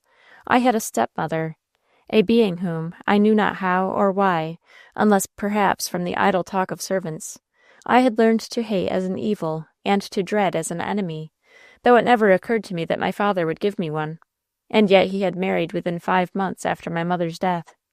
I could not touch the poisoned cake. I know not what became of it. I cried all that day and many days after. The steward and his wife and the 2 old servants who had known and loved and served my mother encouraged me with their sympathy and lamentations to yield to my grief and despair. But the governess frowned upon me and lectured me upon my duty to my parents, as it was her business to do, only it seemed to me cruel in her. As days passed, my passionate grief subsided.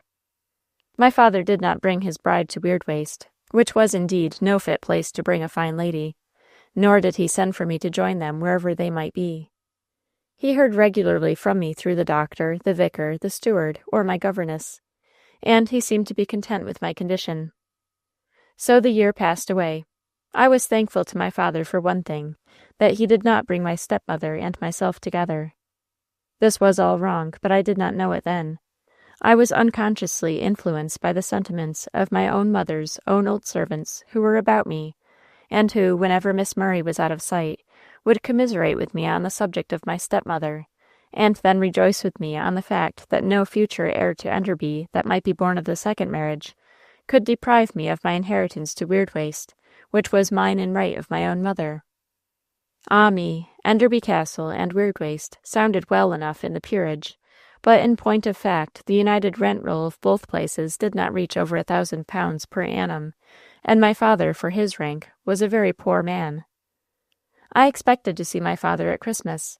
He wrote to the steward to say that he would come and bring Lady Enderby with him, and that the house must be made as comfortable as possible for her reception, and that the suite of rooms pointing south must be fitted up for her especial use. This letter filled my soul with dismay. I could have looked forward with delight to the visit of my father, had he been coming alone, but I could only dread the meeting with my stepmother. However, both the pleasure and the pain were saved me, for after the servants had got the house ready for the reception of my father and his new wife, there came another letter saying that the delicate health of Lady Enderby obliged him to take her to Italy for the winter, and in place of my father's and stepmother's visit came a box of presents. I was again divided in my feelings, sorry not to see my father, glad not to see my stepmother. The Christmas box was a large and well-filled one, packed with flannels and blankets, and tea and sugar for the old woman in the huts on the waste, and containing another smaller box with cakes, sweetmeats, and sugar plums for me and my small household. I heard the steward remark to his wife that the new countess must be well off, or the Earl must have come into money some way, for this was the very first Christmas that he had ever sent anything to the poor on the estate. As the guardian of his daughter, the heiress, he forgave many of them their rent, but he never helped them in any other way. And so at Christmas the old people on the waste were made happy. And now let me add here that as long as I remained at the old manor house, this Christmas dole came every year. After this I heard less of the cruelty of my father in afflicting me with a stepmother.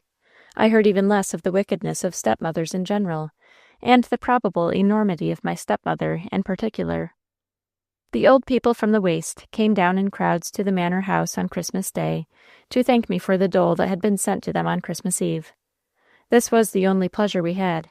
There was no merrymaking, and the state of the roads prevented us even from going to church. Oh, the dreary winter that followed! No one came to the house except the vicar and the doctor, who made weekly calls to report to my father, and we went nowhere at all.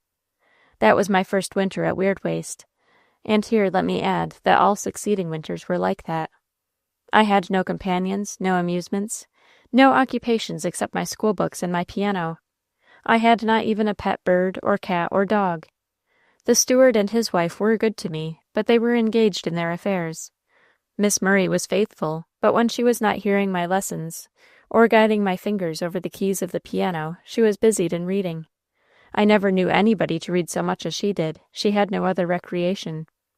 When the spring returned, we began to take walks on the sand again when the tide was out, and we drove to church on Sundays when the state of the roads permitted us. On the 1st of August, we received news from my father. He was at Enderby Castle, to which he had taken my stepmother for a temporary sojourn. He wrote to the steward to tell him that an heir had been born to Enderby, and he wrote to me to say that my new mother had given me a dear little brother, and that he hoped I would love them both very much. I was not quite 4 years old when my own dear mother died.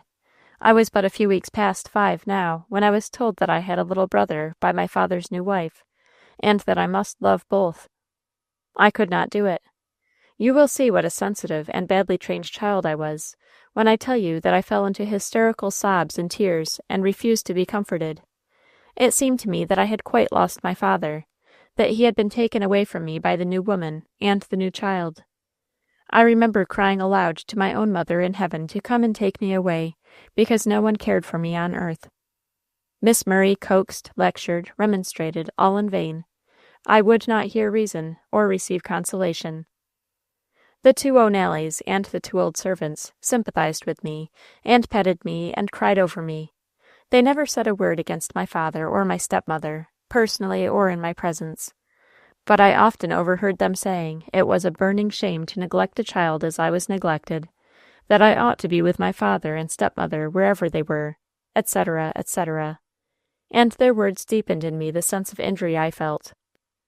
And yet, in justice to my father and his wife, I must say that no wrong was intended to me. We were all the victims of circumstances, as you will judge as I go on.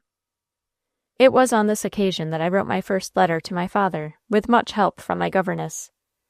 As soon as I had got over my paroxysms of grief, which did not happen for days, Miss Murray insisted that I should answer my father's letter and wish him joy of his heir, and send my love to my new mother and little brother.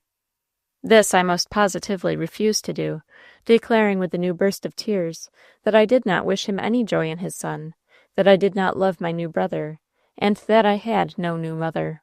I had but one mother who was in heaven, and I should never have another. My governess insisted, and tried to intimidate me into compliance.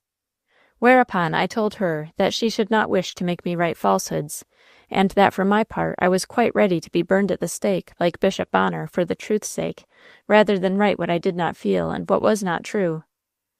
You see from this what a morbid, sensitive, extravagant little soul I was even at that tender age, and what exaggerated views I took of every trial. My governess had to yield the point. How could she even wish her pupil to write falsely? We compromised the matter by my consenting to write a short note to my father, telling him that I was glad to hear that he was well, and asking him when he would come to see me. A week later, I got a most affectionate letter from my father, saying that he would visit his dear little daughter as soon as he thought it would be safe to leave his wife, who had lain in a low condition ever since the arrival of her babe. But my father did not come. It was, in fact, October before the Countess was able to leave her room. Then the physicians ordered her to the south of France, whither my father soon took her, with her infant son. Another dreary winter followed me at Weirdwaste. The same confinement to the house, without companions, or amusements, or occupations, except my elderly attendants and my schoolbooks and music. No visitors except the vicar and the doctor. No visits except church, on exceptional Sundays when the roads were passable. I grew into a very strange child, precocious in a certain sort of intelligence gained from books, but backward in all knowledge of child life and depressed in spirits. I received occasional letters from my father, and wrote others, touched up by my governess. Chapter 25. Father and Daughter. It was not until the next June, when we had been parted nearly 2 years, that I saw my father again. He came over suddenly and dropped down on us, so to speak, on the morning of the 5th of that month. Steward and housekeeper were both taken aback and flustered, as they described themselves, yet they were not unprepared. The house was always as well kept as the circumstances would permit. Nor was Miss Murray. She also had done her duty, and could present her pupil without fear of criticism. We were both in the schoolroom, my governess and I, when the door opened, and someone entered unannounced. I looked up from my slate to see a tall, stately man, with a pale face framed in black hair and black whiskers, standing in the doorway. I recognized my father and flew to his embrace, before Miss Murray could rise to receive him with deliberate decorum. My father kissed me with much love, and received Miss Murray's greetings with stately politeness. Later on, when I had recovered from my surprise and excitement at his sudden appearance, he explained that he had but lately returned to England, and had taken his delicate wife and child to London, which was then in the fine June days, at the height of the fashionable season, and had left them on a visit to his mother-in-law, the Dowager Lady Burnshot, who had a fine house near Hyde Park, and that he had seized this first opportunity to run to Ireland to see his dear little daughter. He further explained that he could not bring the Countess and the little Viscount, because she could not bear the sea air yet. He brought me a doll and a doll's set of furniture, all of which delighted me almost as much as his visit, for, will it be believed, I had not possessed a doll since the death of my own mother, and I was only 6 years old. My father remained only a few days at Weirdwaste, during which he invited the vicar and the doctor to dine and talk with him over the affairs of the estate and the condition of my health, to thank them for their past kindness, and to ask their continued supervision of his daughter's welfare.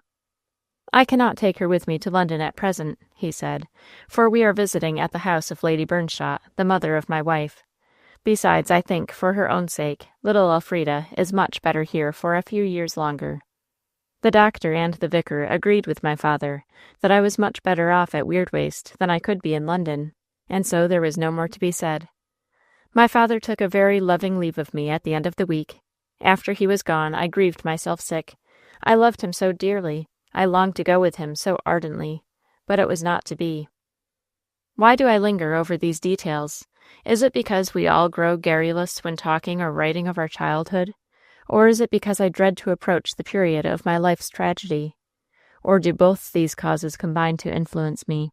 I know not, but I know that I must hurry toward that from which I shrink.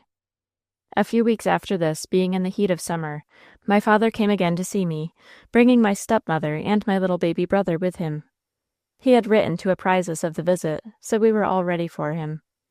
All the animosity I had ever felt against my stepmother vanished when I saw her pale, patient face. My child heart pitied her, and from pity I loved her, and did everything in my small power to please her, except this: I would not call her mother. I said it would not be right toward my own dear mother who was in heaven. And she kissed me, and said she only was sorry she had not been able to do a mother's part by her motherless child, for that she, too, would soon be in heaven, where she would meet my own mother, when she could only tell her that she loved, but had not been able to serve, her daughter. As for my infant brother, now a year old, I idolized him. His mother delighted in my affection for her child. "I have not been able to be good to you, my poor little girl, but you will be good to him when I am gone, will you not?" she inquired. "Indeed, indeed, I will. I will love him better than myself. I will die for him," I said, taking the extravagant view and using the exaggerated language that was usual with me. The chills of autumn come very early at Weirdwaste, and so about the middle of September, when the evenings began to be cold, my father took my stepmother and my baby brother back and settled them for a few weeks at Torquay, then believed to be the best winter resort in England. I grieved after them for a week or more, and oh, how I wondered why they could not take me with them. The reason was this, as I afterward learned, that the state of Lady Enderby's health made it impossible for me to be with them, especially in a lodging-house. My father did not visit Weirdwaste again for a long time. He spent the winter with his wife and infant son at Torquay, and in the early summer took them to Switzerland, and in autumn to the Grecian archipelago. In fact, 2 more years passed before I saw my father again. Then it was June, and the height of the London season, and he had brought his wife to London and left her on a visit to her mother, the Baroness Burnshot. But on this occasion he brought my little brother over to Ireland and down to Weirdwaste. The child was now called Viscount Glennon, and was a beautiful boy, nearly 3 years old. I was at that time a little old woman of 8. All the years that I have lived, and all the sorrows that I have suffered, have never made me as old as I was at 8. But again my heart leaped to meet my father and brother, and I loved and adored them. I asked why my stepmother had not come with them. My father told me that she was much too frail to bear the sea air, even in summer. He was satisfied with my health and with my progress in learning, and so he left us, taking the boy with him. I had now been more than 4 years at dreary Weirdwaste, and had not known any home but the old manor house, or any society than its inmates. As these first 4 years passed, so passed the next 7. My father came about once a year to see me, bringing my brother with him. He always spent a week at Weirdwaste, and then returned to England, taking my brother with him. His time was entirely devoted to his invalid wife, whose life seemed only to be prolonged by his incessant care. They were always moving from place to place, as the seasons changed, in Switzerland, or in Norway, or Sweden in the summer, in the south of France, in Italy, or among the isles of the Grecian archipelago in winter. Sometimes in the finest weather of the early summer they came to London, during which time the Countess would visit her mother, and then my father would take my little brother and come on a flying visit to me. So the years went on until I reached my 15th year, when the days of my dark destiny drew near. Chapter 26. Brighton, Years Ago. You may never have occasion to read these lines, yet I come to my task from time to time to prepare them for you. Let me resume. I never was reconciled to my lonely life at Weirdwaste, but as the years passed on, and I grew toward womanhood, the solitude and monotony of my surroundings pressed more and more heavily upon my health and spirits. My father, in these years, seemed almost to have forgotten me. He was with my mother on one of the islands of the Grecian archipelago for her health. My little brother, now a well-grown schoolboy, was at Rugby. You see, our family of 4 was scattered. About this time my health and spirits became so seriously affected that Dr. Alexander thought it necessary to call my father's attention to the fact. He wrote to him, and in due time received an answer. It was something to this effect.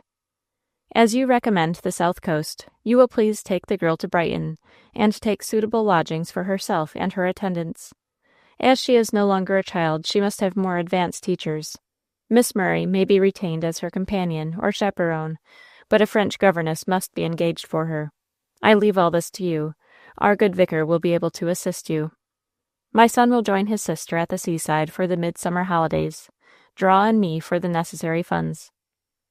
The prospect of any change filled my soul with delightful anticipations. It was now the middle of June. By the 1st of July, I was established in delightful lodgings on the King's Road facing the sea. We had the whole of the first floor, consisting of a suite of 8 rooms, drawing-room, dining-room, schoolroom, bathroom, and 4 bedrooms. I was delighted with the gay vision of life and motion all around me. There seemed to be a perpetual gala.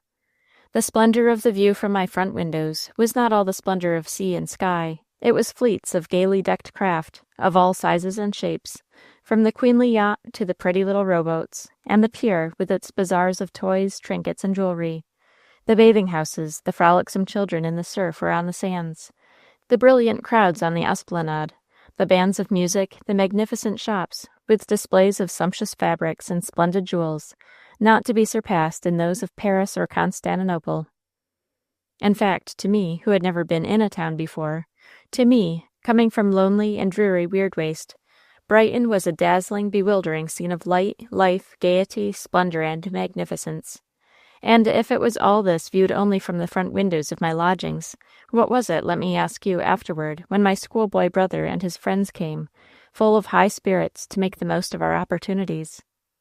On the 2nd day after our installment at our lodgings, we were joined by the French governess who had been engaged for me. She was a small, dark, middle-aged woman, with black hair and sharp black eyes. Her name was de la Champ, Madame de la Champ. Her last place had been in the service of a duchess, whose last daughter having just been married, Madame found herself under the necessity of seeking a new engagement, and had found one through the vicar's answer to her advertisement. I did not like her, though she came so highly recommended, but my prejudice against the Frenchwoman was not the slightest drawback to my intense enjoyment of my new and delightful surroundings. On the 4th day after our arrival, we were joined by my brother and his friend. My brother was then a bright lad of 12, looking older than his years, because he was really a very precocious boy. He greeted me with the warmest affection, and promised me a jolly old time. His friend was Angus Anglesea, a young man 8 years his senior, who, however, had formed a strong attachment for the bright lad, and taken him under his protection. Angus Anglesea was at this time about 20 years of age, with a form of medium height, slender and fair, with light hair and mustache and blue eyes. His appearance and manners were pleasing and attractive. I could not have believed any evil of him then. On the day after the arrival of my brother and his friend, the good doctor, who had accompanied us to Brighton, took his leave, after having warned my teachers that their office was, for the present, a sinecure, and that there were really to be no lessons for the next 3 months, or until my health should be fully re-established. After the doctor left, our days were given up to enjoyment, walks on the esplanade, sails on the sea, bathing in the surf, drives along the coast, rides over the downs, saunters on the Pure, a perpetual recurrence of delightful recreations, each one enhancing the pleasures of all the others. It seemed paradise to me.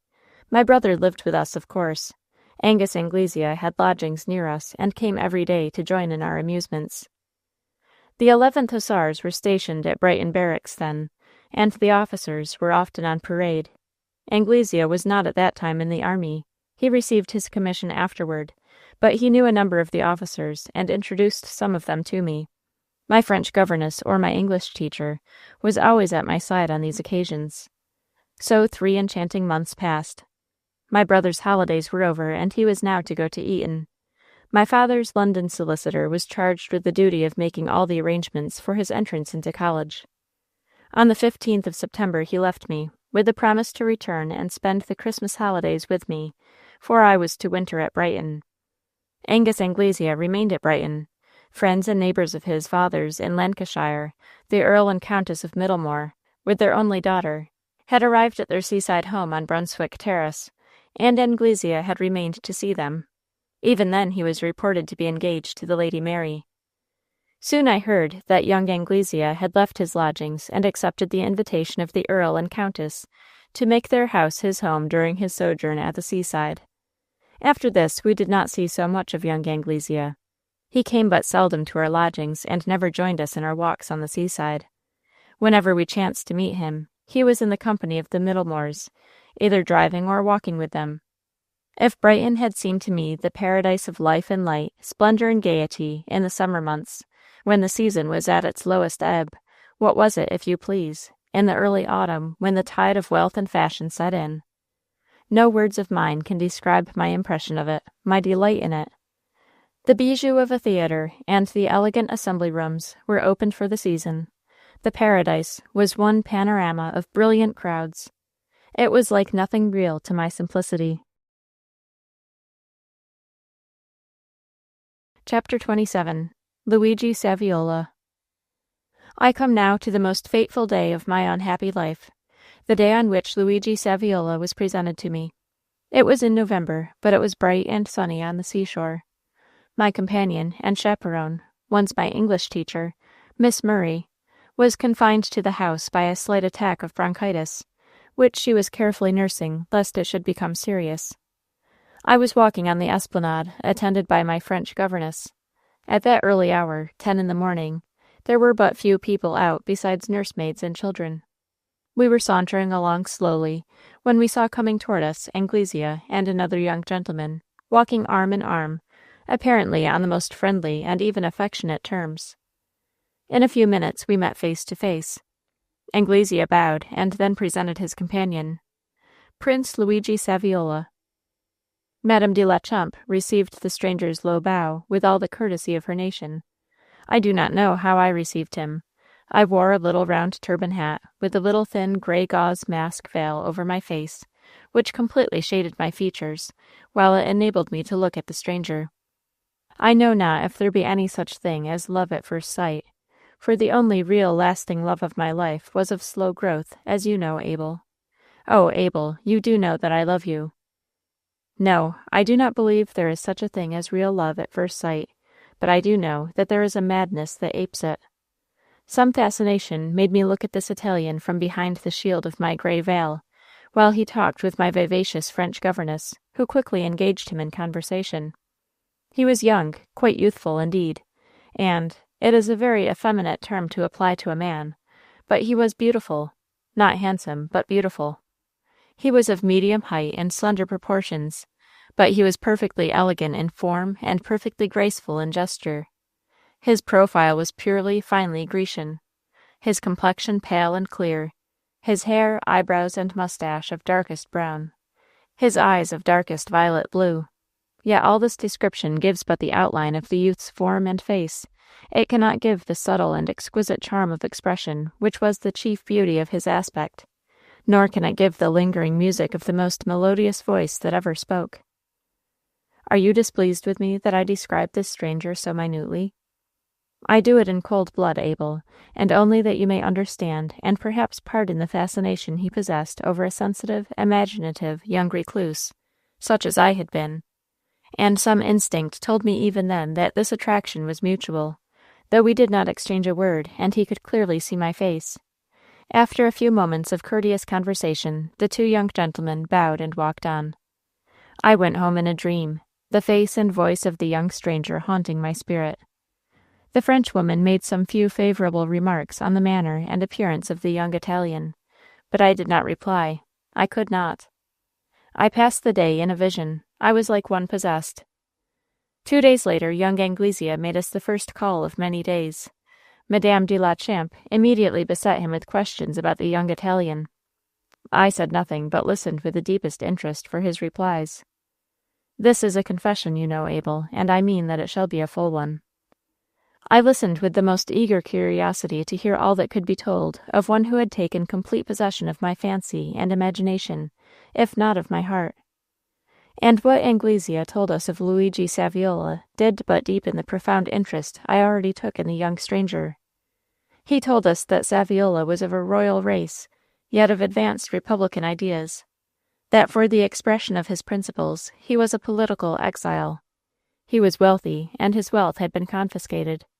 He was now living in Brighton on the wreck of his fortune, but was brave, cheerful, and heroic as we had seen him. All this, as I say, deepened my interest in Saviola, and heightened my admiration for him.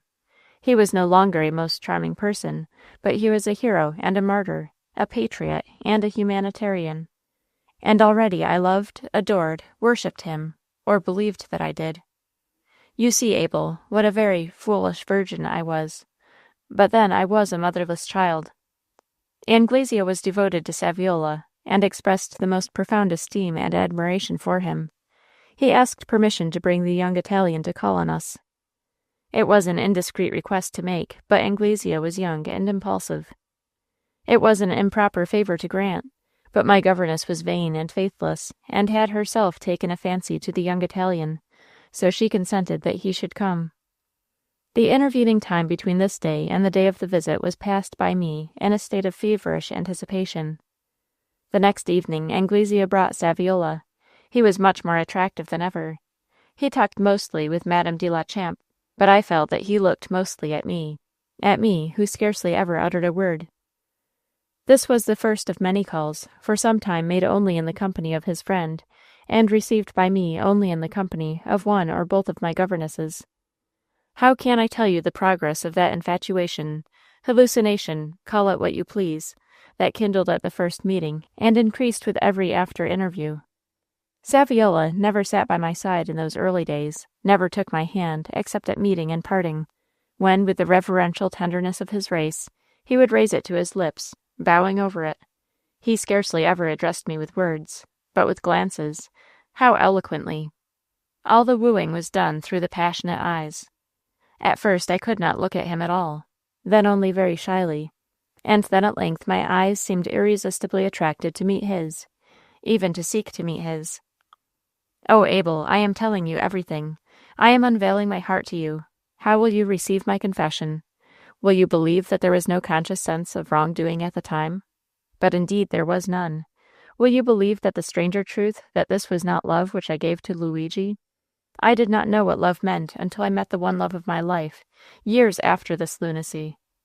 Oh, Abel, believe that this delirium was not love, though even I, knowing no better, mistook it for love at the time. It was madness, it was hero-worship, enthusiasm, but not love.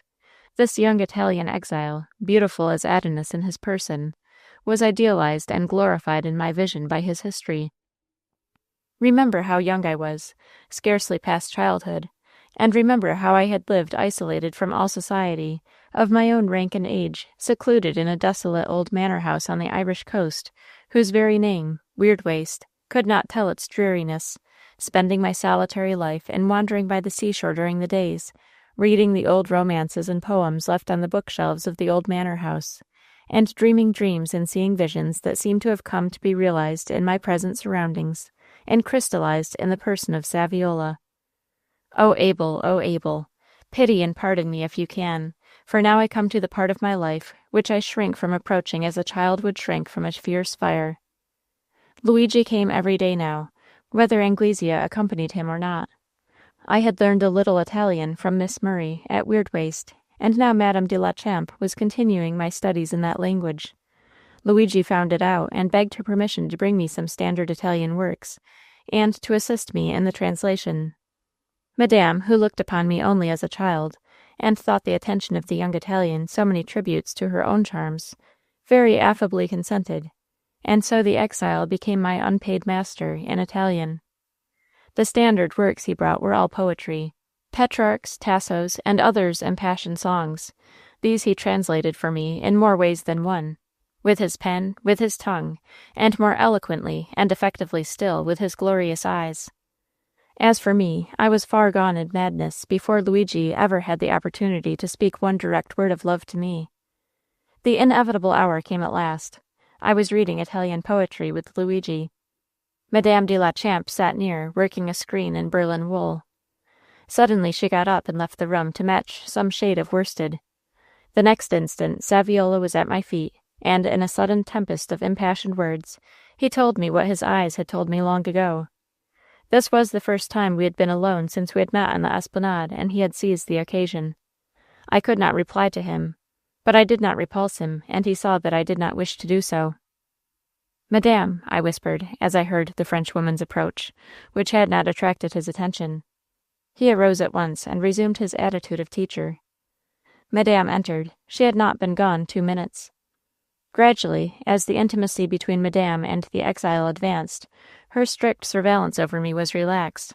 I was still a child in her eyes, and she was a charming woman who had fired the young Italian with admiration, so she did not fear to leave Luigi and myself together. As for Miss Murray, she hated all foreigners, especially Italians, and most especially political exiles, so she was seldom present during Saviola's calls. We had many a tete-a-tete, and for a few weeks we lived happily in mere certainty that we could see and talk with each other every day. But then came a change. Luigi became restless and unhappy. He never smiled now. He often sighed heavily. He grew paler than his custom, and very thin. Madame, poor Madame, thought the youth was pining away for her love, and surely she did all she could to encourage him to speak plainly to her, all she could, except to tell him in so many words that she was ready to marry him. One day she sent me out of the room, and was with him alone for an hour. I think then she really did propose to him, and that he saved himself without wounding her, for when she recalled me to the room, Saviola was gone, and she was in tears when she said to me, "Ah, the poor prince! He is so honorable, so conscientious. He sacrifices, he immolates himself. It is for duty, it is for patriotism. We must cure him of all that." Chapter 28. A Mad Act. So, thanks to the blind vanity of the French governess, the young Italian and her pupil escaped her suspicion. We were Romeo and Juliet. We were Francesca and Paolo, Tasso and Leonora. Ah, I have often thought since that it was well, in the interest of poetry and romance, that the story of these lovers never carried them into matrimony, for such delirious passion is not the love that lasts through a long life. A disastrous day was fast approaching us. Luigi had been for some time suffering under the deepest depression of spirits. Madame looked at him and sighed, as if she understood his secret sorrow and could console him, if he were not so morbidly honorable and conscientious, if he were not so determined to sacrifice, to immolate himself on the altar of duty and patriotism. One morning she left the room on some errand that her restlessness suggested. In another moment Luigi was again at my feet, pleading with me now to give myself to him, or rather to take him for myself, for my lover, adorer, and husband at once and forever. He explained in rapid, vehement words that he was recalled to Italy, that he must go, that he could not and would not leave me behind, he would rather die than leave me. All this and much more he poured forth in a torrent of words, to which I only replied by tears. He went on rapidly explaining, lest we should be interrupted before he got through. He told me that all was arranged for our flight, that Anglesio would help us and keep our secret. "Madame," I whispered, as my quick ears heard a footstep on the hall outside. "Meet me on the pier, 4 o'clock this afternoon. Come without fail, if you care to save me from self-destruction," he hastily whispered as he arose and resumed his seat. It was not Madame who entered, however, it was Miss Murray. She bowed stiffly to the Italian, and then glanced searchingly around the room.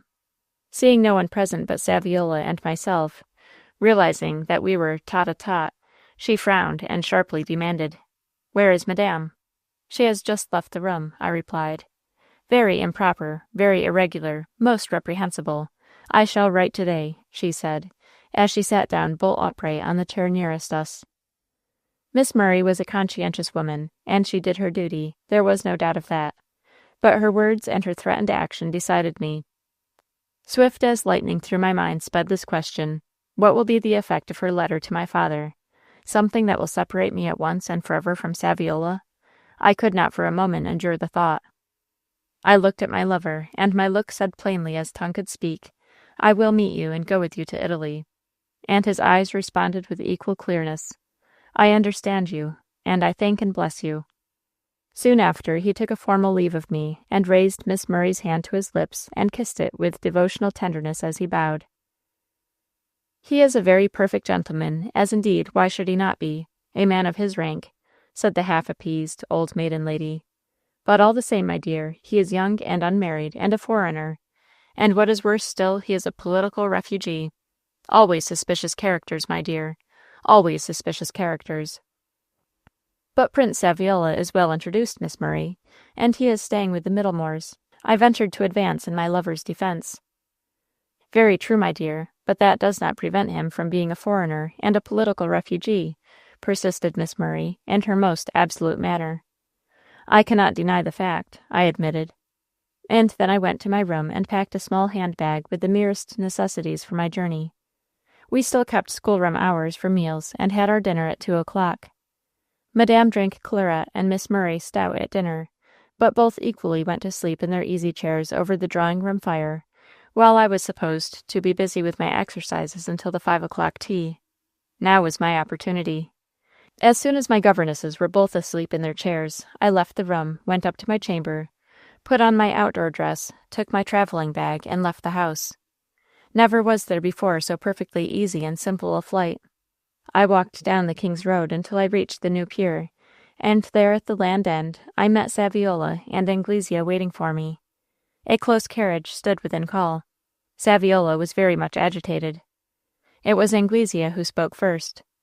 "My dear little girl," he said, as if he had been speaking to his niece or younger sister, "I do not at all approve of these proceedings, but as I feel perfectly certain that you would go on without my consent and assistance, I think it is best, in the interests of your absent family, that I should aid and abet you in what you do, see you safely, legally, and regularly through it. Now do not be frightened. We shall take the train for London, thence the night express for Scotland. And tomorrow morning, as soon as we are over the border, you shall be married. I shall not leave you until I witness the ceremony and hold the certificate in my pocket. You will write to your father and plead your cause as no one but yourself can do so well. Perhaps he will storm, perhaps he will reproach you, but he will end in forgiving you, when he has considered all the circumstances. Here is the carriage." While Anglesea had been talking, Saviola had brought up the vehicle, and now he handed me into it and entered himself, followed by Anglesea. We drove at once to the station and took tickets for London Bridge. In 5 minutes we three were crowded into a coupe, and in a little more than an hour we were at London Bridge. Anglesea, who had resumed the role of friend, guide, and protector to the two young maniacs, took us to a quiet family hotel, where we three got supper in a private sitting-room. I assure you I do all this in the interests of my friends, your relatives, my dear. I knew that Saviola would, sooner or later, run off with you, so I determined to see you safely through it all," he explained again, as we sat down to supper. When the meal was over, Anglesea called a cab, and we all drove to King's Cross Station, where we were just in time to catch the night express on the Great Northern Railway. Anglesea took a compartment for ourselves, and took along also a basket of fruit, a bag of cakes, and a box of bonbons, for he knew that I was still child enough to love sweetmeats. He also took 6 of bottled lemonade and ginger beer. We none of us slept a wink that night, but laughed and talked all night, and ate and drank at intervals. I did not at all feel the gravity of the situation. I had not left anyone behind whom I cared much about, or to whom I thought I owed any duty, so I had no regrets or compunctions on that score. As for my dear father, time, absence, and negligence had really estranged us, or seemed to have done so. I even thought my marriage might bring us closer together, for Luigi had promised to take me to him as soon as he should consent to see me. So without a regret for the past, or a misgiving of the future, I yielded myself up to the joy of the present. It was a very happy journey. Excitement kept us all from feeling the least sense of fatigue. About dawn we stopped at a wayside station. "Here we are," said Anglesea, as the guard called out the name of the place. We alighted, and Anglesea, keeping up his role, proposed that we should go first to the hotel which stood on the other side of the track. "We must get washed and combed and fed, my children, before we can present ourselves before the minister," he said, speaking to us as if we were indeed children and he were quite a venerable party. He was, in truth, younger by a year than Saviola.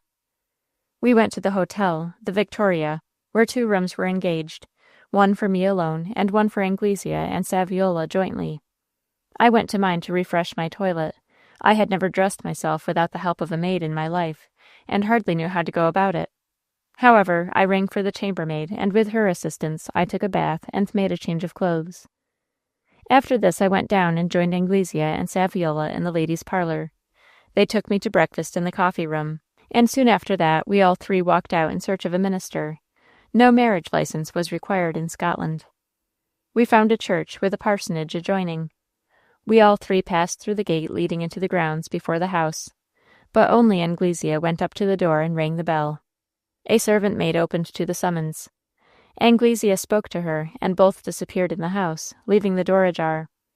After a few minutes, Anglesea reappeared at the door, and with a smile beckoned us to come in. We entered the hall, and were immediately conducted by our guide, philosopher, and friend, to the minister's study on the right hand of the hall. There stood a venerable man, with white hair, and clothed in clerical black, to receive us. Very few questions were put to us, and our answers, mostly given through Anglesea, were satisfactory. We were then asked to come up and take our stand before the minister, and in a very few minutes the marriage ceremony, which I believed had made us man and wife, was completed. Then the old minister gave us a solemn lecture on the duties we had assumed, and then he made a fervent prayer for us, and ended by giving us his blessing. Anglesea paid him a munificent fee, for which the old man gave him thanks. "And a marriage certificate, if you please, reverend sir. I am acting on the part of this young lady's absent friends, and I must omit no necessary formality," said Anglesea. The demand was unusual. Their certificate was considered unnecessary. The old minister told us so, and added that he had no printed form, and never had had any. "Then we will take a written form. Just write that on this day, in this place, you have united in marriage Luigi Saviola of Naples, Italy, and Elfrida Glennon of Northumberland, England. Sign it yourself as the minister, and allow me to sign it as a witness. It would also be better, too, if you could call in some member of your family to sign as a second witness. I think I have seen the young woman who let us in peeping through the door through the whole performance. Please call her as a second witness." The old man sighed, and sat down to the table where his stationery lay, and wrote out the certificate. Anglesea read it critically, expressed himself satisfied, affixed his signature as witness, and then put the pen in the hand of the maid who had been called in for the purpose, and who now scrawled her name under that of Anglesea. And it was finished.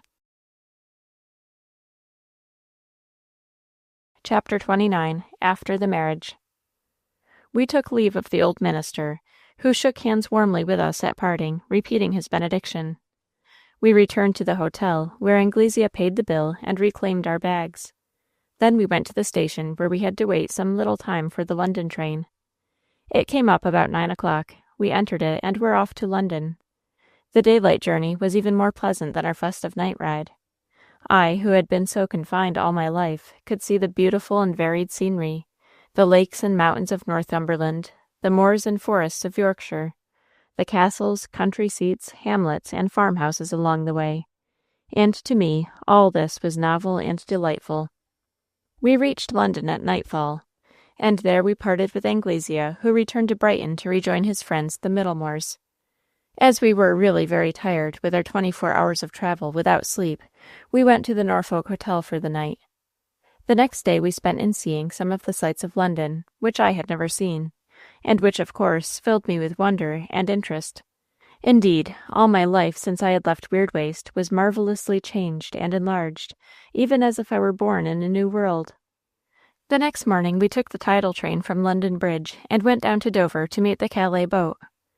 "We will spend a month in Paris, my soul," said Luigi to me, as we entered the train. "A full month, no less, my life." "But have you not to go immediately to Italy?" I inquired. "Oh, no, I am recalled. That is, I am permitted to return, not commanded to do so," he explained. "Oh, then I misunderstood you." "Yes," he said. "And your estates, dear Luigi, are they restored to you?" I next inquired, without one mercenary thought in my heart. "Yes," he replied, with a curious smile. "Such as they are, my love and life, they are restored to me." "What do you mean?" I questioned. "They were not worth keeping from me, my own.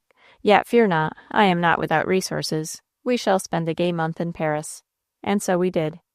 We reached that city the next morning, and took apartments at the Splendid. If to my rustic mind Brighton had been a delight, Paris was now a rapture. "Is there," I asked of Luigi, after only one day's experience of the city, "is there another place in all this world so heavenly as Paris?"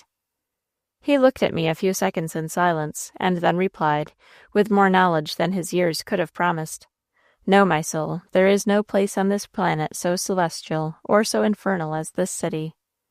I stared at him in dismay. "Never fear, my love. You shall never see or hear the infernos of the city." That day I took time to write to my father. I had not an hour's leisure during our mad journeys to do so before. I told him all the circumstances and all the experiences of outer and inner life that had driven me to take my fate in my own hands and go away with Luigi Saviola to be married. And I gave him all the details of the journey and the ceremony.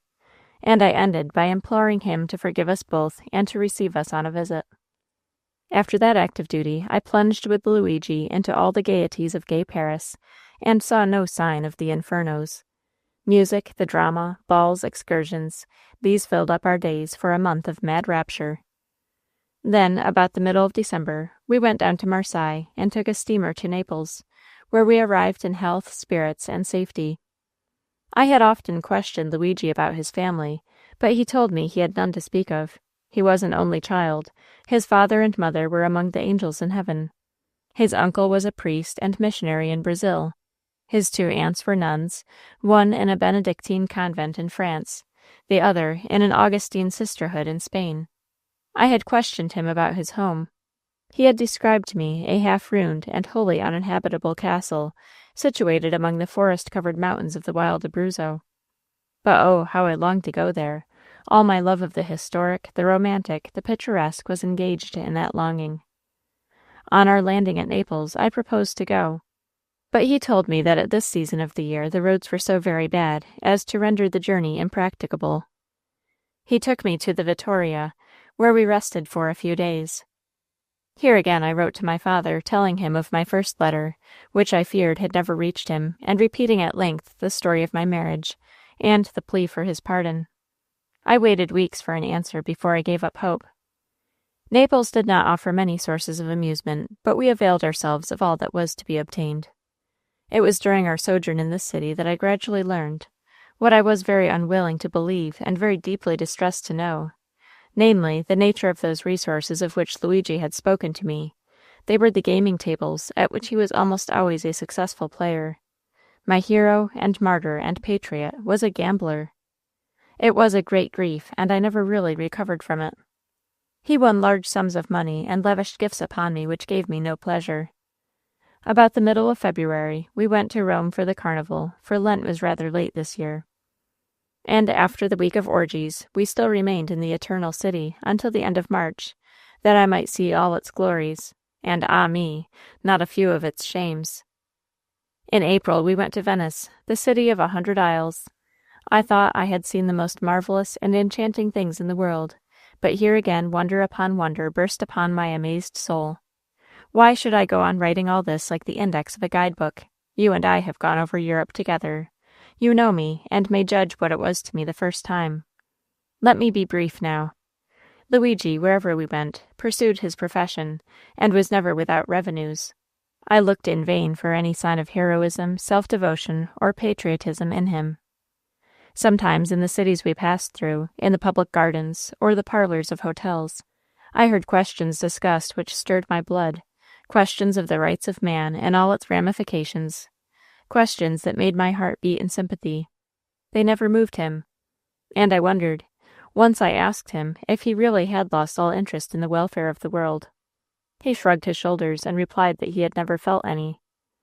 On another occasion, when I spoke of the elevation of mankind, he answered, "We are young, we are fair. We are healthy, we are happy. Let us enjoy ourselves and let mankind go to Hades." My dark-eyed Luigi was neither hero nor martyr, neither patriot nor humanitarian. He was only a beautiful and joyous youth, bent on making the merriest of every hour of life at cost of anybody else, except of himself and me. Oh, how I was disappointed in him. A broken idol is a very sad event in the life of a romantic dreamer, I fancy. I began to try to remember how I had ever got the idea that he was a patriot and a political refugee and the rest of it, and I recollected that it was from Anglesea and from Madame de la Champe. He, Luigi, had never pretended to be anything but my lover, and he was my lover still. He continued to be my lover to the last of his short young life. I must pass on now to the tragedy of our marriage. Chapter 30. Awakening. There is not in this world of sin a soul so deeply sunk therein, thronged though it be with crimes and cares, revenges, malice, despairs. However dire the phantoms there, however pestilent its air, but in its thoroughfares night and day, there ever is some golden ray, like a sweet child from home astray, some light of heaven, some fragment thence, of primal love and innocence, which keeps the angels on its track, to lure and win and lead it back. William H. Holcomb. We lived at the best hotels in every town and city where we stopped, but we never stayed long at any place. Saviola was too successful a gambler for that.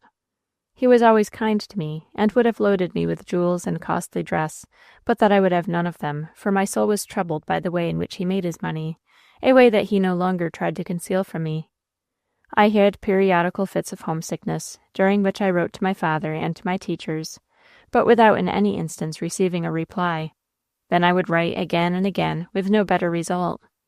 And finally I would give up hoping to hear from them, and try to resign myself to my fate, until my next attack of homesickness would set my pen in motion again. Later on, not homesickness alone, but remorse and despair and terror seized me. I was beginning to lose all hope of ever being forgiven by my father. And, ah me, I was also beginning to lose esteem for my husband, for whose sake I had left all my friends and relations. Luigi was still fond of me, in that way that a child is fond of a favorite toy of which he is not yet tired. I had discovered my own self-deception. Other young girls have come to grief and death through their deception by others. I had only myself to blame. Myself had only deceived me.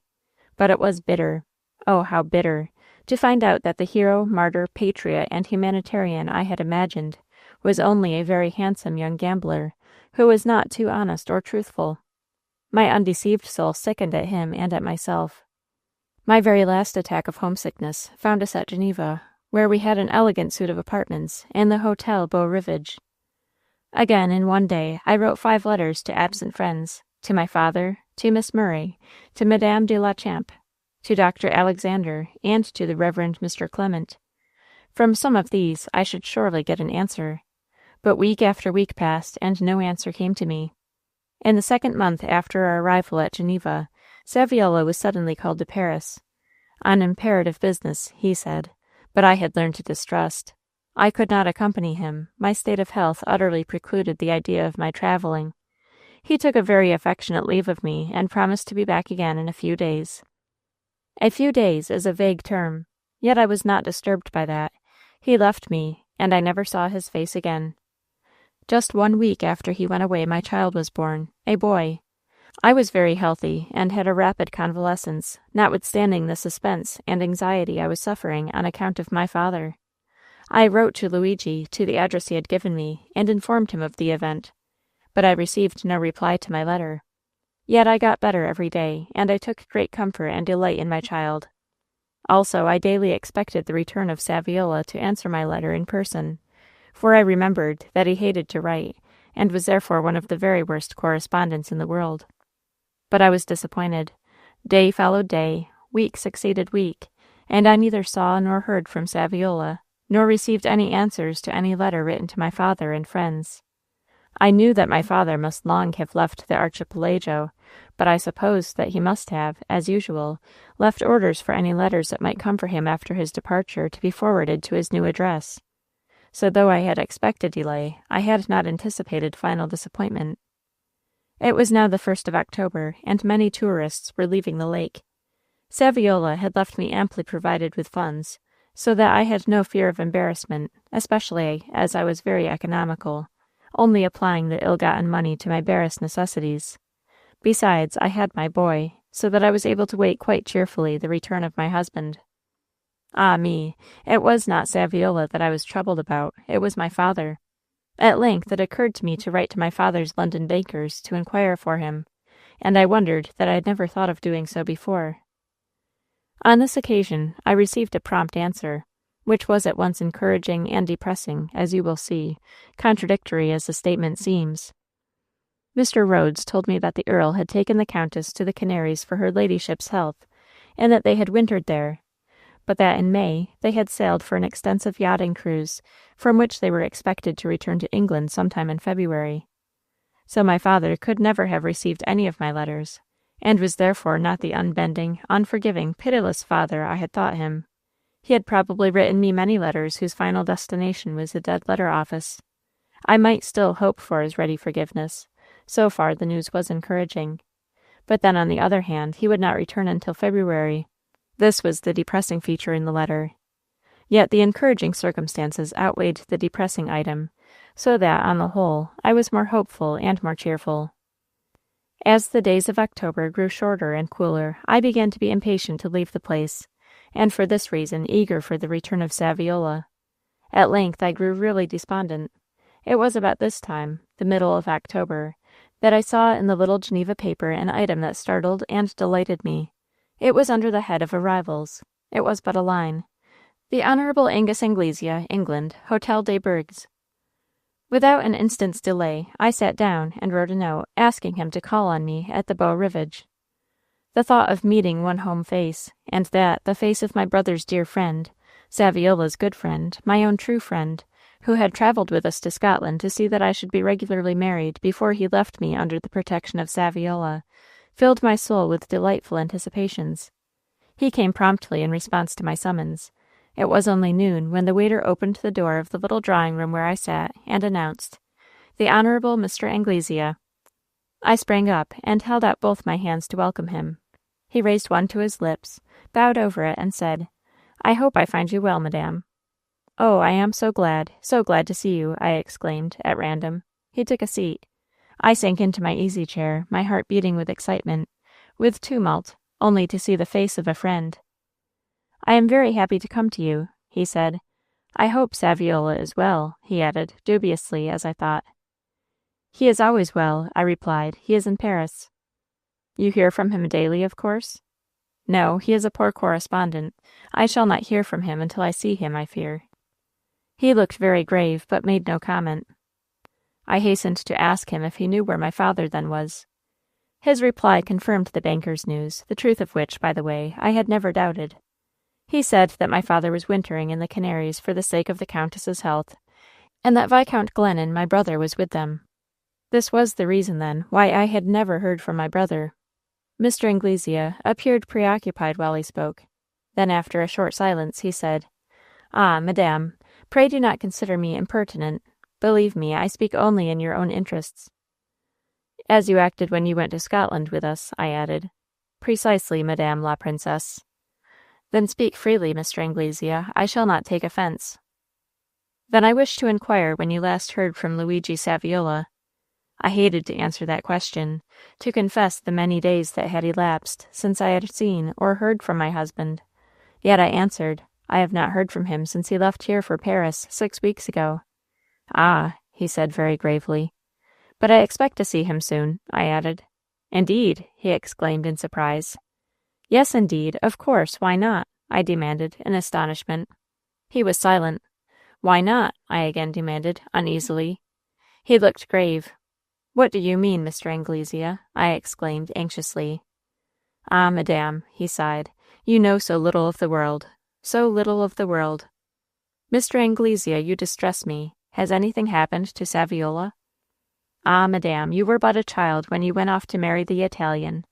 I, knowing full well that I could not prevent that mad act, which was sure to take place, went with you for your sake, for your brother, my friend's sake, to prevent any fatal error from being committed. I thought I had prevented calamity to you. I know better now. Ah, yes. Mr. Anglesea, I said, you frighten me. What has happened? I implore you to tell me. Not now, I cannot, but do not be alarmed. Take courage. I am your friend. I will see you through this trouble. No, you must tell me now. Has... I could scarcely bear to put the question, but I nerved myself to do it. Has Luigi left me, deserted me? And I sank back and covered my burning face with my hands. How shall I answer your question, madame? But put the question rather to your own intelligence. He left here 6 weeks ago. He has not returned or written to you since. Anyone less youthful, innocent, and inexperienced than yourself would draw inferences from these circumstances. Will you excuse me now? I will see you this evening, may I? Yes, I answered mechanically. He bowed and left the room. I was alone again. I wished to be alone to collect my thoughts. It had never occurred to me that Saviola would desert me, never. He had ceased to be my king, my hero, my idol. He had revealed himself to be a gambler, a sharper, an adventurer. I had long ceased to love, trust, or respect him. Still, I knew that he was fond of me in his way, and so I never imagined that he could forsake me. And now that the possibility was presented to me, it filled me with more wonder than sorrow or mortification. I was not nearly so much troubled by the possible desertion of Saviola as I had been by the long silence and fancied implacability of my father. I was sorry for Saviola only because, though I had ceased to love or trust or respect the man, I had begun to compassionate him. He seemed so much weaker than I was. With this feeling of pity and regret was mingled one of intense relief. I had so little to lose in losing the man whose life was a constant source of shame and fear to me. But whatever he may have been, his rank was unquestionable. I had been lawfully married to him, and I was the Princess Saviola, and my son was Prince Rolando Saviola. No one could deprive us of these old and honorable, though now empty, titles. I soon reconciled myself to my desertion, even if I did not rejoice in my deliverance. I made up my mind to take my child and go directly to Beardwaste, my own inheritance from my mother, and there await my father's return to England, then confess the whole truth to him and throw myself upon his love and protection. But, ah, heaven, I did not yet know the worst. Chapter 31. Pretended Consolation. In the evening, Anglesea called on me again. His manner was full of the most respectful sympathy. He was my brother's dearest friend. He had acted in my father's and my brother's absence as my own best friend. And, since he could not prevent my romantic escapade, he had attended me in the character of a guardian, to see that no fatal mistake was made through Saviola's ignorance of national laws and customs. Therefore, I had every reason to trust in him, and confide in him as in an elder brother. I was alone in the little drawing-room when he entered. I received him as warmly, though more gravely, than when he had called at noon. When we were seated, I asked him, as I would have asked my brother, whether my husband had really finally abandoned me. He looked searchingly into my face, as if to see how I would be likely to take his answer. Finding in my expression no very distressing anxiety, but simply a wish to know the truth, he replied, "Saviola has disappointed us all. If I were not speaking to you, I should say that he is scarcely worthy of thought, still less of regret." "But are you sure? Has he really and finally abandoned me?" I repeated. "He has. You are sure of this?" "I am." His words and tones were grave, sweet, and compassionate. "Where is he now?" I next inquired. "In Paris." "I must write to him again, then," I said, with the idea that, although I no longer loved or respected the man, he was my husband, and to write to him was my duty. "I will write to him tonight." "You may do so," he said, gravely and tenderly. "Nay, I would even counsel you to do so for the relief of your own mind, and that you may never have the slightest cause for self-reproach. But I warn you that it will have no effect whatever upon Saviola. He will not answer your letter." He has not answered any letter of mine since he left for Paris, but surely if I write and ask him plainly whether he ever means to return to me, and beg him to reply, so that I may know what to do, he will answer. No, he will not, but to satisfy yourself, write to him at once. Then you will know, Elfrida.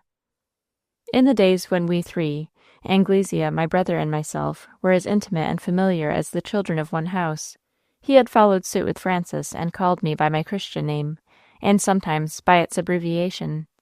I had liked it then, and I liked it now, though this was the first time since my marriage that he had given it to me. Yes, I will write tonight. I will write at once, I said. Then I will bid you good evening. There is a mail that closes at 11 o'clock. If I leave you now, you may be able to secure it, he said, rising. Thank you, Angus. Come again tomorrow, I said, using the name I had been accustomed to give him when he was the daily and beloved companion of my brother and myself. He took my hand, bowed over it, and left the room. Then I sat down to my desk to write the letter to Saviola in Paris. I did not reproach him, nor lament his absence, nor write in any way unkindly or sorrowfully to him. I simply reminded him how long he had been gone, how many letters I had written that remained unanswered, and then inquired whether he meant to return to me, and if so, when. I ended by telling him that my little son and myself were in good health, and begging him to answer me to the point that I might know what to do. So I left him at perfect liberty to act for himself. When I had sealed and directed this letter, I rang and dispatched it to the hotel bag that left the house at 11:15. Then I went to bed. My child usually slept with his nurse in a little room off my bedchamber, but now I called her to bring the baby to me, and I took him into bed and drew him to my bosom, finding comfort in the thought that my child would never desert me, and that no one on earth had power to take him from me. What a soothing balm that little form was pressed to my heart. I lay awake nearly all that night, not with trouble or anxiety, but with thoughts and plans for the future of my child and myself. I had made up my mind. If I should get no answer from Saviola, I would make ready and leave Switzerland for Ireland. I would go with my child to Weirdwaste, which was my own, and live there as I had lived before the fatal journey to Brighton. I would live among my warm-hearted Irish tenants, who, poor as my forefathers had been for generations, had never been oppressed, but always helped to the extent of our power. They had loved my mother, had loved me for her sake, and they would now welcome and love my child, who would be the heir of Weirdwaste, if of nothing more. I would live at Weirdwaste until the return of my father, when I would confess all my faults and follies to him, and appeal to his affection for forgiveness and protection. In 2 years and a few months I should be of age, and should enter into the full possession of my poor old estate. I should live there always, and bring up my boy to be a Christian gentleman and a good and wise landlord. The excellent vicar should be his tutor, and look after his education, and the amiable doctor should be his physician, and look after his health. Francis, my dear brother, would visit me often, I felt sure. My father would come sometimes. These were all I really cared to see. We should be happy, my little son and I, in spite of all that had passed. He would never, from his father's example, grow up to become a gambler, a wine-bibber, or an adventurer. He should be trained to become an honor to his name and a blessing to his tenantry. Thinking these pleasant thoughts, I fell asleep at last, and realized all my anticipations, in my dreams. The next day, and every day for a week, Angus Anglesea came to see me. He no longer spoke of Saviola, but he talked to me of my dear brother, his own dearest friend, a theme of which I never tired. He told me that his ardent studies at Eton had overtasked his strength. His physicians recommended a long vacation and a total change of air and scene. Therefore, he accompanied his father and stepmother to the Canaries, Dr. Alexander and the Reverend Dr. Clement of Weirdwaste attending the party, as traveling physician and private tutor. So, said I, that is the reason why none of my letters addressed to my old friends at Weirdwaste were ever answered. But since the vicar and the doctor were conscripted for foreign service, who, may I ask, was left to take charge of the souls and bodies of the poor people at Weirdwaste? My child, clergymen and physicians are as plenty as wild berries. A curate without a parish, and a doctor without a practice were easily found to fill the places of the hard-worked and badly paid old vicar and doctor, who needed rest and change about as much as any of the traveling party. So all my friends are in the Canaries, Accept myself, Elfrida. I am here, and I will remain near you, to guard you as an elder brother, until your fate is decided. A girl's fate is supposed to be decided when she is married, but that does not take into account the possibility of her desertion by her husband, I replied, but without any bitterness of feeling. No, he admitted very gravely. No, because such possibilities are as exceptional as they are tragical. But take courage, Elfrida, as I was your brother's truest friend and brother, so I will be yours, to remain near you, to guard you and assist you as long as you may need me. Thank you, Angus, oh, thank you. I am glad that all my family and friends are in the Canaries, since it is so good for them to be there. And I am glad, oh, so glad that you are here, Angus. I do not feel quite alone and helpless now that you are here. It is very good of you to say that you will remain near me until something is settled. But will not your doing so interfere with some of your previous engagements? Not with any, he replied. I am an idle man, and even if it were not so, even if I were over head and ears in business, I should let all go in order to be of service to my dear friend's sister in her need. And believe me, Elfrida, I find the greatest happiness in serving you. His generous devotion moved me to tears. I thanked him in the most earnest words at my command. The week passed, and no letter came from Saviola. I was not disappointed, for now I scarcely expected to get one. I reconciled myself to my fate as a forsaken wife, all the more cheerfully for my child's sake, who would thus be saved from the baleful effects of his father's evil example. The week passed, and though no letter came from Saviola, no word on the subject was spoken between Anglesea and myself. Chapter 32. A Wolf in Sheep's Clothing. Anglesea watched me closely, as if in anxiety to see how much the suspense and uncertainty might affect my health and spirits, and I think he was surprised and pleased to discover that I was not distressed by the situation. It was on the 8th day after my letter had been dispatched that the subject of that letter was first mentioned. It was I who first spoke of it. Anglesea came in to make his usual morning call. After our greetings were over and we had sat down, I said to him, "It is now more than a week since I wrote to Saviola. I have now no longer the faintest hope of receiving an answer to my letter. I shall not wait here longer. I shall leave Geneva tomorrow." I never supposed for a moment that you would ever hear from him again. I knew, in fact, that it was impossible for you to do so, but I wished you to prove the question to yourself, he gravely replied. You knew it? I thought that you inferred it, I exclaimed.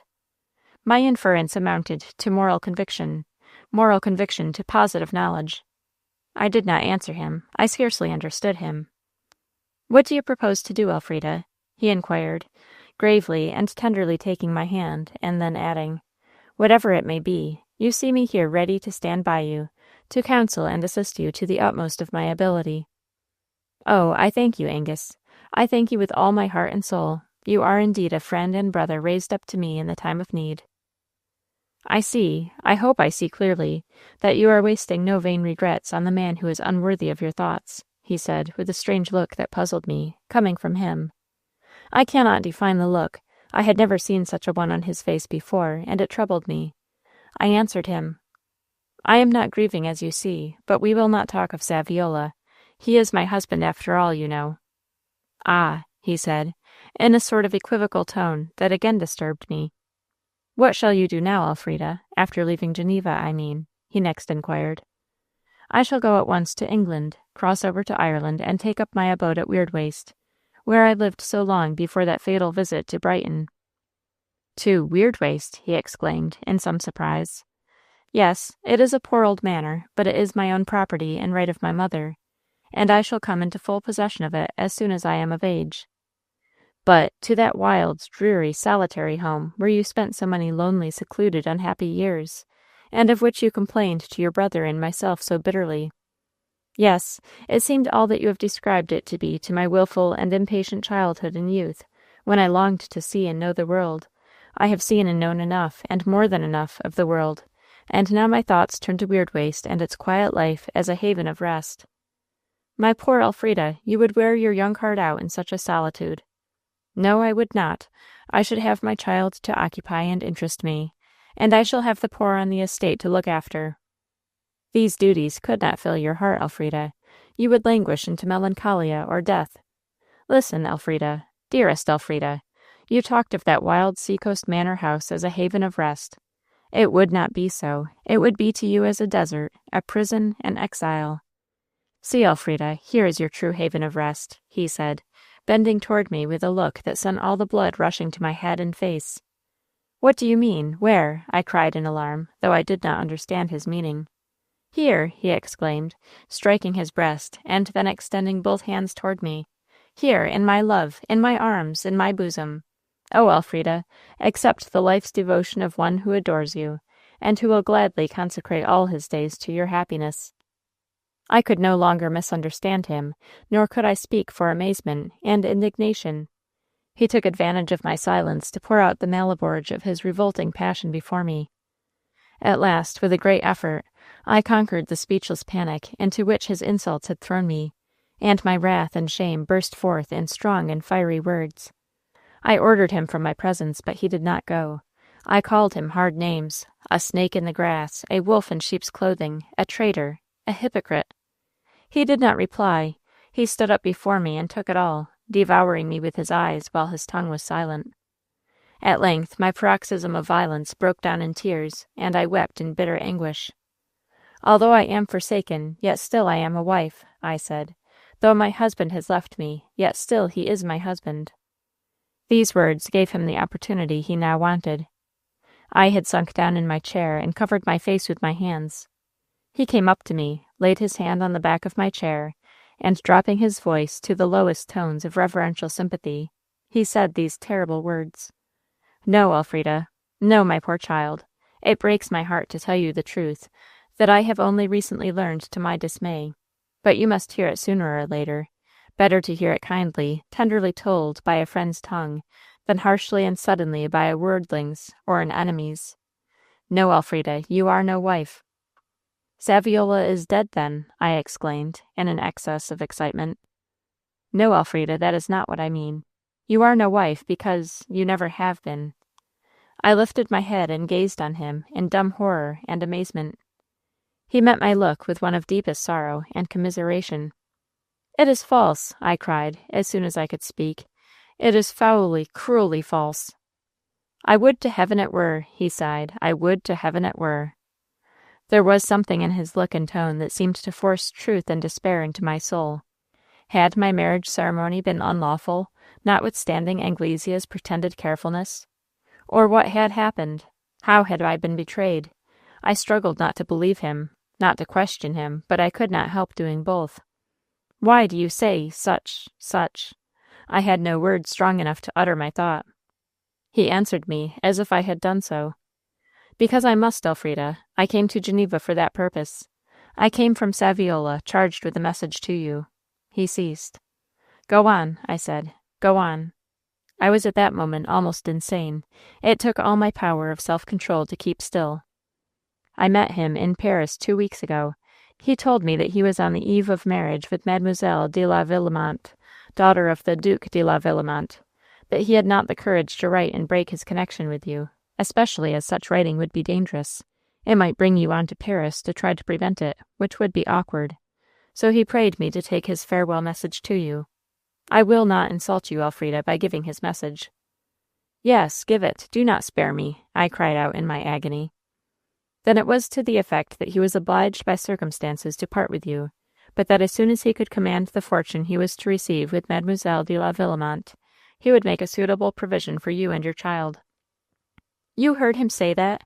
You, my brother's friend, and you did not slay him on the spot? I cried, with all my blood on fire. My dear Elfrida, my scorn, contempt, and indignation might have led me to knock the villain down and trample him to death. But, my child, we are all living in civilized Europe and in the 19th century, and our education teaches us to subdue the wild beast that is within us. Besides, I had you to think of. If I should slay Saviola and be cast into prison, who would take care of you? Your father and brother, even your old pastor and doctor, were away in the Canaries, and you had not a friend in the world near you. And I have not now, I cried, in bitter despair. Do not say that, Elfrida. I lay my life at your feet. No more of that, your every word insults me, and you could come here with a false face and let me write to that man and never tell me what you have only told me now. My dear Elfrida, could I burst upon you suddenly with news that, for aught I then knew, might have killed you on the spot or maddened you for life? No, none but a brute could have done so. I had to feel my way, to lead you slowly up to the truth, to strengthen you to bear it. That is why I allowed you to write to Saviola and to wait for a letter from him. That is why I watched your every tone and look. While doing so, I perceived that your happiness did not depend on your union with Saviola. Tell me this, I burst out, almost furiously. How was it that you, who went ostensibly to guard me against misadventure, became accessory to some deception which rendered that marriage rite performed between me and Saviola of no legal effect? Tell me this, O traitor and hypocrite. Chapter 33. How it happened. My dearest Elfrida, for my beastly stupidity I deserve all the reproaches you can heap upon me, but not the utter reproach of complicity in the deception that was practiced upon you. I never suspected Saviola of a design to deceive you, but the Italian was too deep for me. I went to ensure you against mistake, not deception. But as I say, the Italian was too deep for me. What do you mean? I cried. Saviola had studied the route to Scotland with a design to deceive you. There were 2 stations on that route of similar names. One was in Kelton, in Northumberland. The other was Kilton, in Scotland. Saviola took tickets for us all to Kelton when he made us believe that they were for Kilton. We went by the night train, you remember. We got out at Kelton, near the border on the English side, believing all the time that it was Kilton on the Scottish side. There, in England, you were married regularly enough, but because it was in England, and you were a minor, marrying without the consent of your parents or guardians, therefore the marriage was illegal, null and void. Did Saviola tell you this when you met in Paris?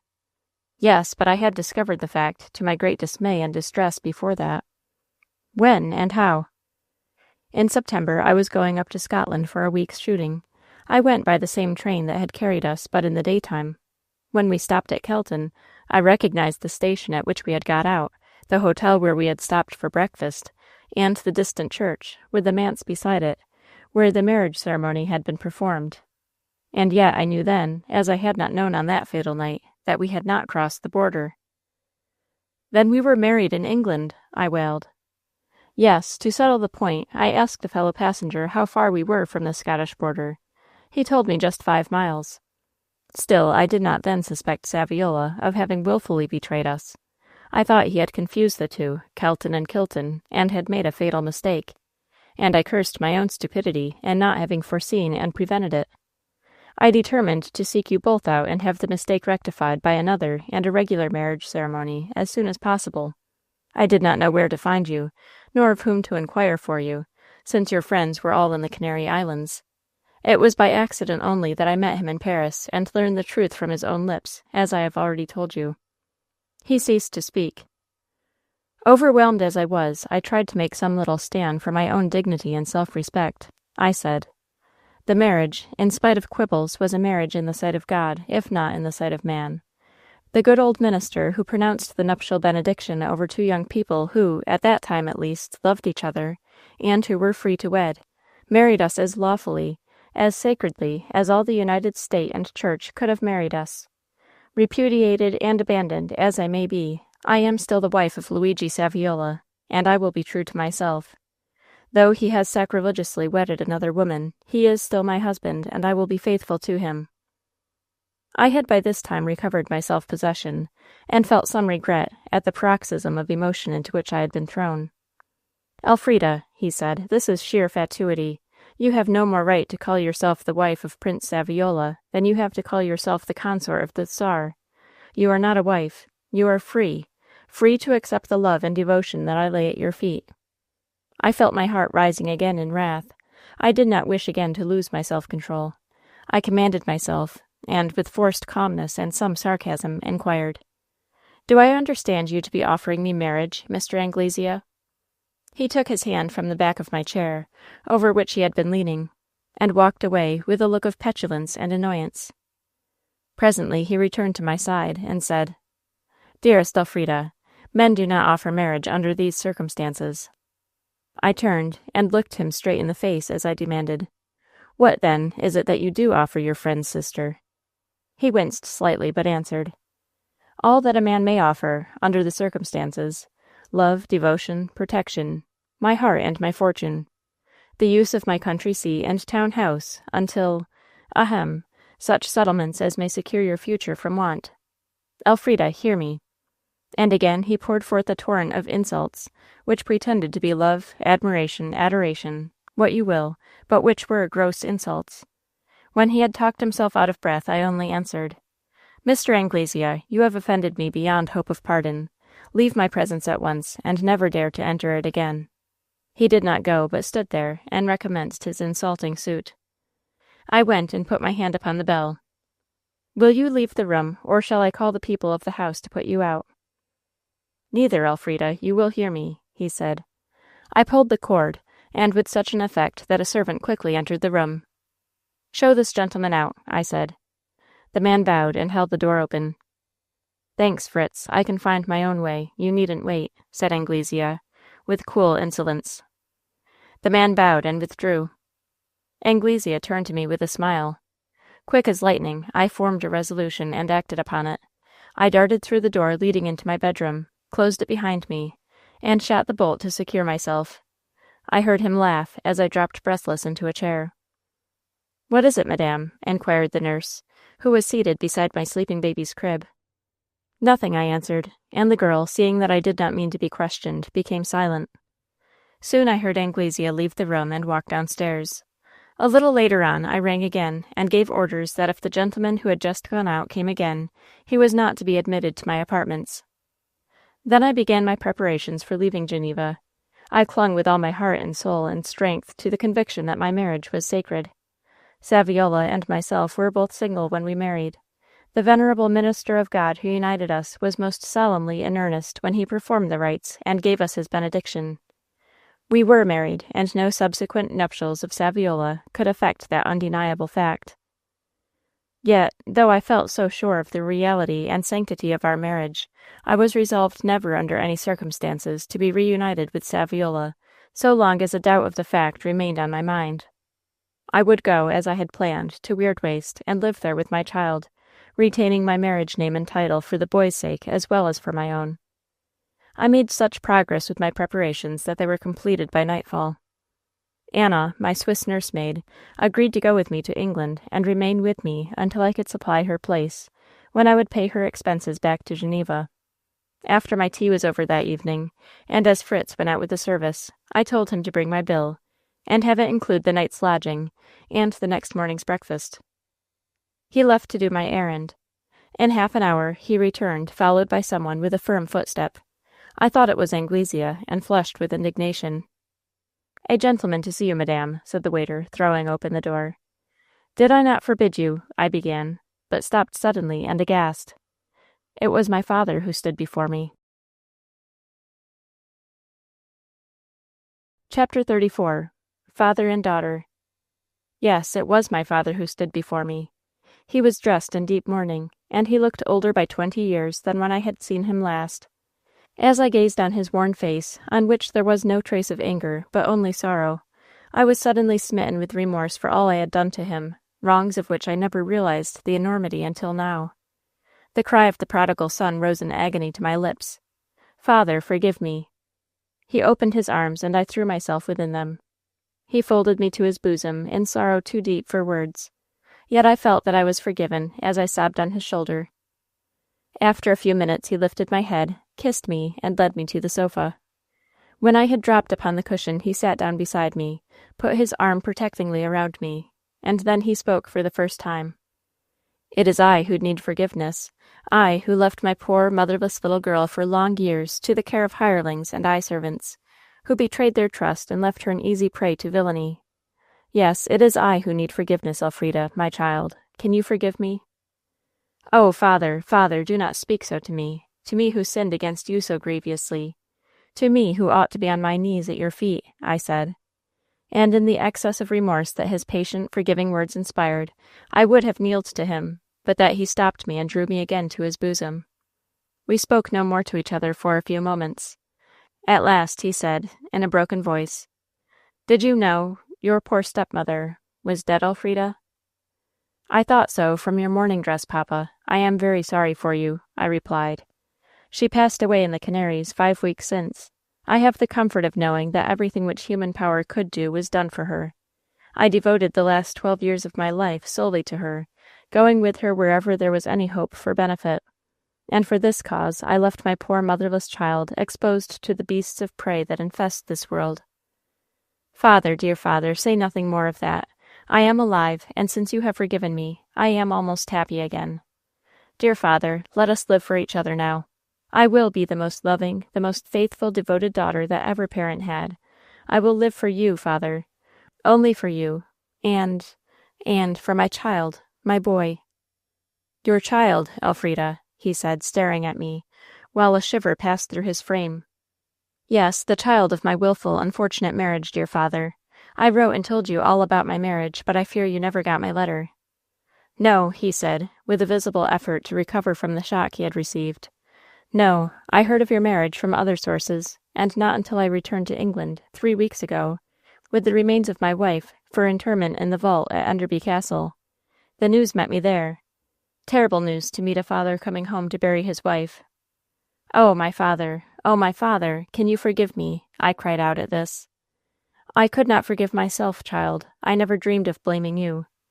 "Does anyone blame the bird that is snared?" he tenderly inquired. "You are too merciful to me, too merciful. I do not deserve it," I said, covering my face with my hands, for my father's kind words pierced my heart like poniards. "Hush, child, hush. Do not reproach yourself so bitterly. Let me tell you how it was that I did not receive any tidings of your marriage until my return to England." "I know, dear father. It was because you were far away in the Canaries." "That was not all, my child. Listen. While I was still in the Archipelago, late in October, I received a batch of letters from England, all bringing me good news of my son and daughter. There was one from you, telling me of your fully restored health and good spirits, and your desire to spend the winter at Brighton. Another from Miss Murray, giving a very flattering account of your progress in education. A third was from Madame de la Champe, much to the same effect. Those letters were written only 3 days before my hasty marriage, and oh, believe me, Papa, before I even dreamed of taking such a hasty step," I earnestly declared. "I do believe you, my child. You shall explain later. The same mail brought me a long letter from your brother who had gone to Eton. He told me of his long summer vacation spent with you at Brighton, and he corroborated the intelligence given by yourself and your governess as to your health, good spirits, and rapid progress. He also asked leave to spend the Christmas holidays with you at Brighton." Here I sighed so heavily that my father stopped and laid his hand on mine in sympathy, while he resumed, "All these letters gave me great satisfaction on account of my dear children. They were especially comforting to me at that time, as I was about to leave the Archipelago for the Canaries. I did not notice then that Glennon had omitted to say one word about his own health, which was always delicate, he having inherited the constitution of his mother." "He looked well when he left Brighton," I ventured to say. "Yes, but he did not continue well after resuming his studies. The same mail that brought me his letter brought one from one of the physicians at Eton. I had overlooked all my other correspondence in dwelling upon the letters from my children, but at length I took up one in a strange handwriting, which on opening proved to be from the physician who had been attending my son for some seemingly slight disorder in his health. This Dr. Fletcher wrote to me to say that the state of my son's health was such that Glennon should leave Eton and have a thorough change of air, scene, and diet. He suggested that he should have a traveling tutor and go to a warmer and drier climate." "I had heard that he went with you to the Canaries," I said. "Yes," continued my father. "I quickly made up my mind in regard to Glennon. I wrote to my 2 old friends, Dr. Alexander and the Reverend Mr. Clement, asking them if they could procure substitutes to fill their places at Weirdwaste, and accompany us to the Canaries for the winter, the one to take charge of the young Viscount's health, and the other to direct his studies in a very moderate manner." "I heard, too, that the doctor and the vicar joined your party," I said. "Yes, though I scarcely ventured to hope that they would, and really I was as much surprised as pleased when I received letters from them accepting my offer and promising, according to my request, in case of their acceptance, to go to Eton, join my son, and accompany him to Gibraltar, and there await the arrival of our steamer." My father paused for a few moments, looked at me remorsefully, and said, "I little knew how I was about to leave my dear, only daughter, my poor motherless girl. We sailed early in November, but before sailing I answered your letter and those of your teachers, expressing the great satisfaction I felt in your improved health and good progress, thanking your teachers for all their supposed zeal and care, and telling you that you should winter at Brighton while we were at the Canaries." "Oh, I never saw that letter, father. I had gone on my mad journey before that letter came," I said. "I know it now, my dear. I did not know it then, when I said in cheerful confidence that I had left you so safe and happy. At Gibraltar, your brother, with the vicar and the doctor, joined us, and in a few days we sailed for Santa Cruz de Tenerife. Where were you then, my dear?" "I was in Paris, anxiously waiting for an answer to the letter I had written you, announcing my marriage, and asking your forgiveness. A letter which I missed by leaving the Grecian archipelago before it arrived. And oh, how long in my ignorance, how long I waited and hoped to hear from you. As I waited and hoped to hear from you, not understanding your silence, after we had been some weeks settled at Santa Cruz, I began to be seriously uneasy at not hearing from you, as I had especially requested you, in my last letter, to direct your answer to Santa Cruz de Tenerife. But the Countess urged that you would probably wait to hear of our arrival before writing. Then I wrote to you and waited for an answer. None came. Then I wrote to the postmaster at Brighton for information, and in due time received an answer that your whole party had left the town, without leaving any directions at the post office where letters should be forwarded. This I attributed to carelessness on your teacher's part and inexperience on yours. I left too suddenly and too madly to have thought of such a provision, and I know not how my governesses left after they discovered my flight. I know how they left, but I did not learn until later. From the postmaster's imperfect information, I judged that you had returned to Weirdwaste. There I addressed my next letters, with no more success than had attended all the others. I received no answer. I was uneasy, but not anxious. I thought that you were living under the care of your teachers at Weirdwaste, and I hoped from week to week to hear from you, and ascribed my disappointment to any other cause than the real one, to negligence, to irregular mails, and so forth. And all that time I was going from city to city with my husband, leaving always directions where my letters should be forwarded, and hoping always to hear from you. Ah, well, my dear, we were at cross purposes without knowing it. The summer came, but brought no increase of health to my poor wife. She grew worse, and my great anxiety on her account began to absorb all my thoughts. I ceased even to look for a letter from England. I understand, dear father, the present and real calamity dulled your sensibilities to imaginary troubles. In a measure, and for a time, but at length I wrote to the steward at Weirdwaste to ask why I did not hear from you or your teachers. But before there was time for an answer to return, my poor wife died, and I got ready to bring her remains to England. My dear father, I took the casket first to Enderby, where, having been previously embalmed, it lay in state in the drawing-room.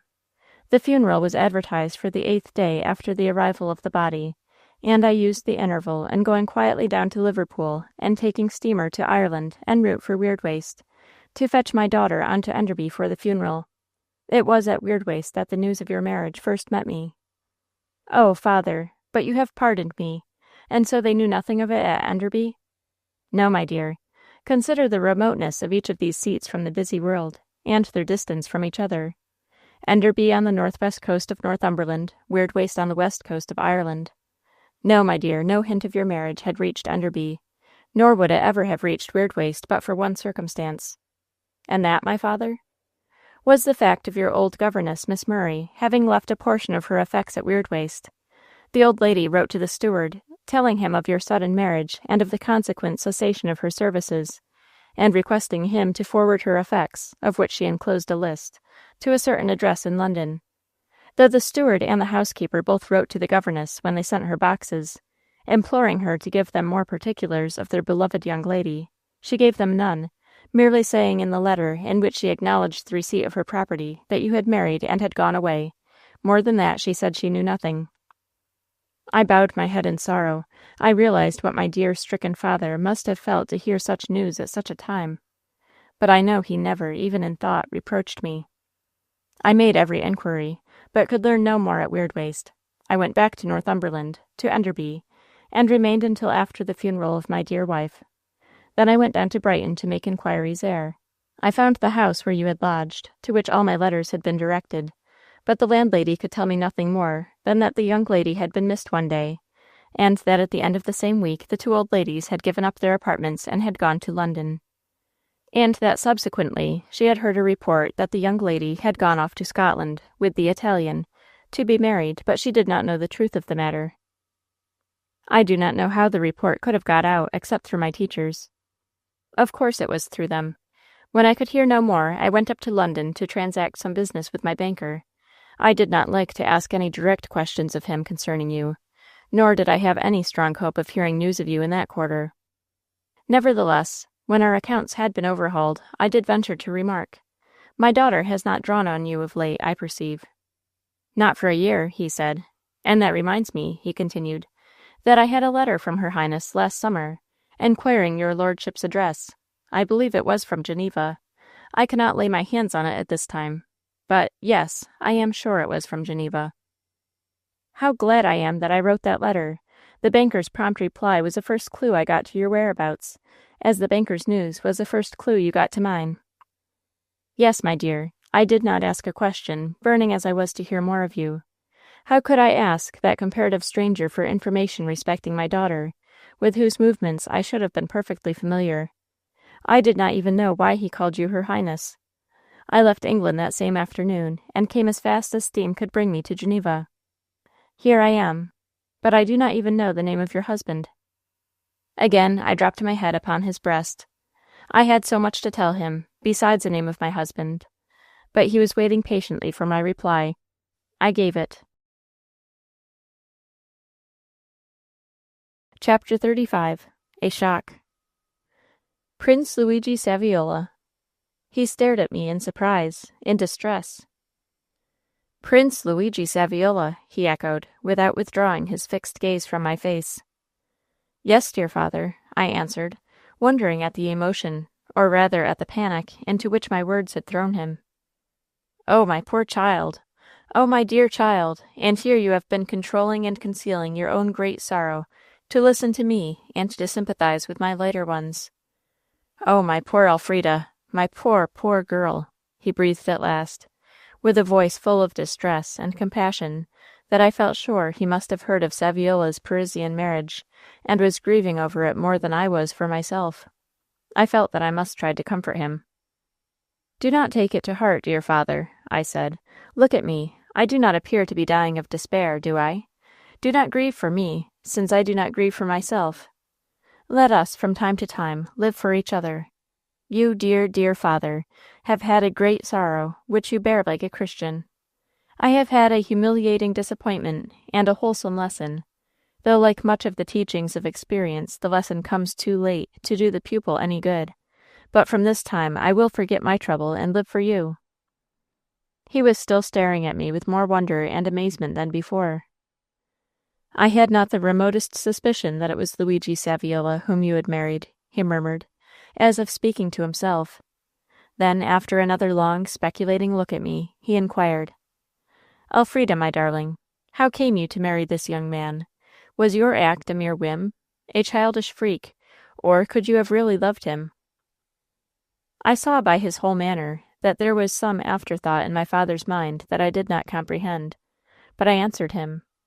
I thought I loved him, but in my ignorance and inexperience I must have been misled by fancy and imagination to mistake admiration and enthusiasm for love. But the hallucination was strong enough to make me forget every duty I should have remembered and held sacred. "Tell me all about your courtship and marriage, Elfrida," he said. And then I told him, as faithfully as I have set it down here for you, Abel, every particular, of Saviola's introduction to me, of the growth of our acquaintance and its development into that false hero worship which I mistook for love, of our runaway marriage, in which Angus Anglesea aided as my guardian, saying that since he had no power to prevent the marriage, he would see that it was solemnized legally and properly. "God bless the boy," broke in my father, with so much fervor that I had not heart to tell him afterward what a villain Anglesea had proved himself, in the sequel to be.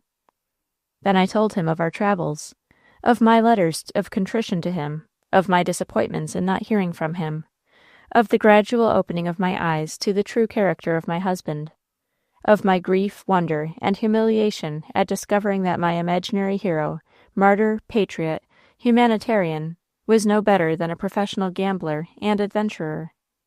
Still, though his life degraded himself and me, though I could no longer adore and worship him as I had done when I believed in him, still I bore with him because I really thought that he loved me, that with all his faults he was faithful to me. In this belief I lived and hoped until the end came. Then indeed the last scales fell from my eyes. I know that if he had ever loved me, he had ceased to do so now. "Poor fellow," murmured my father, as if he judged Saviola much more leniently than I could do. And again the impression came to me that there was an afterthought lurking in his mind, incomprehensible to mine. "Why do you pity him, father dear? I should think you would feel nothing but resentment and animosity to him." "My dear, when one has seen so much suffering as I have, one must learn mercy. He ran away with my daughter and married her, to be sure, but he was young and in love, and you were living only with careless governesses. I could have forgiven him. He took to the gaming table until hazard became the passion of his life. He was lucky in cards, but I never heard that he was dishonest. And without knowing his near relations to you and myself, I have heard a good deal of him lately." "Father, you seem to be really defending him." "Am I, my dear? Then it is because he can no longer defend himself." "No, for his conduct is utterly indefensible." "What conduct, my child?" "My dear father, with all that you have heard of him lately, you cannot have heard of the shocking event at Paris." "Yes, my dear, I have heard it all, though I did not know at the time that he was your husband." "And now that you do know it, what do you think of all this, sir?" "I think, my dear, that it is strange in you, and incomprehensible to me, that you should feel no regret for the young man's tragic fate, nor wear one sign of mourning for him who was your husband. I think, my dear, that in this you should pay some respect to death, if not to the dead," he gravely replied. It was now my turn to stare at him. "Father," I exclaimed, "I do not comprehend. What tragic fate? Who is dead? Not Luigi? I heard of him only yesterday." "Heard of him? Heard of whom? Not Saviola. Is it possible that you do not know?" "Know what, sir? I know nothing, it seems. What do you mean, dear father?" "Is it possible that you do not know Prince Luigi Saviola fell in a duel with the Duke de Montmeri nearly 2 months ago?" "Great heaven! No, I knew nothing of all that. Oh, poor Luigi! Poor Luigi!" I covered my face with my hands and fell back in my chair. "And you knew nothing of all this?" "Nothing, nothing," I moaned. "And yet the papers were full of the subject." "I never saw any papers after Luigi left me. I was expecting my child every day, and I lived very secluded, so that I heard no rumors, until very lately a report met me that he was on the eve of a marriage with a French heiress," I said, remembering the tale told me by Anglesea. Strange that such a report as that should get afloat about a young man whose fate was well known all over Europe, and filled all hearers with compassion and sympathy. "Tell me of the duel, father. Tell me all you know," I said. "It arose at a gentleman's dinner, given by one of the Bonapartes. The talk turned on woman, and drifted into the comparative merits of women of different European nationalities. The Duke de Montmeri, who had taken too much wine, made some injurious and sneering remarks on Italian women. The prince warmly took up the defense of his fair compatriots.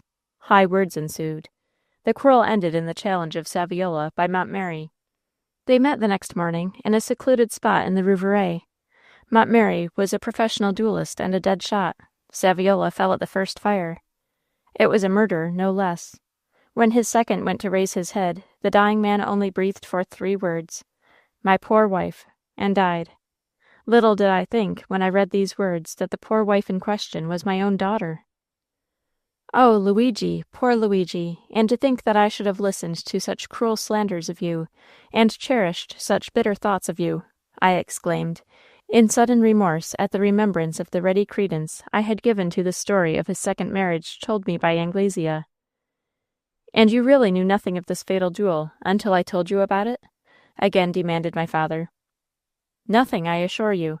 But remember how secluded I have lived here, seeing no one but my infant boy, my nurse, and my maid, except, indeed, my physician, who came daily for weeks, but who would not have been likely to speak to me of the duel, even if he had read of it, which he might not have done, you know. Well, my love, you should now put on widow's mourning for your deceased husband, said my father, looking gravely into my face. Chapter 36. Tell me all. I am not sure that I have the right to do so, I answered, dropping my head on my bosom. You do not know whether you have any right to do so? What do you mean, Elfrida? Are we still at cross purposes, my dear? Or what new enigma is this? He demanded, uneasily. Father, I fear that a fatal mistake was made in the manner of our marriage. I fear that mistake may render it illegal. I will have no concealments from you. Therefore I must tell you even this. Once I was led to believe that Saviola made no mistake, but purposely left the train with me on the English side of the border, where our marriage without your consent would have been unlawful. But now, since I have learned that the report of this French marriage was false, I now believe that the report of his wilful deception of me in regard to the place of our marriage was also false, and that he ignorantly made the fatal mistake. My dear girl, my dear Elfrida, what do you mean? What fatal mistake do you mean? I have already indicated it, my dear father, but I will tell you more distinctly, I said. And then I told him of the 2 stations on the road with similarly sounding names, Kelton on the English side, within 5 miles of the border, and Kilton on the Scottish side, just across the border. Intending to be married at the last mentioned place, we got out of the train by misadventure at the first, and we were married in England. What disastrous carelessness, he groaned. But, father, we both acted in good faith and were married by an ordained clergyman, and had our marriage duly recorded and witnessed. I do, for myself, feel that our marriage was lawful and sacred, as if we had been united in the presence of all our relations, by the combined powers of church and state. Still, it is for you to decide. I have concealed nothing from you, my dear father. I have now told you all. I leave my fate and my conduct in your hands. Shall I live on as the widowed Princess Saviola? Or what shall I do? My dear Elfrida, I must think of it. I must have time to decide. This is a complication, an embarrassment for which, dear child, I was not at all prepared. No, do not look distressed, child. I do not blame you. Before you came, I had made up my mind to leave Geneva and return to Ireland, and take up my abode at Weirdwaste, where you yourself had fixed my home.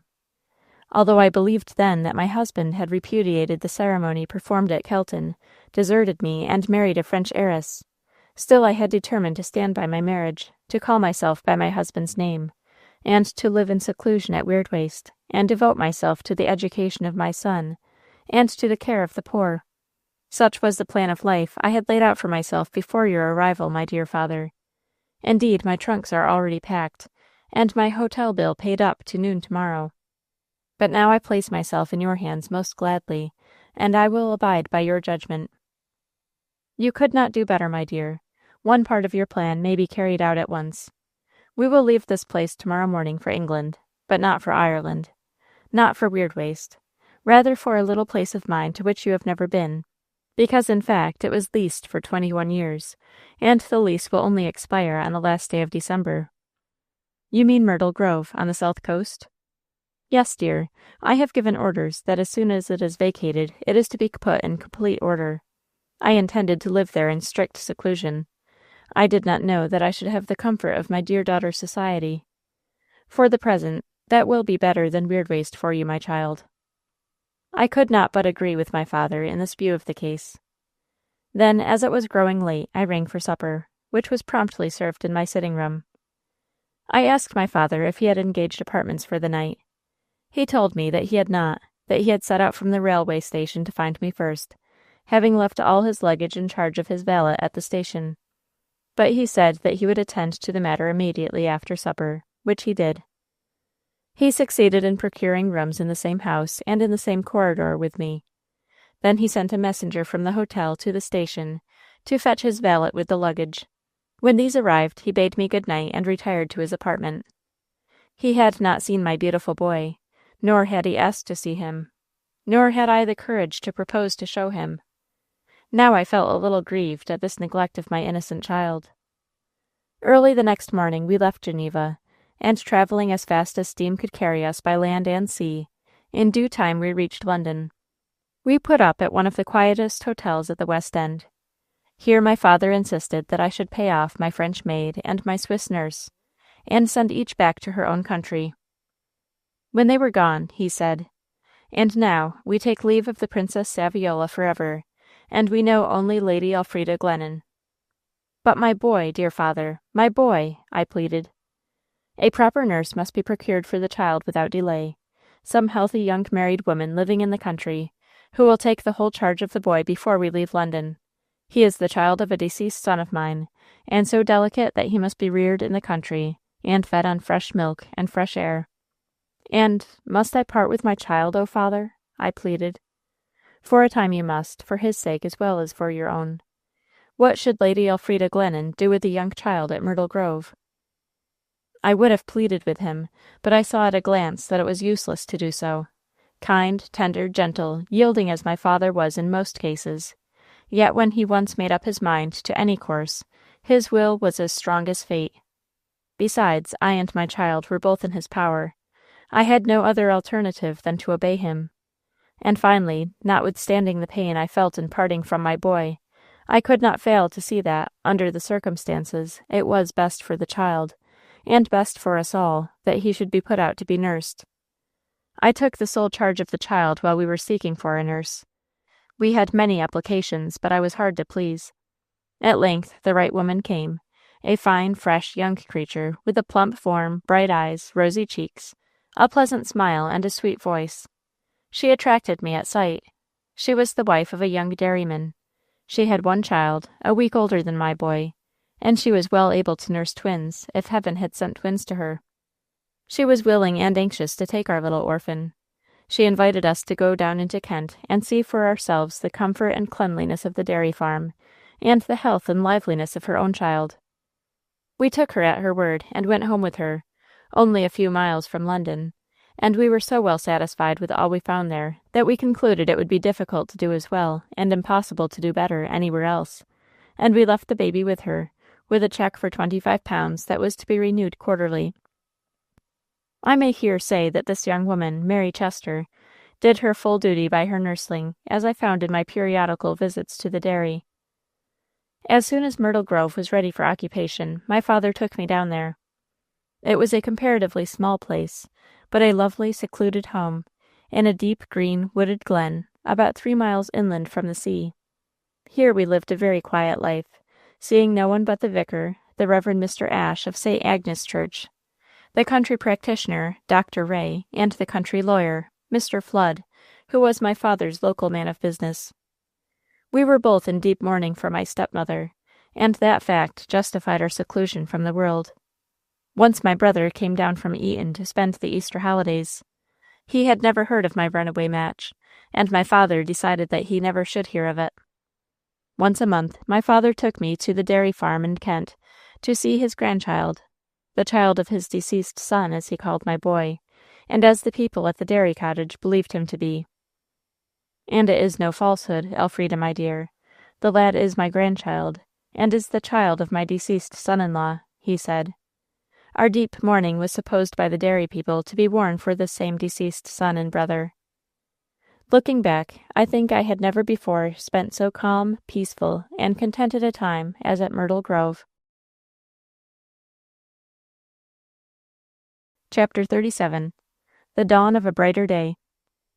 We liked Myrtle Grove so well that we made it our home for 3 years. Its quiet beauty seemed so soothing and restful after the terrible grandeur of Enderby Castle, and the mournful desolation of Weirdwaste. I had a little school of poor children, and a small number of aged and invalid cottagers, whose necessities gave me interest and occupation. My father was now a recluse and a student, passing most of his time in the small library among his favorite authors, or if the weather was very fine, sitting in his leather chair under one of the trees in the thickly shaded grounds at the back of the house, with a book in his hand. My brother came every Christmas and every midsummer to spend his vacation with us. As I mentioned before, he knew nothing of my short, disastrous marriage, and was to know nothing of it. His talk, when he was at home, was full of Angus Anglesea, his one dear friend. When he was praising this hypocrite, I was forced to make some excuse to get out of the room, or to keep a painful silence in it, for I could not contradict him, or expose Anglesea's villainy to me, without betraying facts that it was desirable should be kept from him. Even my father, who knew now every circumstance attending my imprudent marriage, knew nothing of Anglesea's insulting proposal to me. Pride, delicacy, and consideration for that dear father's feelings prevented me from telling him. Yet I made him understand that under my peculiar circumstances I did not want any visitors, especially gentlemen visitors, at Myrtle Grove, of course always excepting the vicar, the doctor, the lawyer, and my dear brother, who could scarcely indeed be called a visitor. In this manner, without having to mention Anglesea's name, I kept my brother's dear friend from coming to Myrtle Grove. Before the commencement of every vacation, undaunted by previous refusals, Glennon would write from his college and ask leave to bring his friend home with him. My father would then bring the letter to me and ask my opinion. I would always tell him, what was the truth, that my soul shrank from visitors. And he would write something to the same effect in his reply to Glennon. My brother took this very hard, and on his arrival at home would always complain that it was, in schoolboy slang, a jolly shame he could not have Anglesea to spend the holidays with him as he had always been accustomed to do. He said that he did not know what had come over Friday. She had been very fond of Anglesea when they were at Brighton together, so fond of him that he, Glennon, had hoped Anglesea might one day be his brother-in-law, as he was now his brother in heart. I said nothing in self-defense at all, but left it to my father to explain, what he assumed to be the truth, that I had no especial objection to Anglesea, but that the state of my health unfitted me to entertain company. This generally satisfied him, at least for the time being. At length, when little more than 3 years had passed, my father began to grow weary of our long seclusion from the world, and proposed that we should make another tour of the continent, avoiding as much as possible the crowded resorts of tourists, and betaking ourselves to quieter scenes. I consented to this, as I did to every plan proposed by my father. I made but one condition. The Easter holidays were approaching, and my brother was expected to come to Myrtle Grove to spend the time with us as usual. I therefore proposed to my father that Glennon should now invite his friend to accompany him to Myrtle Grove, while I myself should go for a week and take lodgings at the dairyman's cottage in Kent, where my child was at nurse. You may wonder why I should have done this, knowing the character of Anglesea as I did. I have sometimes wondered at the same act. But I think it was from affection for Glennon I acted. I knew how he longed to have Anglesea with him at Myrtle Grove. I wished to gratify that longing. I knew that nothing I could do could either cement or sever the bonds of that strong friendship. I knew also that Anglesea never had and never would show his cloven foot to Glennon, or that even if he should do so, Glennon would never tolerate it. He would fly from it. I felt instinctively that Anglesea could never harm my brother. More than willingly, gladly, my father agreed to my plan. He wanted to gratify his son. So I wrote immediately to see if I could obtain lodgings, for change of air, at the dairy farm. In good time came a favorable answer. Then my father wrote to Glennon, authorizing him to invite his friend to spend the Easter holidays with him at Myrtle Grove. I did not wait for the arrival of the visitor, but on the Wednesday before Easter I set out alone for Kent, meaning to engage some country girl in the neighborhood of the dairy to wait on me while in lodgings. I reached the dairy about 4 o'clock on that Wednesday afternoon, and found my son, now a fine boy over 3 years old, in the rosiest health and most boisterous spirits. He sprang into his auntie's arms, and covered her with caresses before he began to search her pockets and her handbag for the sweetmeats and toys she was accustomed to bring him.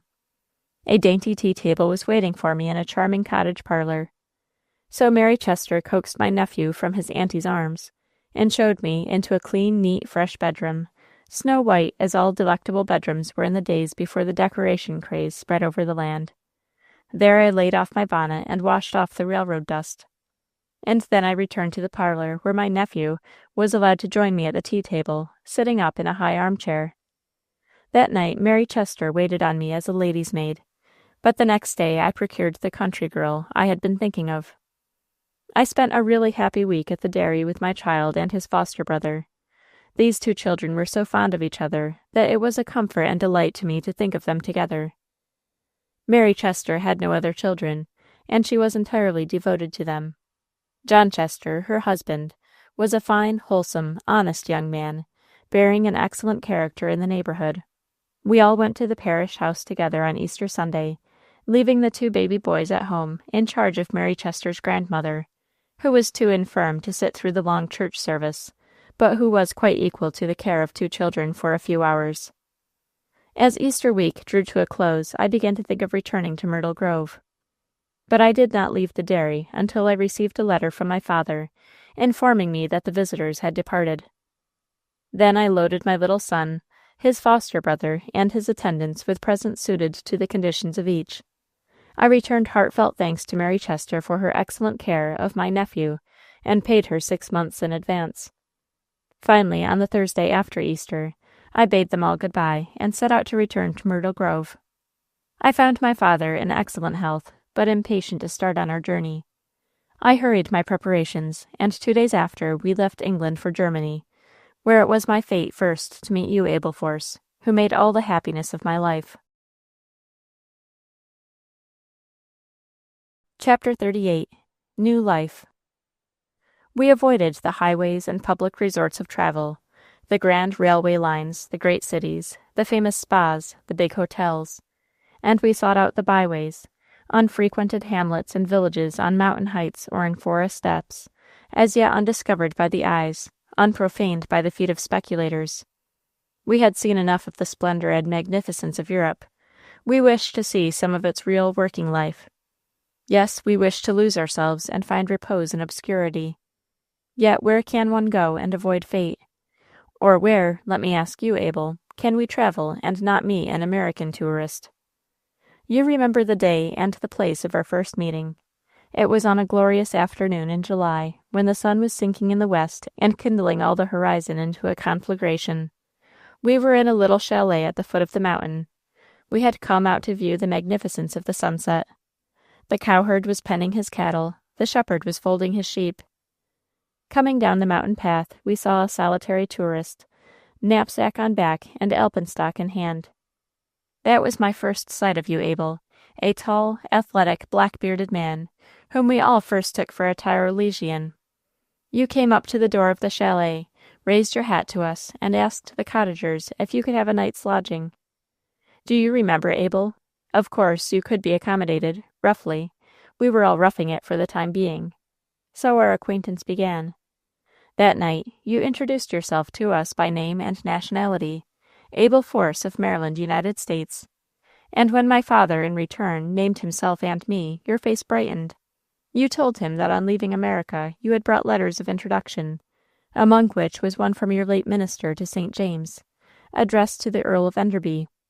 These letters were all with your luggage at your hotel in Berne, where you had left them to come on this pedestrian excursion to the mountain. You added that you had missed Lord Enderby in England and learned that he was traveling on the continent, that you deemed yourself strangely fortunate in having thus met him, and would present your credentials in the form of the ex-minister's letter as soon as we should reach Berne. The next day we all returned to Berne in company, you, at my father's invitation, taking a seat in our carriage. At the Bernerhof Hotel we stopped but one night. There you found and presented your letter, to prove that you were no impostor, you said. You joined our company and traveled where we traveled and stopped where we stopped. Why should I repeat this to you? You know it already. Only because it is a visible link in the chain of our destiny.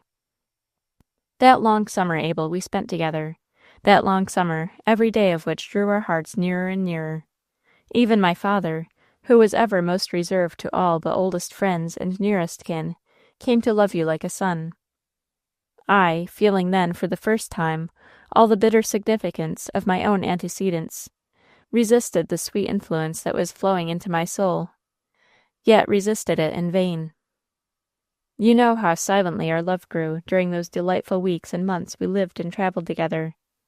I knew then, though we might never marry in this world, even as I know now, though this confession may part us for this earth, that we are mates for all eternity. There came a day at last when we were all in the ancient city of Granada, that you went to my father and asked his consent to win me for your wife. He told you that he would have a talk with me first, and then give you an answer. My father came to me and told me all that had passed between himself and you, and of your proposal for my hand, and he asked me how I felt disposed toward Mr. Force. Oh, the bittersweet of that moment! I told my father I felt so well disposed toward you, that but for my past calamity and its living evidence I should accept your hand.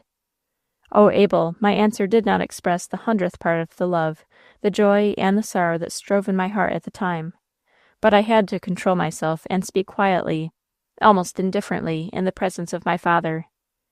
He replied by assuring me that he should approve my marriage with Mr. Force, that as for my calamity it was no crime, no fault of mine, but the result of circumstances, that I was so perfectly and unquestionably innocent that I might tell the whole story to Mr. Force without losing a degree of his love and esteem. At that I became very much alarmed. I declared to my father that I should die on the spot if ever my suitor should be told the story of my humiliation, for under such circumstances I could not look him in the face and live. My father attempted to argue with me, to call me morbid, my thoughts and feelings extravagant, exaggerated, but the violence of my agitation bore him down and silenced him at last. "What am I to say to Force?" he inquired. "Tell him anything you like, except the story of my fall, or that I can accept his suit." "You refuse him, then?" "I must." My father left me. I kept my room the whole of that day. On the next day I went down to the sitting-room we three occupied in common. I certainly did not expect to find you there, Abel Force, yet there you were, looking a little graver than usual, but otherwise behaving as if nothing unusual had been said or done. You bade me good morning, handed me a chair, and inquired after my health. Well, though to my surprise I found you in our sitting-room that morning, I certainly expected you to leave our party on the first opportunity, but you did not. You remained with us and traveled with us as before. I shrank from speaking to my father on the subject, yet at length I summoned courage to ask him if he had given my answer to you. He replied that he had, and that you had said you could wait and hope. We spent the autumn together, as we had spent the summer. Yet, Abel, we were not happy, and as the time for our return to England and your return to America approached, and we were to separate to meet no more in this world, we both grew more and more miserable. As for me, my heart seemed wasting to death. One day, in November, my father came to me and said, "Elfrida, do you consider me a man of honor or not?" "My dear father, what a question!" was all that I could answer. "But tell me, do you consider me a man of honor, yes or no?" "Yes, my dear father, yes, a man of the most perfect and most unquestionable honor." "Good. Then perhaps you will believe me and act upon my words. Elfrida, Mr. Force has this morning begged me to speak for him again. Again he offers you his hand." "Well, my dear father?" "Well, Elfrida, he loves you, and you know it. You love him, and he knows it. You are both dying for each other, and I know that." "Well, my dear father?" I said again. "Have pity on him and on yourself, and accept his suit." "But my past, which I can never tell him. Never. I could die first." "Elfrida, do you believe your father to be a man of honor?" he inquired for the third time. "Dear sir, how can you ask me? I have said, a man of indubitable honor," I replied. "Very well, then. On the truth of a man, on the honor of a peer, on the faith of a Christian, I swear to you, Elfrida, that you may marry Force without telling him one word of your past trouble," he said to me, so solemnly that I could not question him. I could only receive his words on the high and sacred ground on which he had spoken them. Oh, Abel, was I wrong? "I am now going to send Force to see you," he repeated, as he left the room. 2 minutes after that you came to me, and before you left my side I was your promised wife. Oh, Abel, was I wrong? Was my father misled by his love for his child? Was I deceived by my love for you? Oh, Abel, was I wrong? I knew my father's strict, punctilious sense of honor. I had seen many instances of it. He had been a wealthier man had he been a less fastidiously honorable one. How could I believe that he would sanction a dishonorable concealment of my story, even to secure my own happiness?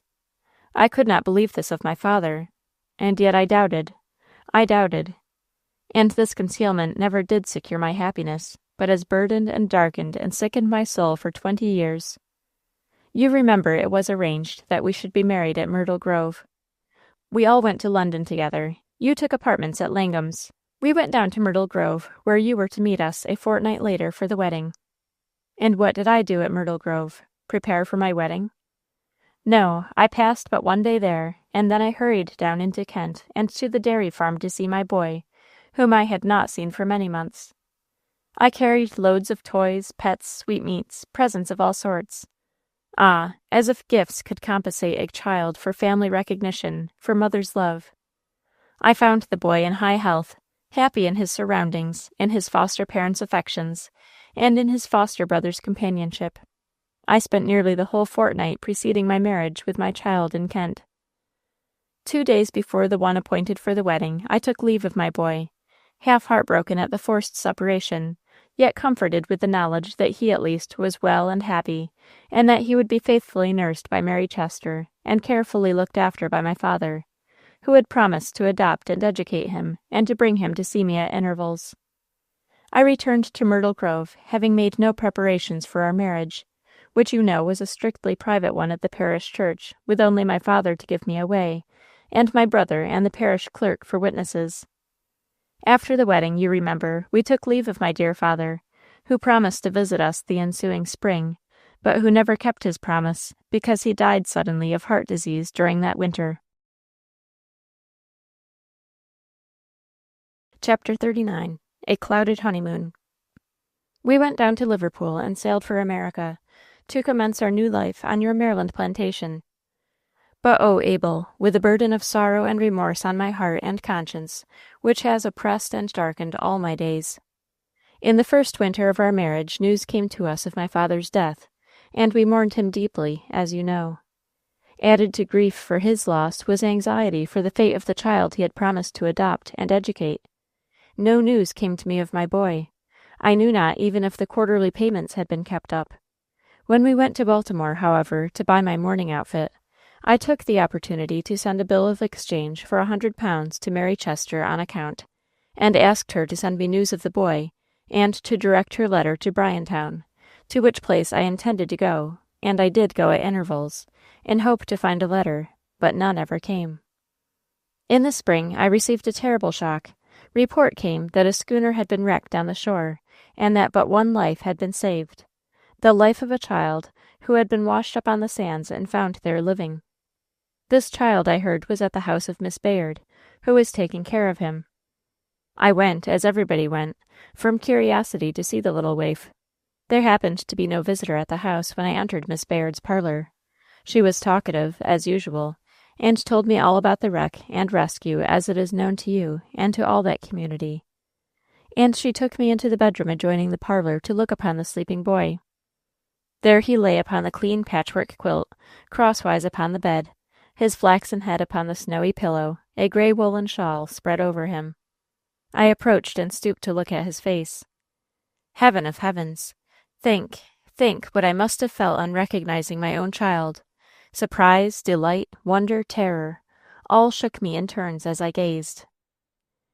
"Eh, ma'am, I don't wonder it gives you a turn. It did me, I tell you," the good woman whispered as she stood beside me. In a tumult of emotion, I withdrew from the room. I was afraid the child might open his eyes and see me, and I knew as surely as I had recognized him, would the little one remember me and call me by my name as soon as he should set eyes upon me. I was afraid to stay any longer, or to ask any more questions, lest I should in some manner betray myself. I took leave of Miss Bayard and left the house. The rescued child was the talk of the county for the whole season. Everyone wondered and speculated as to the boy's birth and social position, but no one could decide upon it, for there was no mark on the nightdress in which the little one had been found. In a few days I heard that you, my beloved and honored husband, you, of all men, had taken upon yourself the cost of the child's maintenance and education, that you had engaged to pay Miss Bayard a liberal quarterly allowance for her care of the boy, and to send him to school as soon as he should be old enough to go. Then when I heard this, my better angel urged me to confide in you, to confess the truth and throw myself upon your mercy, the mercy of the truest, noblest, tenderest heart that ever beat. But I dared not do it. The longer I had kept my secret from you, the harder it was to tell. I feared that you would ask me why I had not told you this before our marriage. I feared that you might even part with me. And the longer I had lived with you, the more I loved you, the harder was the thought of parting from you. I could not risk the loss, even though to retain your love seemed almost a theft. I did not tell you, nor did I show any sympathy in your care of the friendless child. I did not go near my boy, lest he should recognize and innocently betray me. So weeks passed into months, and months passed into years. Children came to us and drew our hearts even more closely together, if that were possible, than they had been before. But though I loved our little girls as fondly as ever mother did, yet I loved them no more than I loved the dear boy whom I dared not acknowledge or even look upon. It was not until Roland was at school, and time and change of fashion in clothing and hairdressing had made such alteration in my appearance, that I judged it safe to do so. I first saw my son face to face and shook hands with him. How he stared at me! His mind evidently startled and perplexed by the phantom of a remembrance he could not fix or define.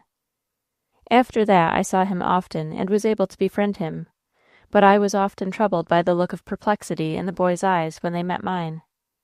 After a while, however, this shade of memory faded quite away. Years passed, and the old sorrow also seemed to have gone like some morning cloud of spring, leaving scarcely a trace behind. It was on that visit to Niagara Falls, now nearly 7 years ago, when I met in the parlor of the hotel the one man I dreaded more than all men or all devils, Angus Anglesea. I saw my danger as soon as our eyes met. I knew that for the old repulse I had given him at Geneva he would now take his revenge. Yet I tried to look him down, but I could not. You were by my side. I was obliged to present him to you.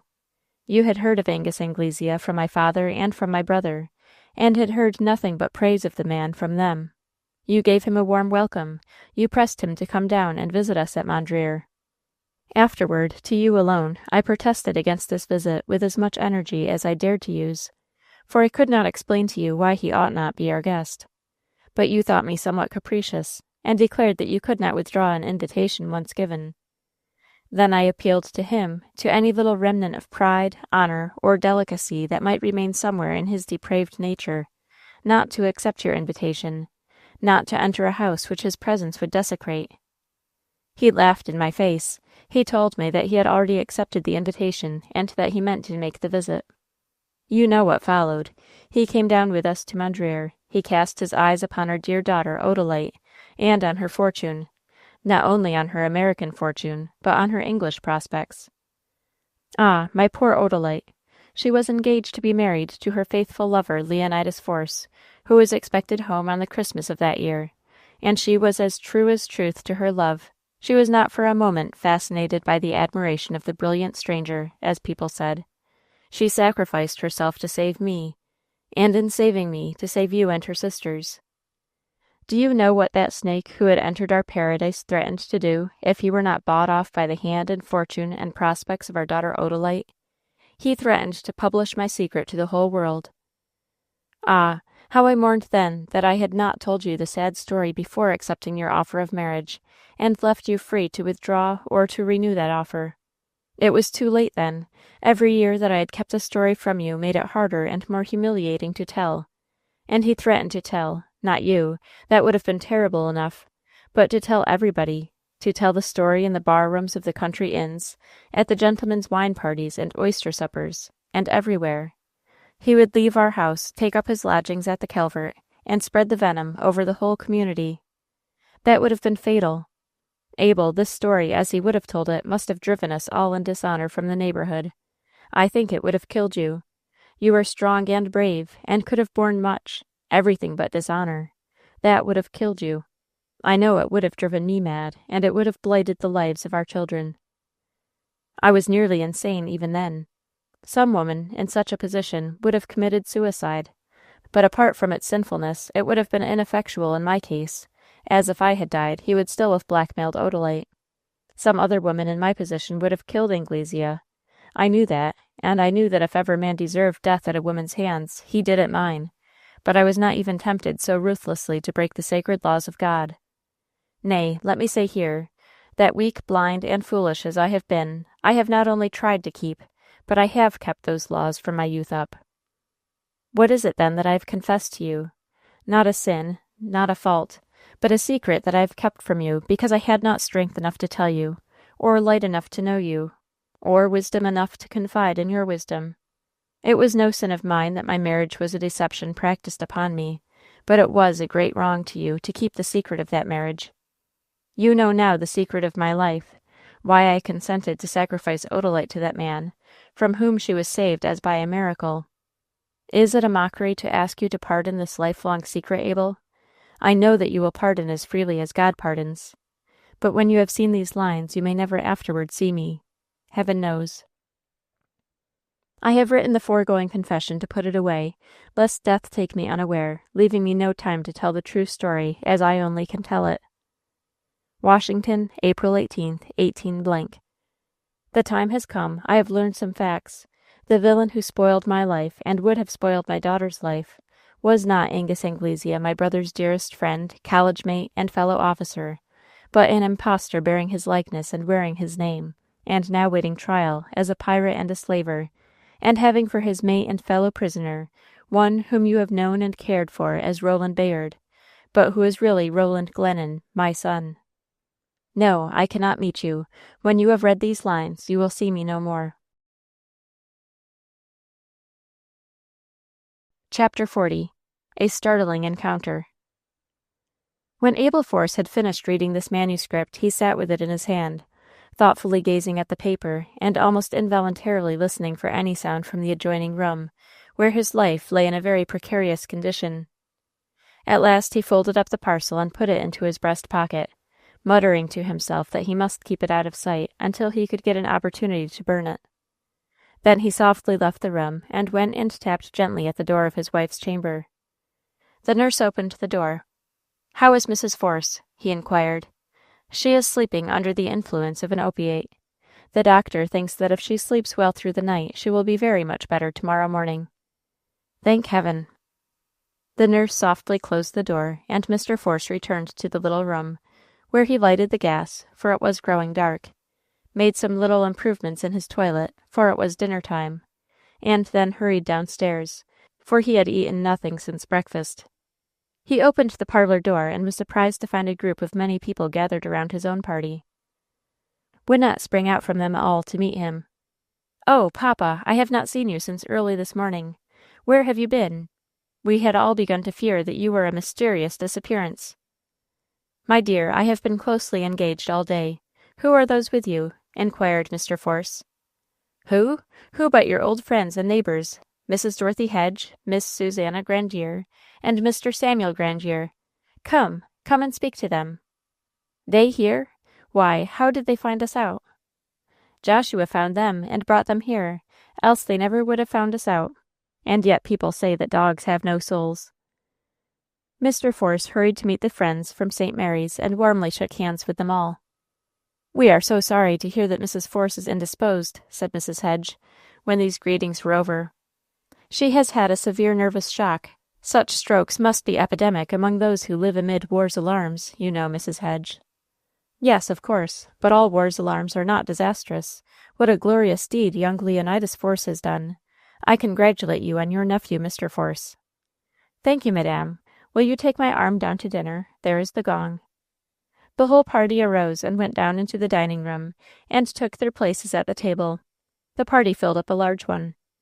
After dinner they returned to the drawing-room for a little while, and then the visitors from St. Mary's bade good night, and, accompanied by Captain Grandier and Rosemary Hedge, went away to take possession of their rooms at a boarding-house that had been found for them in E Street. Mr. Force and Lord Enderby lighted a couple of cigars and walked out on the bright and busy avenue to smoke and stroll.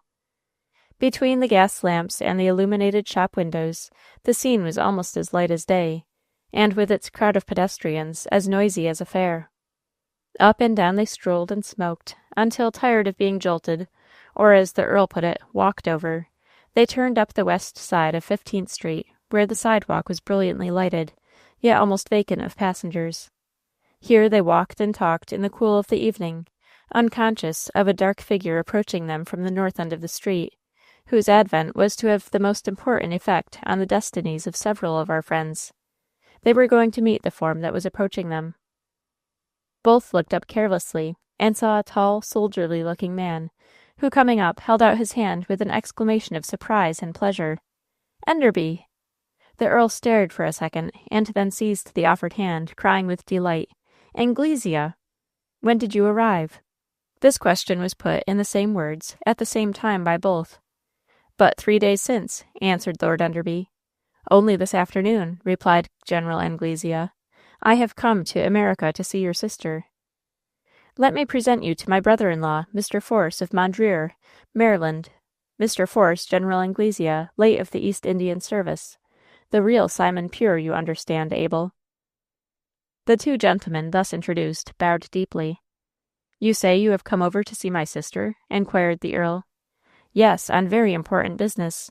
You may judge how important when I tell you that it has brought me across the ocean at such a time as this. My sister is at this time indisposed. I think it will be a day or two before she is capable of attending to any business. But here is her husband. Of course, I am very happy to meet Mr. Force, and shall be ready at his convenience to enter upon this business. It concerns Lady Elfrida's first marriage." Now, if Mr. Force had not already learned the truth concerning that first marriage, I know not what might have been the consequences of this sudden announcement. As it was, Lady Elfrida's second husband, with great presence of mind, replied, "Precisely. I shall be ready to attend to you as soon as you please." As for Lord Enderby, who had never heard a word about his sister's first marriage, he was considerably startled, but with equal presence of mind recovered himself and said, "If it is necessary that this matter should be entered upon this evening, we had better withdraw into apartments. We can scarcely discuss important business in the street." "You are quite right, and I am at your service," assented the general. "But where shall we go? Privacy is hard to be had at any price in this overcrowded city. We have not a private sitting-room at our hotel." "Come with me, then," said Anglesea. "I have, by a fortunate chance, been able to secure a comfortable bedroom with a little box of a sitting-room adjoining." "A box of a sitting-room! What a boon, what a blessing in these times!" said the Earl, as he turned with the squire and the general to walk to the last-mentioned gentleman's hotel. 10 minutes later, they were all three seated around a small table, on which stood a bottle of sherry, some wine-glasses, and cigars. "My business with Lady Elfrida," began Anglesea, "is to restore to her some documents that have been too long, indeed, in my possession, though I did not really anticipate they would ever be called for, as they now appear to be, to confirm her son's claim to the estate of his uncle, Antonio Saviola." "Her son?" thought the Earl to himself, but he said nothing. He only looked at Abel Force, whose face was quite impenetrable. "I hope the young gentleman is living and is quite well." "Yes, thank you. My stepson is quite well, and a very fine young man altogether."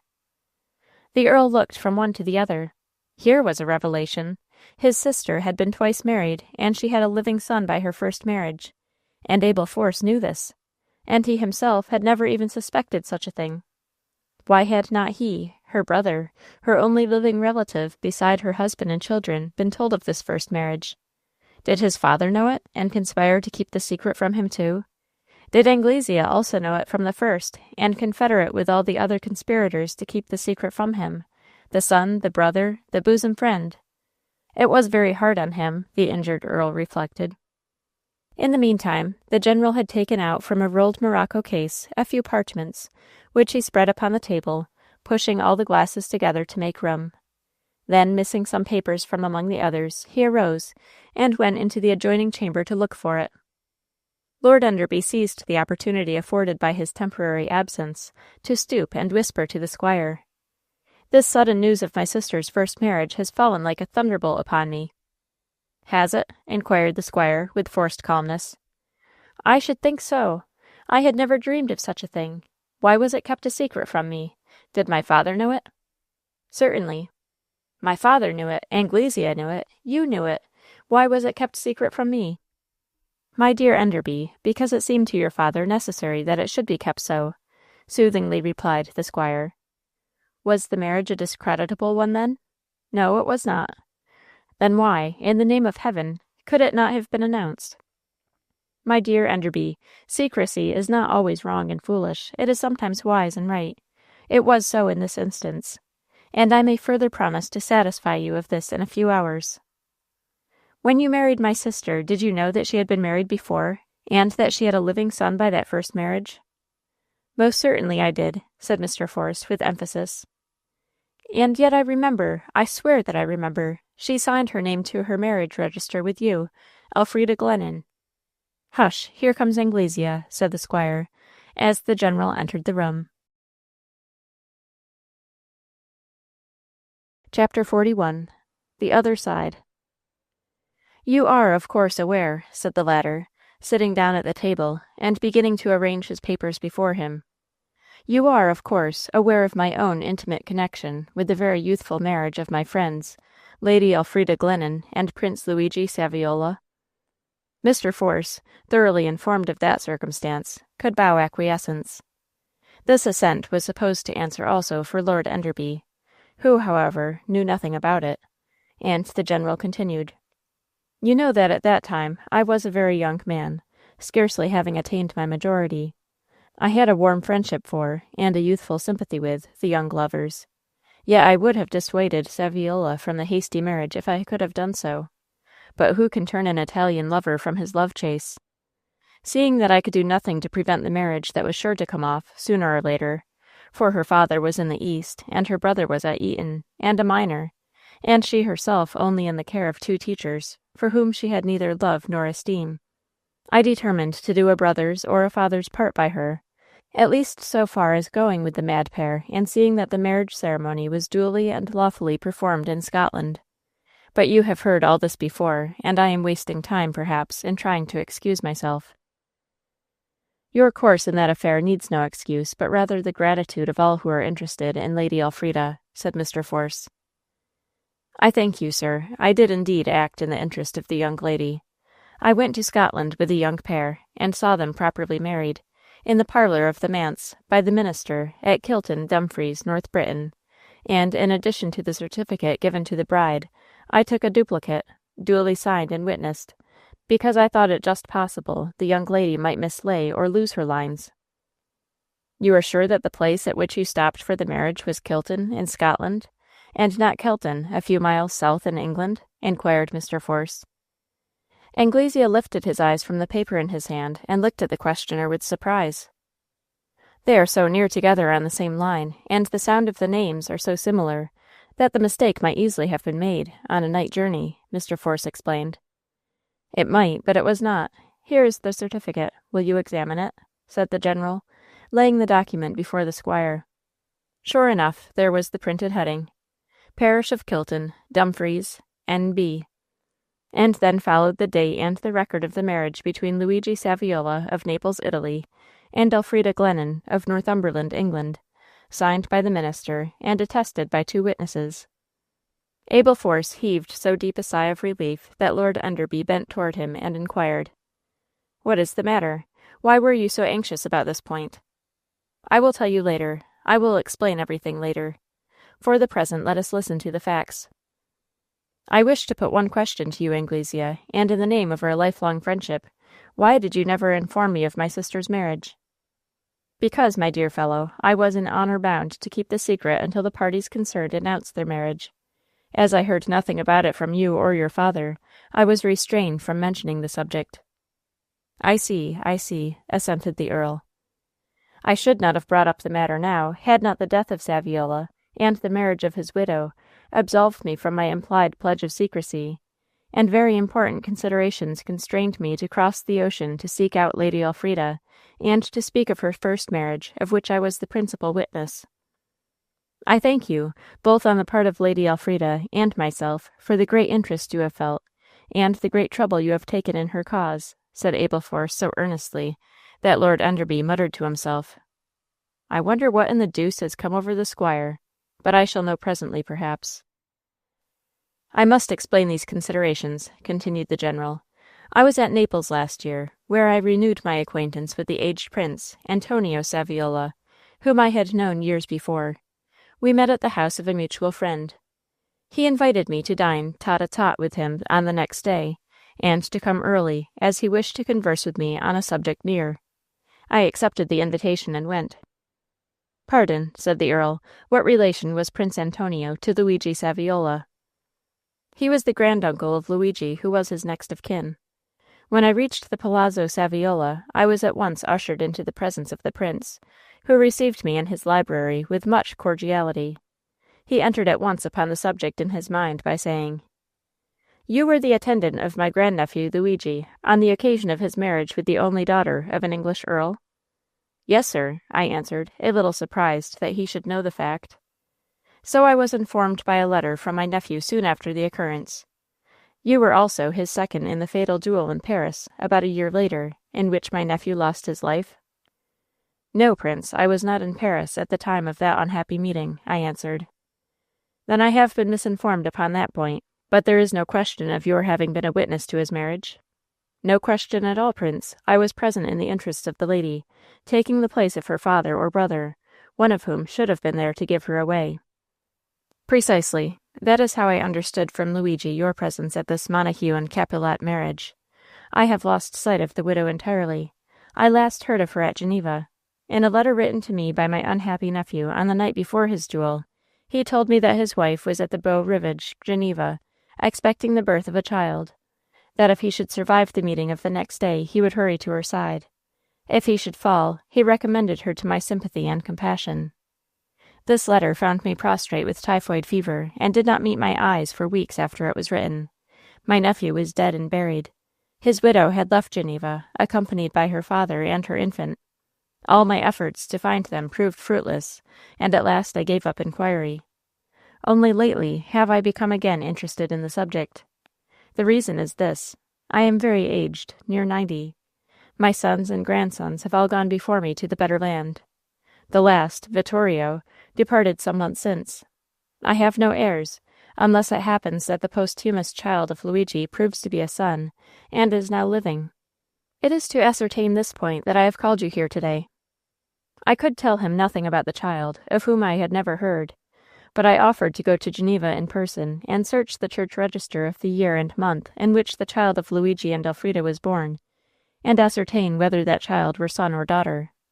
I did so, and succeeded in procuring an attested copy of the registry of birth and baptism of Rolando, son of Luigi Antonio Saviola, and Elfrida, his wife. This I took to Naples and laid before the old prince, together with the certificate of the marriage of Luigi and Elfrida. The old man was very near his end, but he lived long enough to acknowledge the boy as his legal heir and to make a will, leaving him all his divisible property. 'For I feel sure the youth is living, amigo,' he said. 'Fortune would not be so cruel as to cut off the entire family of Saviola.' Those were his last words. After the funeral, I prepared to return to England, to search for Lady Elfrida and her son. Judge of my surprise when I learned, by a mere accident, that she had been with her family at Naples only a few weeks before. I went over to England, only to hear that she had sailed, with all her party, for America. I took ship and followed, looked for you in New York in vain, remembered that you had a country seat at Mondreer, Maryland. Came down to Washington today, en route for Mondreer. Ran up against you, Enderby, in the street tonight." "A lucky meeting," said the Earl. "Yes. These documents before me are attested copies.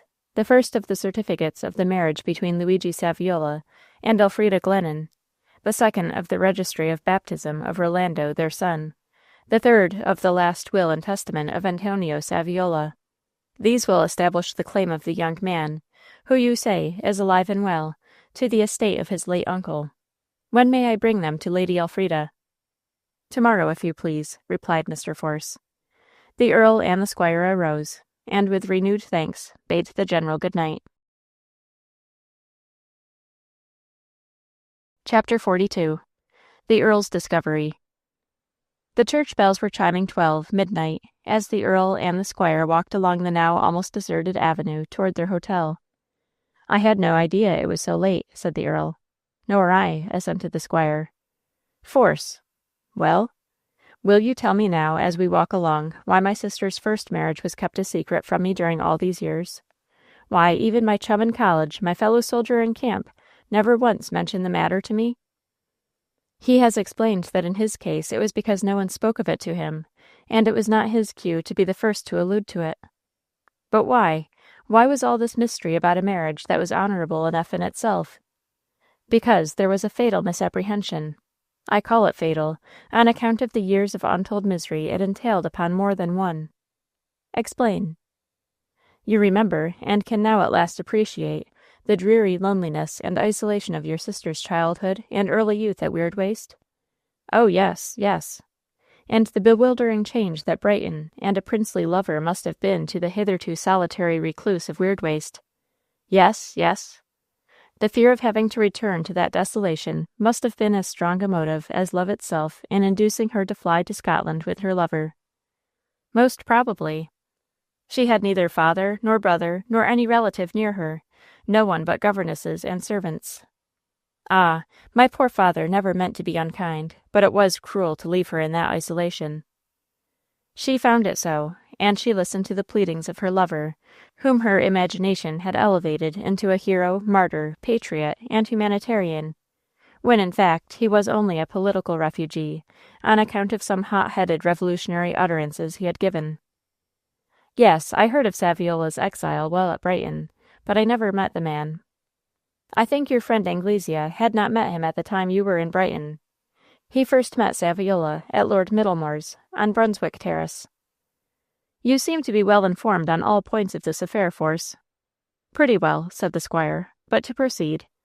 Your sister went to Scotland to marry Saviola, escorted by your friend Anglesea, who, having done all he could to dissuade the Italian from running away with the young lady, and having failed, was resolved that the marriage that he could not prevent should at least be properly and legally solemnized. Yes, he told us that. And he told you also that he was bound to secrecy. Well, now to the point.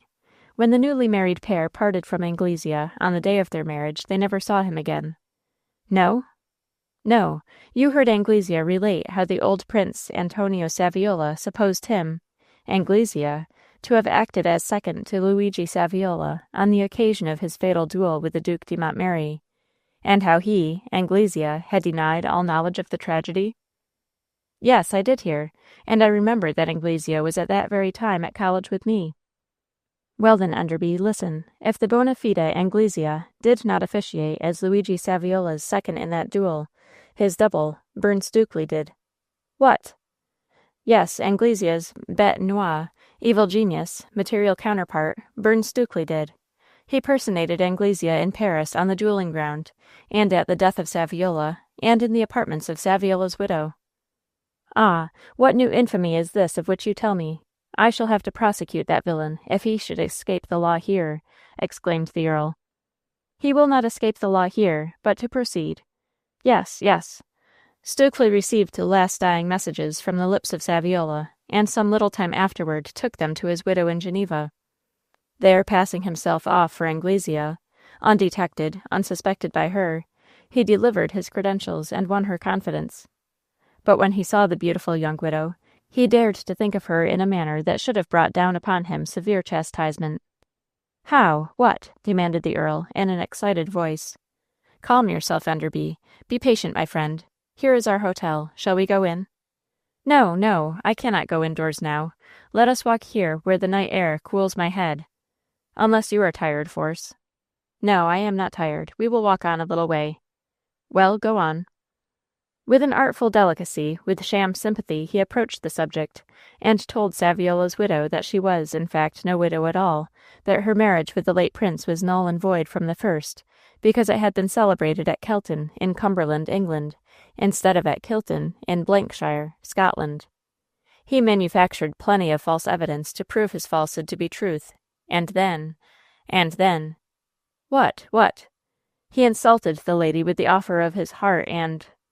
hand? Protection, murmured the squire. The Earl sprang into the air, as if he had been shot, but came down upon his feet. He said nothing. There are some things that will not bear a single word of comment. This was one. She ordered the venomous reptile from her presence, and he crawled away, but left his poisoned sting behind. The consummate art of his false evidence had convinced her, as it afterward convinced her father, and later on myself also, that her marriage ceremony with Saviola was an empty form, null and void. Her father never knew otherwise. She does not know otherwise to this day, and I knew no better until tonight. You believed my sister, your wife, to have been the victim of a false first marriage until tonight? Yes, until the moment when General Anglesea produced the certificate and told the true story. And yet you married her.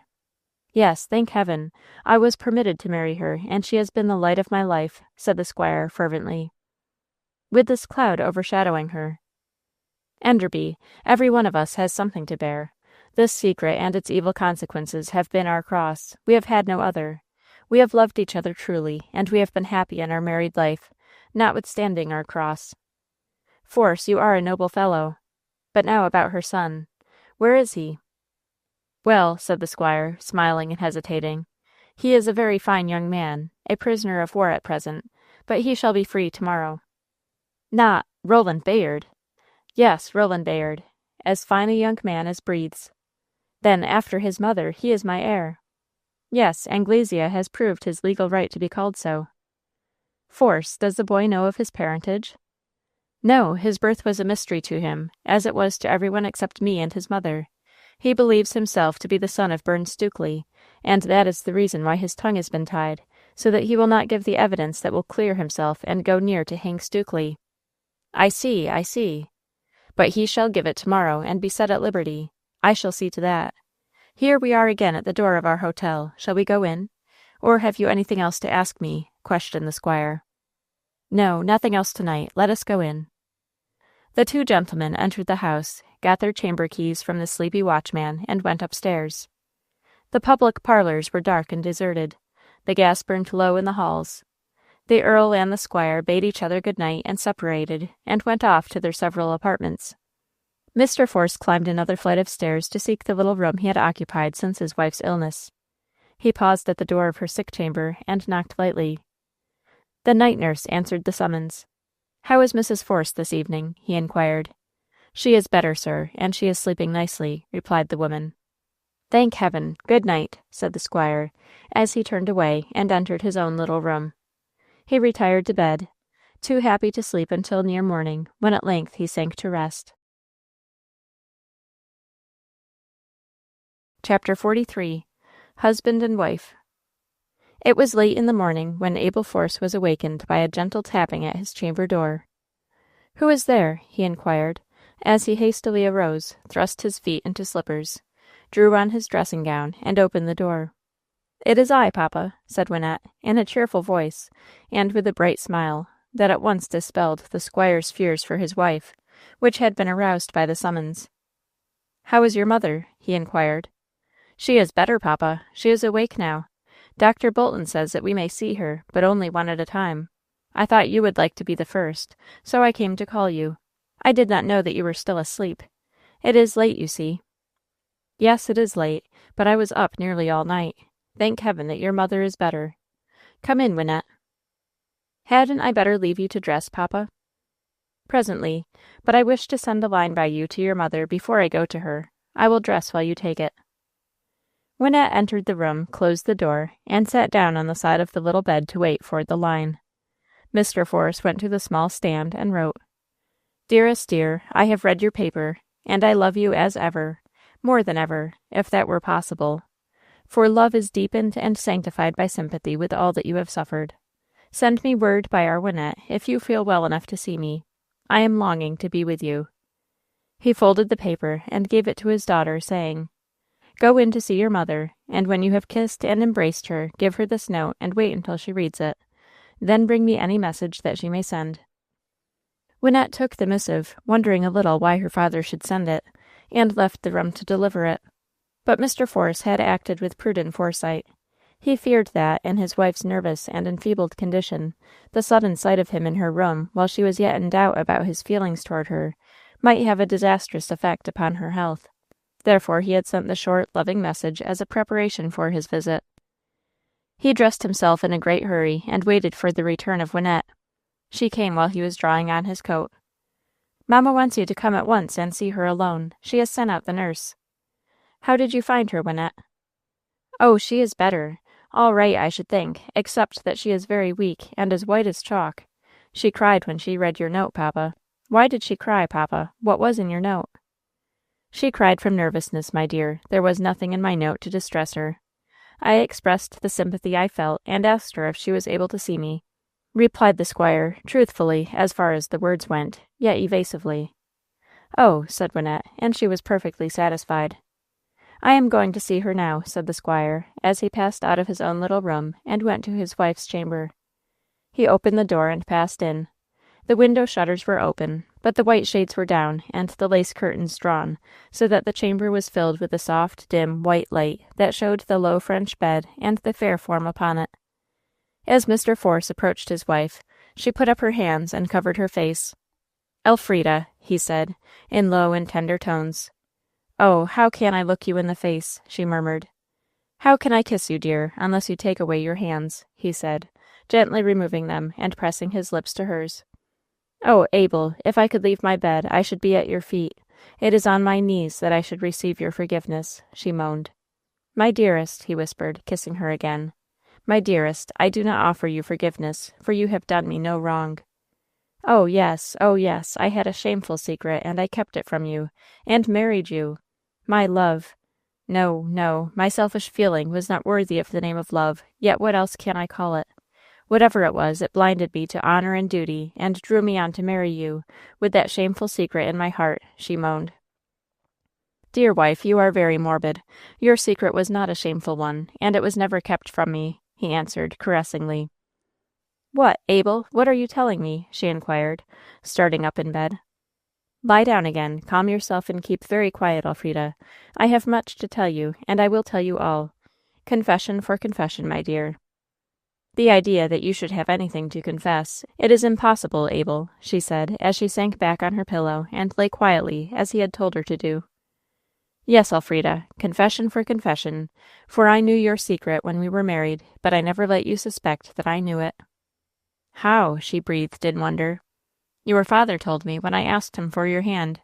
The late Earl had insight enough into character to see that he could trust me, that I could never blame you for the deception he believed had been practiced upon you, that I should consider you as truly an honorable widow as if the marriage you believed to have been a fraud had been as legal a bond as it is now proved to have been." What are you saying, Abel? I cannot comprehend." "I am telling you that Saviola married you in good faith, and that your marriage was as lawful as heaven and earth could make it. But lie still, keep quiet, and let me tell my story in my own way. You will then be able to comprehend it better." "I will try," she said, settling herself once more. "You will remember that when I asked your father for your hand, he said that he must have a talk with you before he could give me an answer." "Yes, he told me so when he came to talk with me of your proposal." "You remember that you refused me, all on account of that secret, which you would not reveal. I, not knowing why you refused me, but certainly knowing that you returned my love, declined to take no for an answer, and so I continued to be a member of your father's traveling party." "Yes." "After some weeks, I again renewed my proposal for your hand to the Earl, your father, begging his intercession with you on my behalf. It was then that he took me into his confidence and told me of the false marriage, into which, he believed, you had been led while yet a young, motherless girl in the schoolroom, and of the child that had been born of that marriage, and finally of the death of the man who had perpetrated the supposed wrong. It must have been a great shock to you."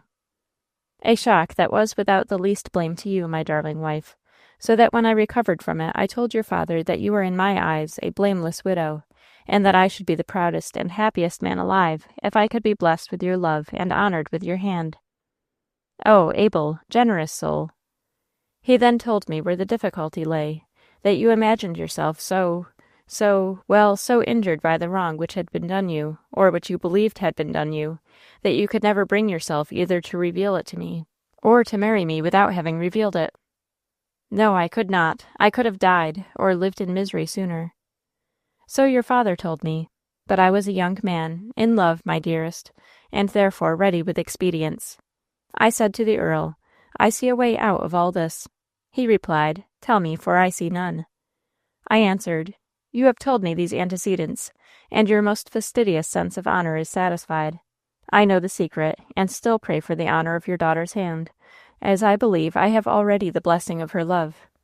Pray, go therefore to your daughter, Ask her if she considers you a man of honor and integrity worthy of her trust.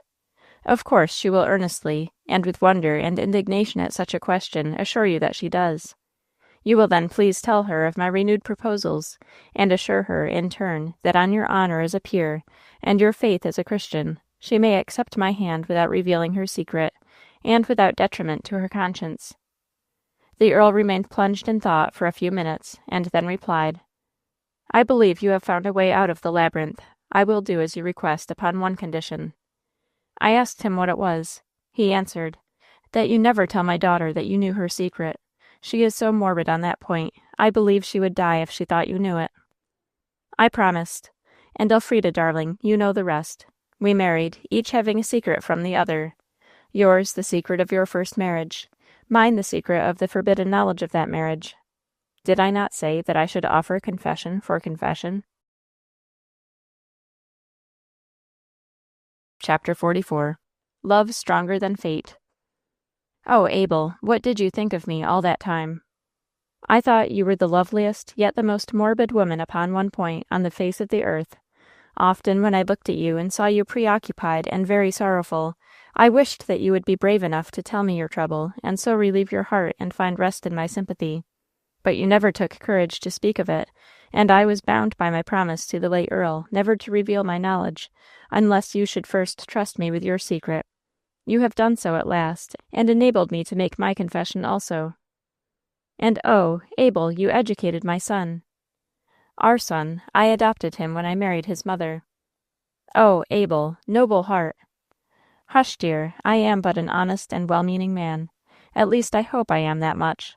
As soon as we heard of the Earl's death, I sent for the child, whom he had cared for while he lived. The boy was brought over in a Baltimore clipper, and I went to the city to meet him. I found the boy thriving, and I sent him down to Port Tobacco by sea, while I came home by land. I intended that he should be reared in Port Tobacco, where I could go to see him often and watch over his training.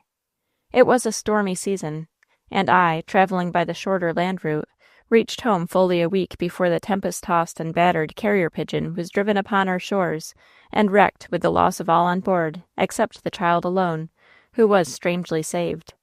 I should have taken him at once to our own home, but for consideration of you. I gave him in charge of Miss Bayard. In a day or two I knew that you had seen and recognized the boy. Then I noticed that any mention of the wrecked child distressed you, so I did all that I could for the little lad without forcing him upon your notice. My noble Abel, I have never deserved such a heart. No more of that, love. I think now that I have made a clean breast of it. I think I have told you all. Except this, you said that my first marriage was not a fraud, but a legal act. Oh, is that true? And if true, how came you to know it? Inquired the lady. Oh, yes, I must explain that. And then, Elfrida, you must neither talk nor listen longer. You are exhausted. But tell me first, how do you know my first marriage was legal? Do you remember the discovery we made the day before you were taken ill? The discovery that the villain who attempted to blackmail you and marry our heiress, under the name of Angus Anglesea, was not that gallant officer at all, but an impostor, taking advantage of the closest possible resemblance to Anglesea to carry out his own nefarious purposes. Yes, a relative of Anglesea, Burne Stukely. The same. Well, 20 years ago, Anglesea and Stukely, I hate to connect their names, were exact counterparts, as you have heard. Well, this same Stukely was in Paris at the time that Saviola was there, and was taking the name and character of his benefactor. Saviola, deceived by the name and resemblance, mistook him for Anglesea, and asked him to act as his second. Stukely consented, and when Saviola fell, mortally wounded, the dying man entrusted the impostor with important papers and confidential messages to be delivered to you at Geneva. Now do you understand? Yes, I see, but he took his time in coming to Geneva, did not make his appearance there, indeed, until weeks after Saviola's death, when he came, I suppose, in the course of his own business. Well, my dear Elfrida, it must have been the sight of your beautiful face that tempted him to his subtle villainies, to use the papers and the information he really possessed in the manufacturing of false evidence, to convince you that your true and lawful marriage had been a fraud, in order to get you in his power. Yes, but when and how did you discover that the marriage was really lawful, and that the evidence produced by Stukely was fabricated. By the appearance yesterday of the bona fide Angus Anglesea, who went with you and Saviola to Scotland, saw you married, and for your better security, took an attested copy of your marriage certificate, which I have now in my possession. My brother's friend here? My brother's friend, all that we first believed him to be? The vow he made to see me scathless through my mad marriage, kept to the letter, the shadow lifted from my life. Oh, I am so glad, and so grateful. Thank heaven. Oh, thank heaven. Do not excite yourself, Elfrida. You promised to be quiet. Well, I will be quiet. But I am so happy, happier than I have been for 25 years. What brought General Anglesea here? He came in search of you. He brought with him some papers that belong to you, said the squire. And then, while the lady listened with breathless interest, he told her of his accidental meeting with her brother's old friend on the avenue the night before, and of the long interview they had had in the apartments of the general, in which the latter had told of his visit to Naples, his chance encounter with the Prince Saviola, and all that had transpired on the occasion, which was followed a few weeks later by the death of the prince, who had left all his divisible estate to his grandnephew, Rolando, only son of Luigi Saviola, and his wife, Elfrida Glennon. And our dear friend took all the trouble to go to Geneva and hunt up the baptismal register of my son, and then to come across the ocean to find me out? And to bring you the copies of your marriage certificate, the register of your son's birth and baptism, and of your great-uncle's will. But my son, Abel, my son, she cried. Our son's release is the question of a few hours only. He has been a voluntary prisoner because he has been grossly deceived by Stukely into the belief that he is Stukely's son. The lady gave a cry of horror. And he refused to testify against his supposed father. This morning, Grandier, Anglesea, and myself will go to see him together and tell him the truth. He will no longer refuse to testify. We will then go to the Commissioner of Prisoners and ask him for an early hearing. If there should be any delay, we will go to the President. I think I can promise that he will be released before sunset." "Heaven grant it," breathed the lady. "And now, Elfrida, I must summon your nurse and leave you to repose. You had better not try to see anyone else today, not even the children. Anglesea will wait until tomorrow for an interview." "One more word before you leave me, Abel." "What is it?" "How came I back here in this bed? Where did you find me? I know I was crazed with trouble when I left that statement on the table and started on my journey. I have no distinct memory of that journey until I lost myself in a wild, dark, desert place, infested with wild beasts and birds of prey, and then oblivion, until I awoke to find myself in this bed. How did I get back? Who brought me home?" "You have never been away, dear Elfrida. Your howling wilderness was but a delirious dream. In your distraction you prepared to leave me, no doubt, but you never left the room. You were found by little Elva, dressed as for a journey, but lying in a swoon upon the carpet. You were put to bed and skillfully treated, and you have got better." "Is it possible?" murmured the lady, passing her hand dreamily over her forehead. "It is true. And now, dearest, though I would much rather pass the whole day beside your bed, I must call your nurse and let you rest. You must not be disturbed again today," said Abel Force, as he stooped and kissed her. She put out her arms and drew his head down again and returned his kiss, murmuring, "Bless you, Abel. Bless you, bless you." Then she released him, and he went softly to the door and opened it. Mrs. Winder, the sick nurse, was sitting on a chair a few feet off. She arose and met the squire, saying reproachfully, "You have stayed too long, sir. The doctor expressly said that no one must talk to my patient for more than 5 minutes, and you have stayed half an hour at least. It is very wrong, sir, indeed, very wrong, and I should not like to be responsible for the consequences." "You must pardon me on this occasion, nurse," said the squire, good-humoredly. "I hope I have done your patient no harm, and I promise that no one else shall disturb her today." "No, sir, they shan't. I will see to that," answered the woman, with the despotism of her class. Mr. Force was too happy to be resentful. He went downstairs to the ladies' parlor, where he found a very large party waiting for him. Odalite, Elva, Wynette, Mrs. Hedge, Miss Grandier, Miss Bayard, Rosemary, Captain Gideon, and young Sam. He bowed as he entered the room, where he was promptly met by Wynette, who at once flew at him and pecked him with the words, "Papa, you are a perfect outlaw. You were not given permission to stay more than 5 minutes in Mamma's room, and you have stayed about 5 hours, it seems to me. Oh, tut, tut, tut. What reckless exaggeration. Not half an hour, my dear, said the squire. And we are all just famishing. Here are our friends from the country, too. They have got furnished apartments on E Street, but they have to come here for their meals, and they are just fainting with hunger. The squire thought they need not have waited for him, but might have gone down to breakfast under the escort of the old skipper, but he was too kind-hearted to say so. She is only teasing you, Mr. Force. She has no respect for the fourth commandment. We have but just arrived, and though we have excellent appetites for our breakfast, we are not suffering from hunger, said Mrs. Hedge. I know, Wynette, said the chick-pecked papa, but now we will go downstairs at once. Where is Enderby, then? He went out to breakfast with a friend who has just arrived from England, but I didn't catch his name, replied the skipper. Oh, I know. Miss Sibby, will you take my arm? Now, what do I want with your arm, Abel Force? Them as has arms and legs of their own, says I, don't need to be toted along on other people's, says I, replied the old lady, trotting on before the party. Chapter 45. Winding Up. When the party returned to the drawing-room, they found the Earl and the General waiting for them. The squire greeted his friends and then introduced the General. The visitors from the country, who had known the counterfeit to their cost, were now very much pleased to make the acquaintance of the genuine officer.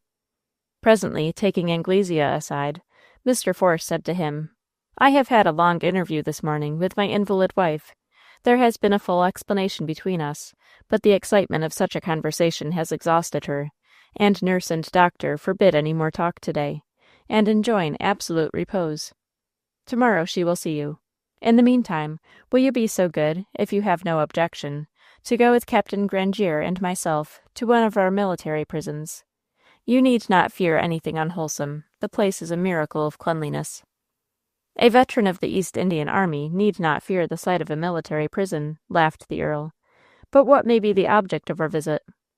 Mr. Force then explained the real position of Roland Bayard and of Burns Stukely, and the deception that had been practiced by the slaver captain on his young prisoner, to persuade the latter that he was the son of the former, and to prevent him from giving the evidence that would clear himself and hang his supposed father.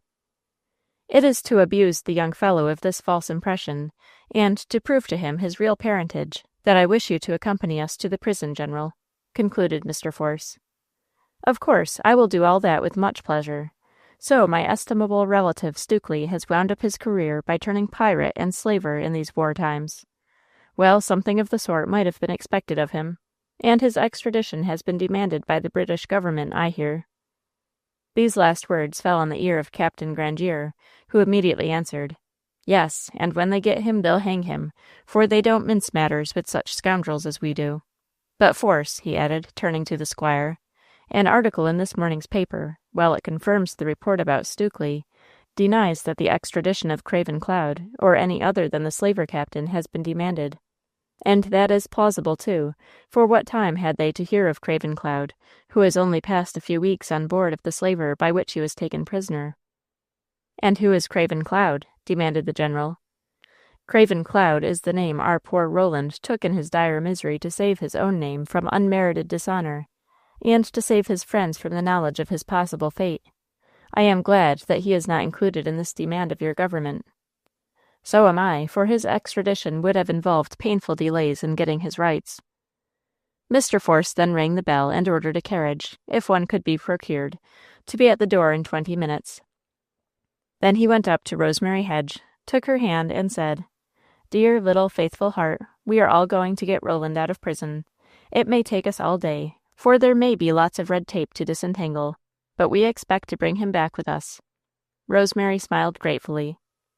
Did I hear you say you expected to bring my Roland back with you? Inquired Miss Sibby. Yes, madame, replied the squire. Well, now, you do it, Abel Force. You better had, squire. If you don't, I'll walk myself right up to the president.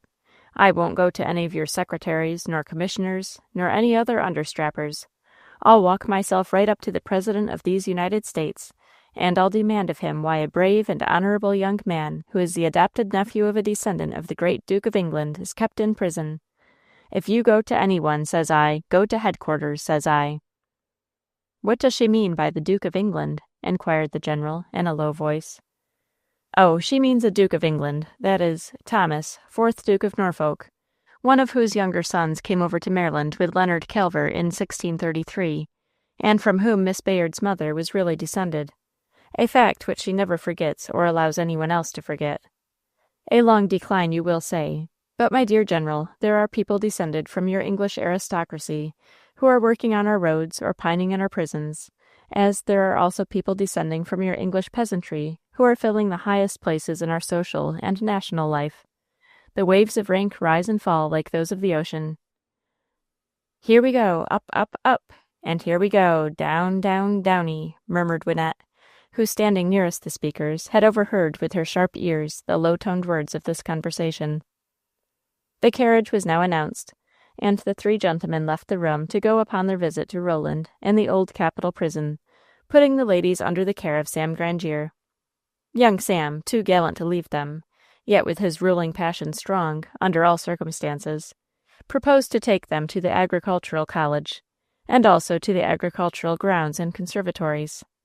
All the ladies consented to go, except Odalite, who decided to stay home for the chance of being admitted to see her invalid mother, and of receiving a visit from her lover should his official duties give him time to call.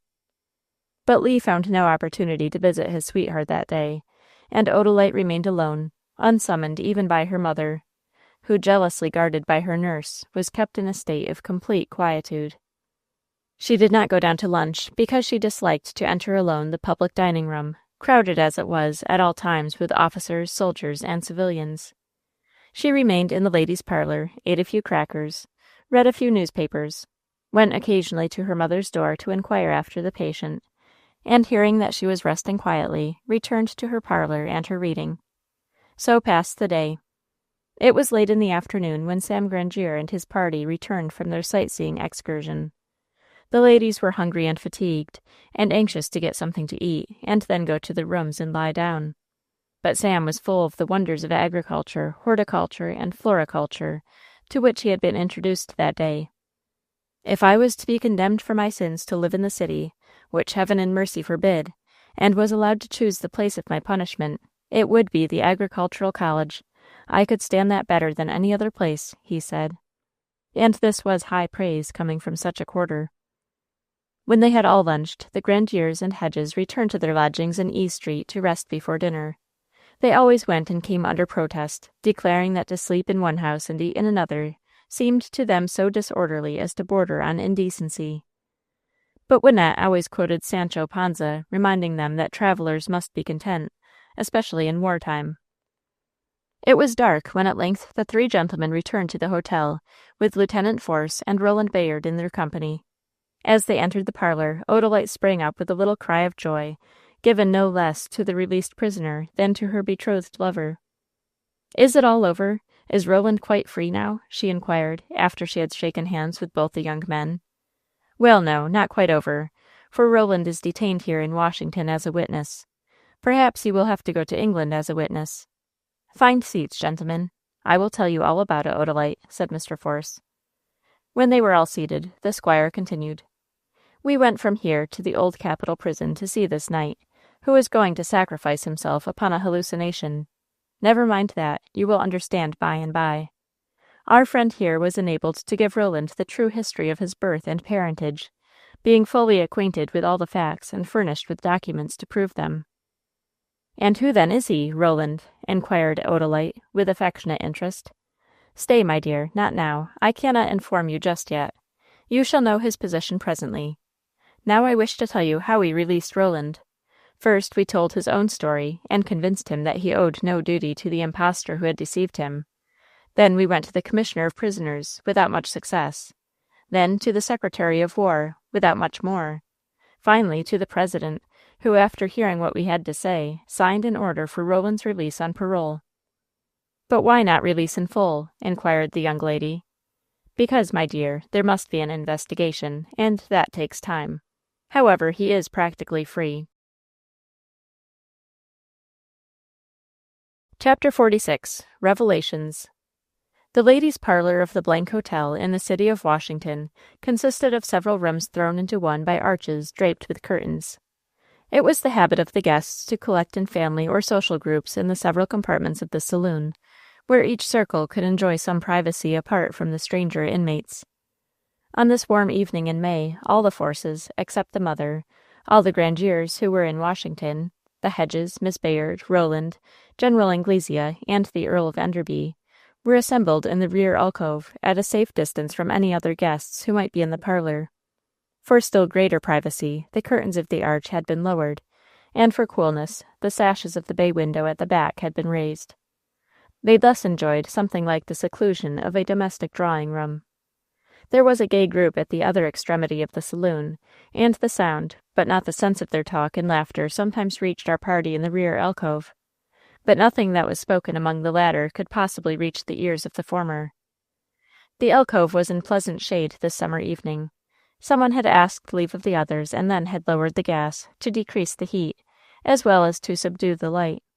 The May moon, at its full, shone in through the open bay window, and softly illumined the interior, falling directly on the pale face of Abel Force, who occupied a large easy-chair in the midst of his party, who were seated around him, waiting in eager attention for his words. The squire of Mondreer began to speak in a somewhat formal manner. "My friends," he said, "I have asked you all to meet me here, that I may explain to you some family matter that you have not hitherto understood, or rather that you have entirely misunderstood up to this day." The squire paused in some embarrassment. Miss Sibby took advantage of the momentary silence to nudge Miss Susanna Grandier and whisper, "I knowed it. Everything as is hid, says I, is sure to come out, says I. But it's nothing agin Abel Force, whatever it is, says I. I'll bet on the old squire every time, says I." Mr. Force went on, "You have all taken, or seemed to take, much for granted in our lives which was not true. Now did you not?" "Why, not that I know of, Force. I don't know of any mistakes we any of us ever made about you," exclaimed old Captain Grandier, answering for all his neighbors. "In what respect have we done you wrong?" he next inquired. "In no respect have you done me wrong. You have only taken some things for granted and made some harmless mistakes." "What mistakes?" These questions helped the embarrassed squire in his awkward explanations. Perhaps he drew them out for the purpose. "For instance," he replied, "you all took it for granted, when I married in Europe, that I had married a young lady who had never been married before." "Yes, of course," replied the old skipper, while everyone else listened in silent expectation. "You never imagined that I had married a young widow." "Good heaven, no!" exclaimed the old sailor, opening his eyes to their widest extent. "None of us ever could have dreamed of such a thing. So Mrs. Force was a widow when you married her?"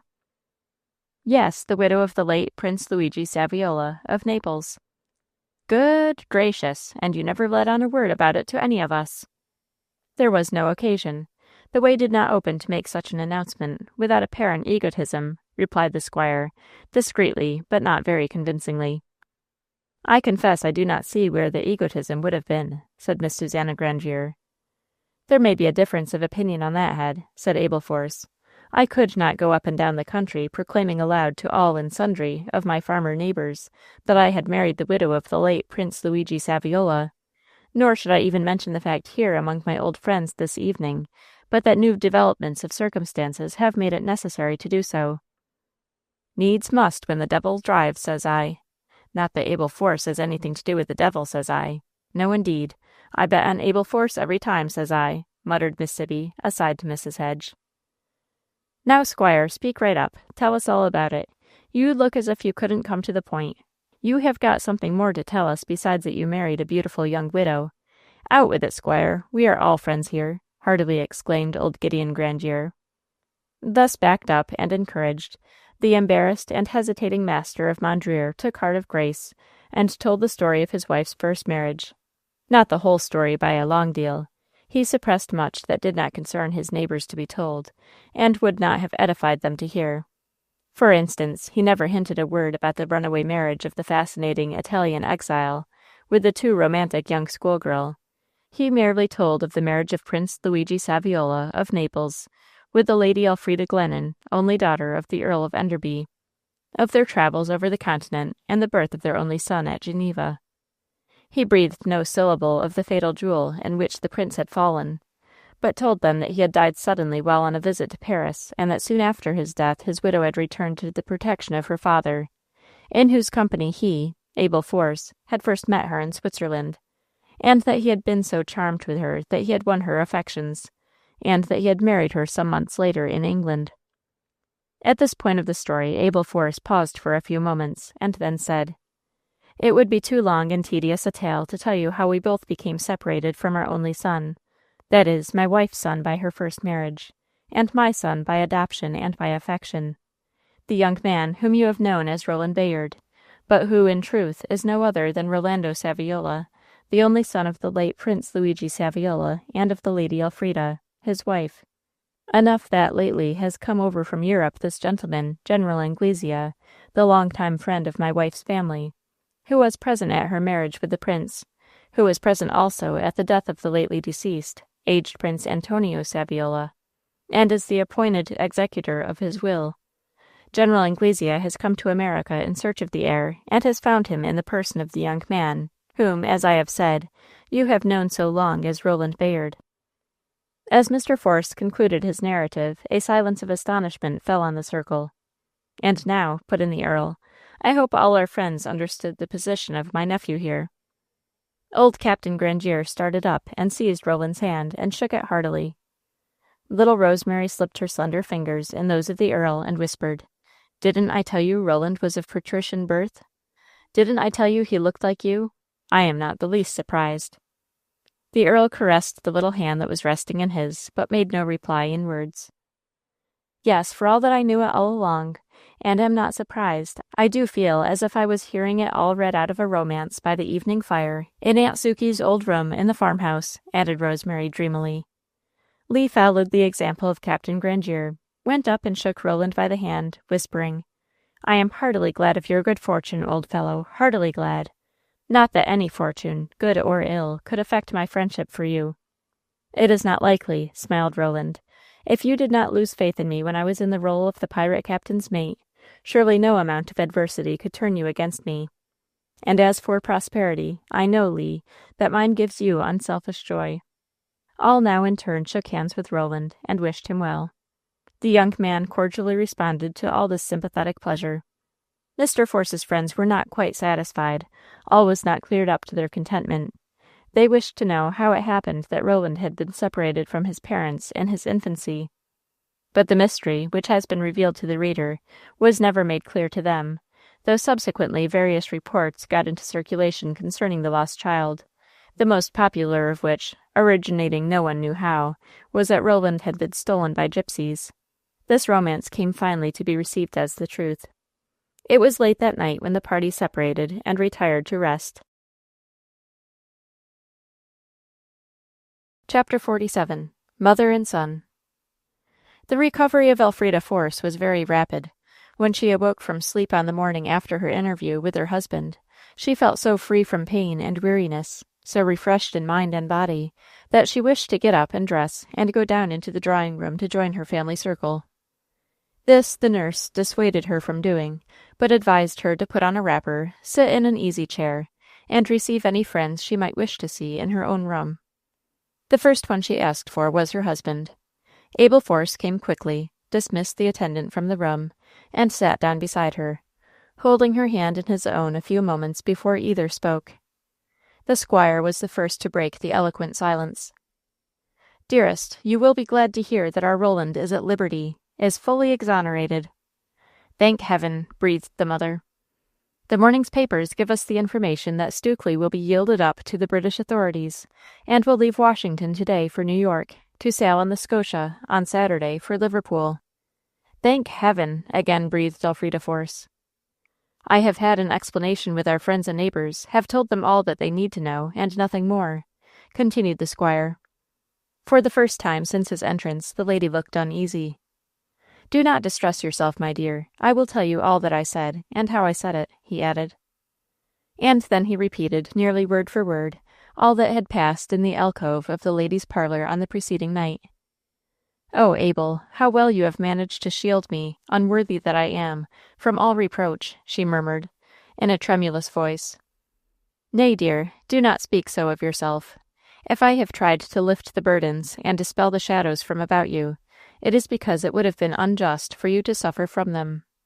And, Elfrida, I have had this morning an exhaustive interview with our son." "Ah, yes, yes. What will Roland think of my long ignoring him?" sighed the mother. "He knows now all about it. The cruel, slanderous deception practiced on you by the man Stukely, when he made you believe that the marriage with Saviola was illegal, and left you no other alternative than to do as you did. And no shadow of implied blame is felt by Roland, only reverential tenderness and compassion for all that you have had to suffer for so many years, from the diabolical villainy of one man. Roland is impatient to see you, my dear, as soon as you can admit him." "My incomparable husband," breathed the lady, penetrated by her perception of his utter unselfishness and superiority to every feeling of jealousy. "Ah, how you exaggerate, dear," he said with a smile. Then, "Will you see Roland?" he inquired. "When you please," she answered. He arose, stooped and kissed her forehead, and left the room. In a few moments the door opened, and Roland entered. The blood rushed to the lady's face, and then left it paler than before. She held out both hands to receive him. "My son, oh my son, can you forgive me?" she wailed. Roland dropped on one knee and lifted her hands to his lips in silent reverence. Then he arose and folded her in his arms, still in silence. "Speak to me, Roland," she said at last, when he had drawn a chair and seated himself at her side. "Dear mother," he said very gently, "I have heard your whole story from the lips of my stepfather. My honored father, I should rather say, for truly he has done a father's part and given a father's love to me, and I feel for him the deepest love, respect, and compassion. I wish from my soul that at my hands the demon who has wronged you so bitterly could receive his punishment. No, no, my son, from your hands his punishment would be sinful revenge. From the hands of the law which has seized him, it will be retributive justice. Roland, how much, if anything, can you remember of your infancy before you were cast upon these shores?" she suddenly inquired. "Not very much clearly, dear mother, but I do remember a country place where there were many cows and some calves, fruit trees, flowers, and a house covered all over with flowering vines. I remember a rosy-cheeked woman in a white cap and white apron, who used to wash and dress me, and another little boy of about my age, and give us our milk and bread in a room that had a bright red brick floor." "Nothing more, Roland?" "Oh, yes, I remember something that used to make a grand holiday for us, a great lady who used to come to see us, and bring cakes and sugar plums, and toys and clothes. Then I remember being in a ship on the sea for many days, but cannot recall how I got there, or how I came away. These reminiscences I have often told to Aunt Sibby, but neither she nor I could ever make out by much study where that home of my infancy could have been located, or what seas I had sailed over." "And did no face, no voice here ever associate itself with those earlier memories?" inquired the mother. "Yes," replied the young man. "I was but 4 years old when I last beheld the face of the beautiful woman who visited me at intervals, and whom I had been taught to call my aunt. But this last occasion was fixed in my memory from the childish delight I found in the hobby horse she had brought down for me, and also by something very opposite that, my distress at seeing her great griefs and paroxysms of sobs and tears at leaving me. These impressed the lady's face and voice indelibly on my memory, so that the image and the tone survived everything else in my picture of the past. I was 10 years old when I first saw Mrs. Force at our school examination, but her face and her voice troubled me with fancies that they had both once been familiar and beloved. Mother, I remembered your presence in the home of my infancy, though I remembered little else about it, and I recalled your face and voice when I met you again 6 years later on this side of the world, though I could not identify you with the angel of my fancy. Yet I always loved you in both characters, though I never ventured to show my affection, and I somehow perceived your love for me, though you never showed it." "A veil was between us," said Elfrida Force. "Yes, a veil, but so thin that we saw each other through it. Why, mother dear, even our little Rosemary perceived this, for she often told me that she believed you loved her for my sake more than for her own. Today she told me that when she was in distress on my account, it was only to you she could go for sympathy." "And that was true," murmured the lady. "And, mother dear, what treasures I have realized in my new-found sisters! Odalite, always kind to me because Leonidas loved me. Odalite has been most affectionate today. Wynette, charming Wynette, has been so openly fond of me as to rouse the jealousy of Mr. Samuel Grandier, who remonstrated in elegant style this way: "Drot it all, Wynette, you make more of Roland than you ever did of me, though I am to be your husband." "And what did our Wynette say to that?" inquired Mrs. Force, with a smile. She answered, "Well, it is written that a man shall forsake his father and his mother, and cleave to his wife. But it is nowhere written that a woman shall forsake her darling brother to cleave to another fellow."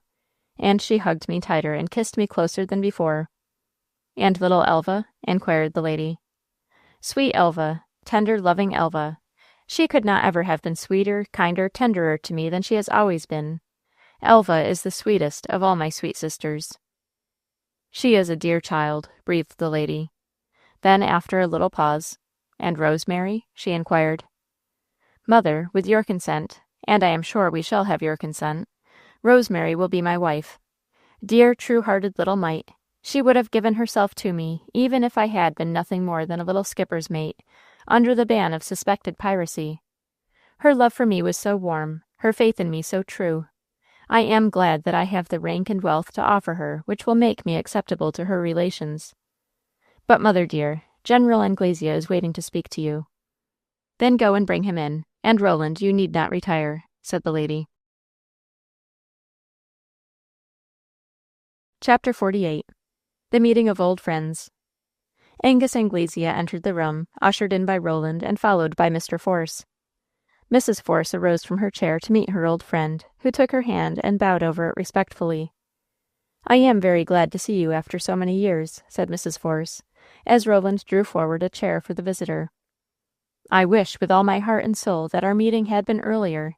It would then have saved much misunderstanding and suffering," said General Anglesea, with a deep sigh, as he took his seat by her side. "The past is past," said the lady. "Everyone in this world has something to bear. All things considered, we have had but a small share of the universal burden," cheerfully remarked Abel Force. "I have brought some very important documents here to place in your hands," said Anglesea, beginning to sort a parcel of papers that he held. "You have taken much trouble to bring me these documents. How can I thank you sufficiently?" murmured the lady. "But I need no thanks for doing my duty. This is the will of the late Antonio Saviola, by which he leaves all his possessions to his grand-nephew, Rolando Saviola," said the general, laying the largest document on a small stand in front of the lady's chair. She bowed and took it up.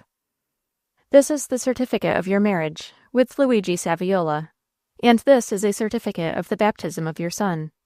These documents were necessary to establish your son's right to the inheritance of the Saviola estates," he continued, placing 2 other papers on the table. These also the lady took up, with a bow of thanks. "Mr. Force will tell you how all these came into my possession, if he has not already done so. And now, dear lady, having surrendered my trust, I must take my leave for the present. I have been cautioned by your physician, who is waiting in the parlor below, not to make my visit too long. I shall remain in Washington some time, and I hope I shall be permitted to see you often," said Anglesea, as he arose to leave the room. "Must you go? Then return soon. Come often. Do come and spend the evening with us. I am quite recovered, I assure you, and shall join my family party in the drawing-room after dinner," said the lady, detaining the hand that he had given her. "I will do so with pleasure," returned the general, and with a low bow he relinquished her hand and left the room. His exit was followed by the entrance of the doctor to make his daily visit. He expressed much satisfaction on finding his patient so much improved, and when Mrs. Force spoke of her wish to join her family in the drawing-room, the doctor made no objection to the proposed measure. As soon as he had gone, the lady dismissed her other 2 visitors, Abel Force and Roland, telling them that she meant to dress and go down into the parlor, where they might rejoin her. The 2 men left the room. A half-hour later, Elfrida Force was seated in the alcove at the rear of the saloon, surrounded by her daughters, her young friends, and her old Maryland neighbors, all of whom rejoiced over her as one who, if not risen from the dead, had at least passed safely through a terrible crisis and risen from a most dangerous illness. All the gentlemen of the circle were absent, having gone with Roland, who was to pass through some necessary formalities before he could be released from bonds and set entirely at liberty. So it turned out that the large party in the alcove was a hen convention, and the subject they discussed was a double wedding, when and where to come off. Leonidas had that day pleaded for an immediate marriage, urging, with much reason, the long time that he and his beloved had been obliged to wait, and the repeated disappointments they had been fated to suffer. And Mr. Force had replied that he would consult Mrs. Force on the subject, and give him an answer as soon as possible. Mr. Force had, in fact, resolved to leave the matter to be determined by his wife. Roland had also pleaded for an early wedding, arguing that he would be compelled to go to Italy to take possession of his estates, and that after all that he and his sweetheart had endured, they might really expect to be made happy. Mrs. Hedge and Miss Grandier promised to take the matter into consideration, and give him an answer in due time. And now all the women and girls were freely discussing the subject. There should be a double wedding, that was a fixed fact. Leonidas and Odalite, Roland and Rosemary, should be married at the same place and at the same time. But in what place and what time? In the city of Washington, within a week, or in St. Mary's County, within a month? That was the question that occupied the ladies' circle. There was so much to be said on both sides. It would save time, trouble, and expense to have the double wedding come off in Washington.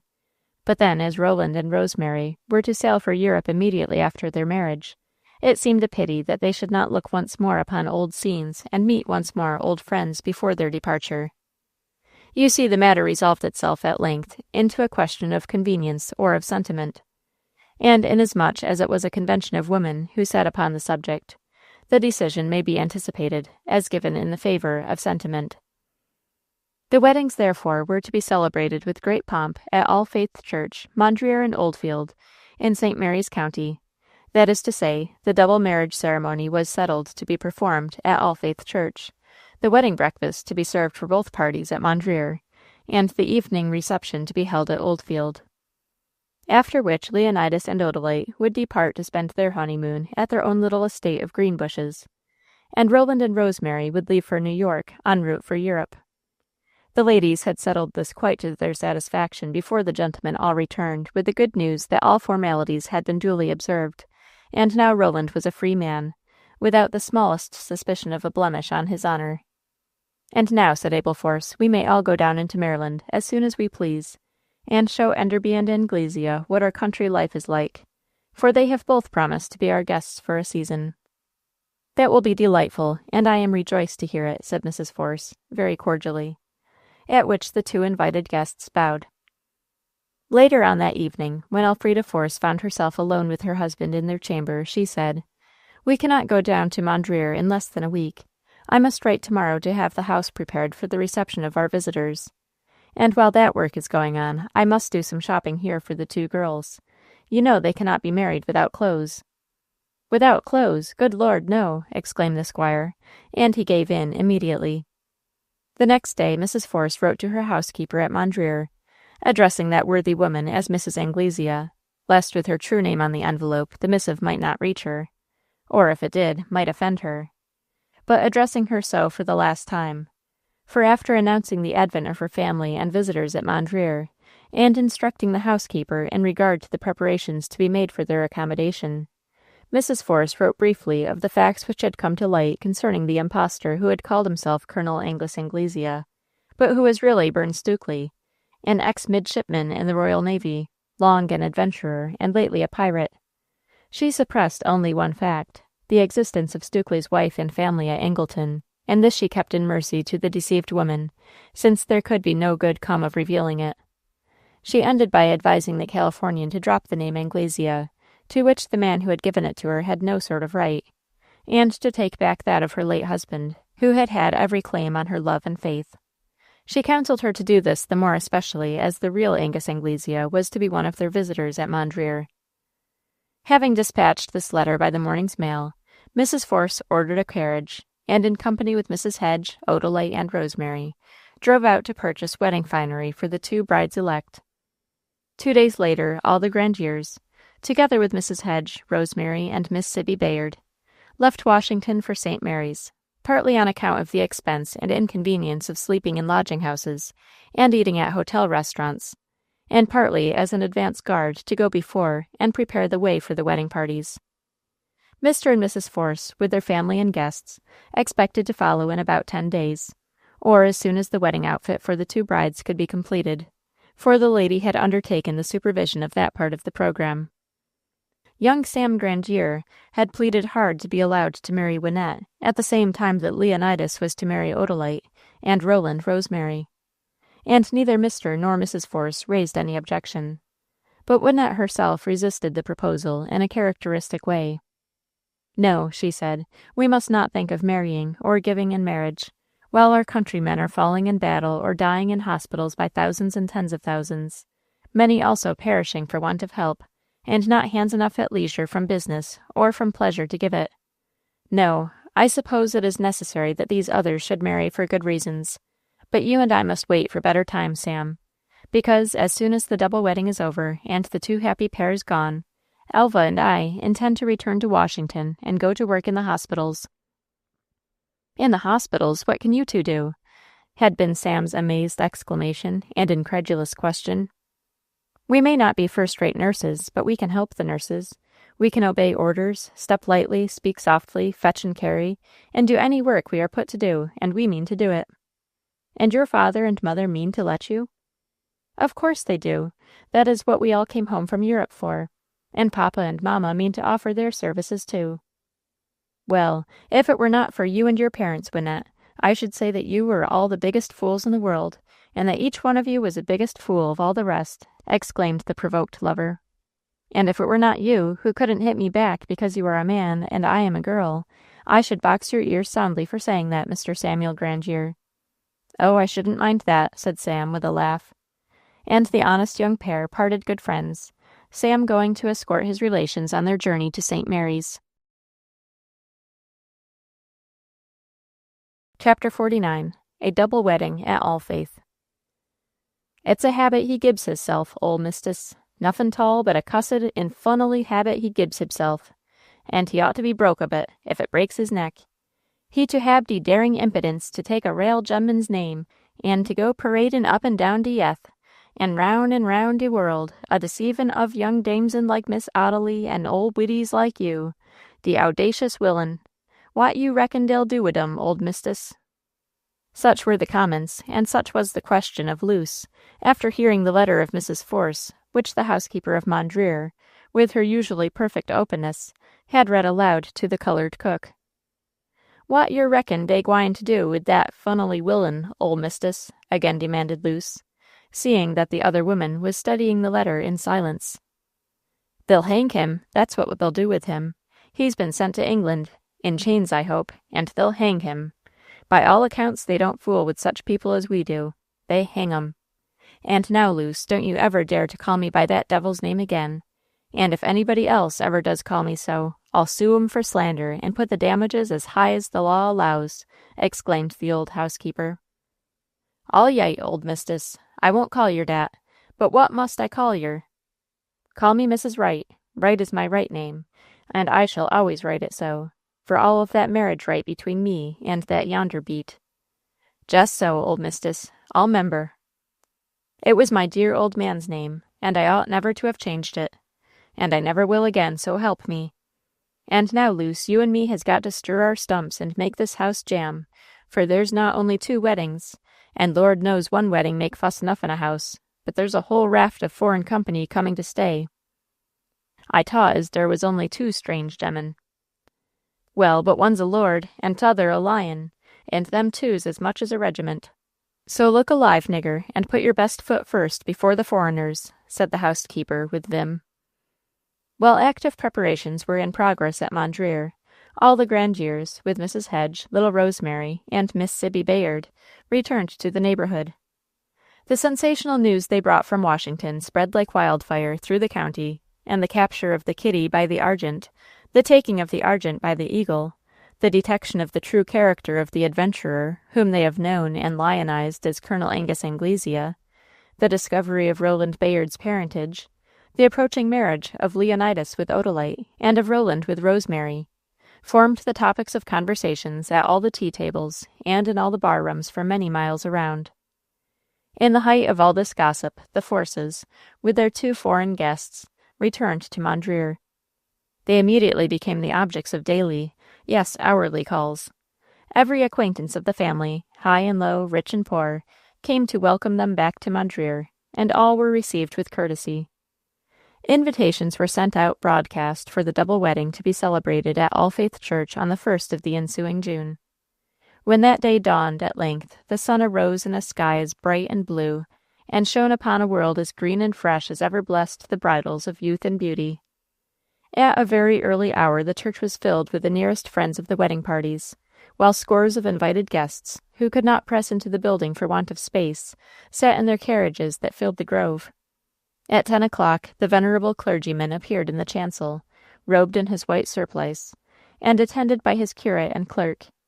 And with their appearance a whisper went around the congregation that the bridal procession was approaching. This was true.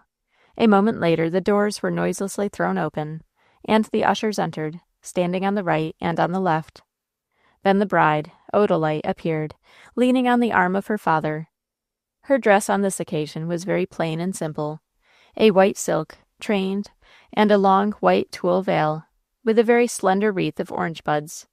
Gloves, boots, handkerchiefs, and bouquet to match, but no jewelry. Behind her walked her bridesmaids, Wynette and Elva, girls even more simply dressed in white than herself. A few steps in the rear came the second bridal train, little Rosemary Hedge, led by her great-uncle, Captain Gideon Grandier. She looked like a light floating cloud, with veil and dress of all snow-white tulle, looped here and there with lilies of the valley. Behind her walked her two bridesmaids, the little Elk girls, in simple white organdy dresses. Last of all came Mrs. Force, with the Earl of Enderby and other friends, and Mrs. Hedge with Miss Susanna Grandier. As Odylight was led up to the altar by her father, Leonidas Force came out of the vestry, followed by his groomsman, Sam Grandier, and joined them.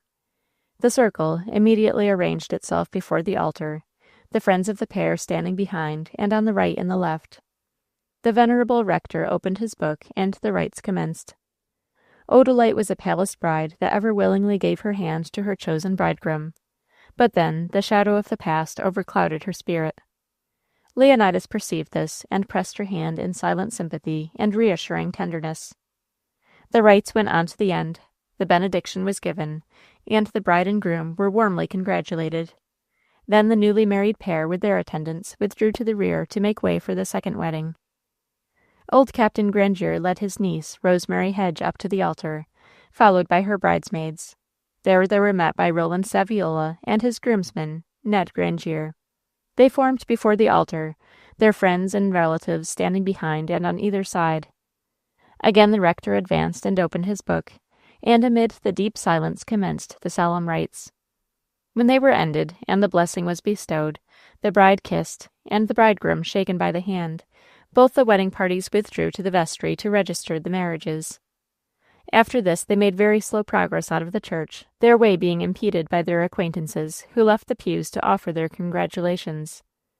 At length they were permitted to enter their carriages and take the road to Mondreer, where the marriage breakfast was to be given. It was a great success, of course. The guests remained until 2 o'clock, when they departed, well pleased, and leaving their entertainers to take a few hours' repose before repairing to Oldfield for the evening's ball. At the farm they all literally danced all night till broad daylight. Then, after coffee, the two brides and grooms put on their traveling dresses and took leave of their friends. Leonidas and Odylight went to Greenbushes to spend their honeymoon quietly. Roland and Rosemary left for Washington, en route for New York and Paris. Mrs. Hedge and Miss Grandier wept freely at parting with their darling, but were consoled by the assurance from Roland that the trip across the Atlantic was nothing at all in these days, and that he should certainly bring Rosemary back to spend Christmas with them, and afterward, if they pleased, take both of them to Europe to spend a long time with Rosemary and himself. To Miss Sibby Bayard, who had been a true mother to the young man, and who was weeping silently and wiping her eyes surreptitiously, as if she were ashamed of her tears, Roland said, "Dearest Aunt Sibby, though I seem to be leaving you finally, yet it is not so. You will see me much oftener, and for much longer periods, than you used to do when I was mate on a merchantman, and away to sea 3 years at a time. Besides, you will come and stay with us on the other side as often and as long as you please. Forever, if you will. We should like it." Yes, honey, never mind me, I'm not crying. What should I cry for when you are so happy? I love you too true for that. Rale love, says I, always rejoices in the good of its objects, says I. And them as snivels at the happiness of their children, says I, hasn't much love, but a deal of self in their souls, says I, Miss Sibby concluded, with a glance of reproach on poor Mrs. Hedge and Miss Grandier. At last they were gone, and the invited guests soon followed. Oldfield was left to itself except for the presence of the Forces, who, being very tired, had accepted Mrs. Grandier's pressing invitation to remain and rest for the whole day. They all retired to their rooms to lie down and sleep, all except the California widow, who, with her instincts of order, volunteered to help put the farmhouse to rights after the party. She called to her aid Luce, who had come to Oldfield in attendance on her mistress. Luce's eyes were red, and her nose was swollen through much crying. "Now, come out of that, you fool!" exclaimed the widow, who had finished with her own crying. "I can't help of it," sobbed Luce. "These yer boys and gals is 'nuff to break a body's heart. Allers everlastin' gettin' married world without end. But what's de use of talkin'? It's a habit dey gives derselves. Nuffin' tall but a habit dey gives derselves.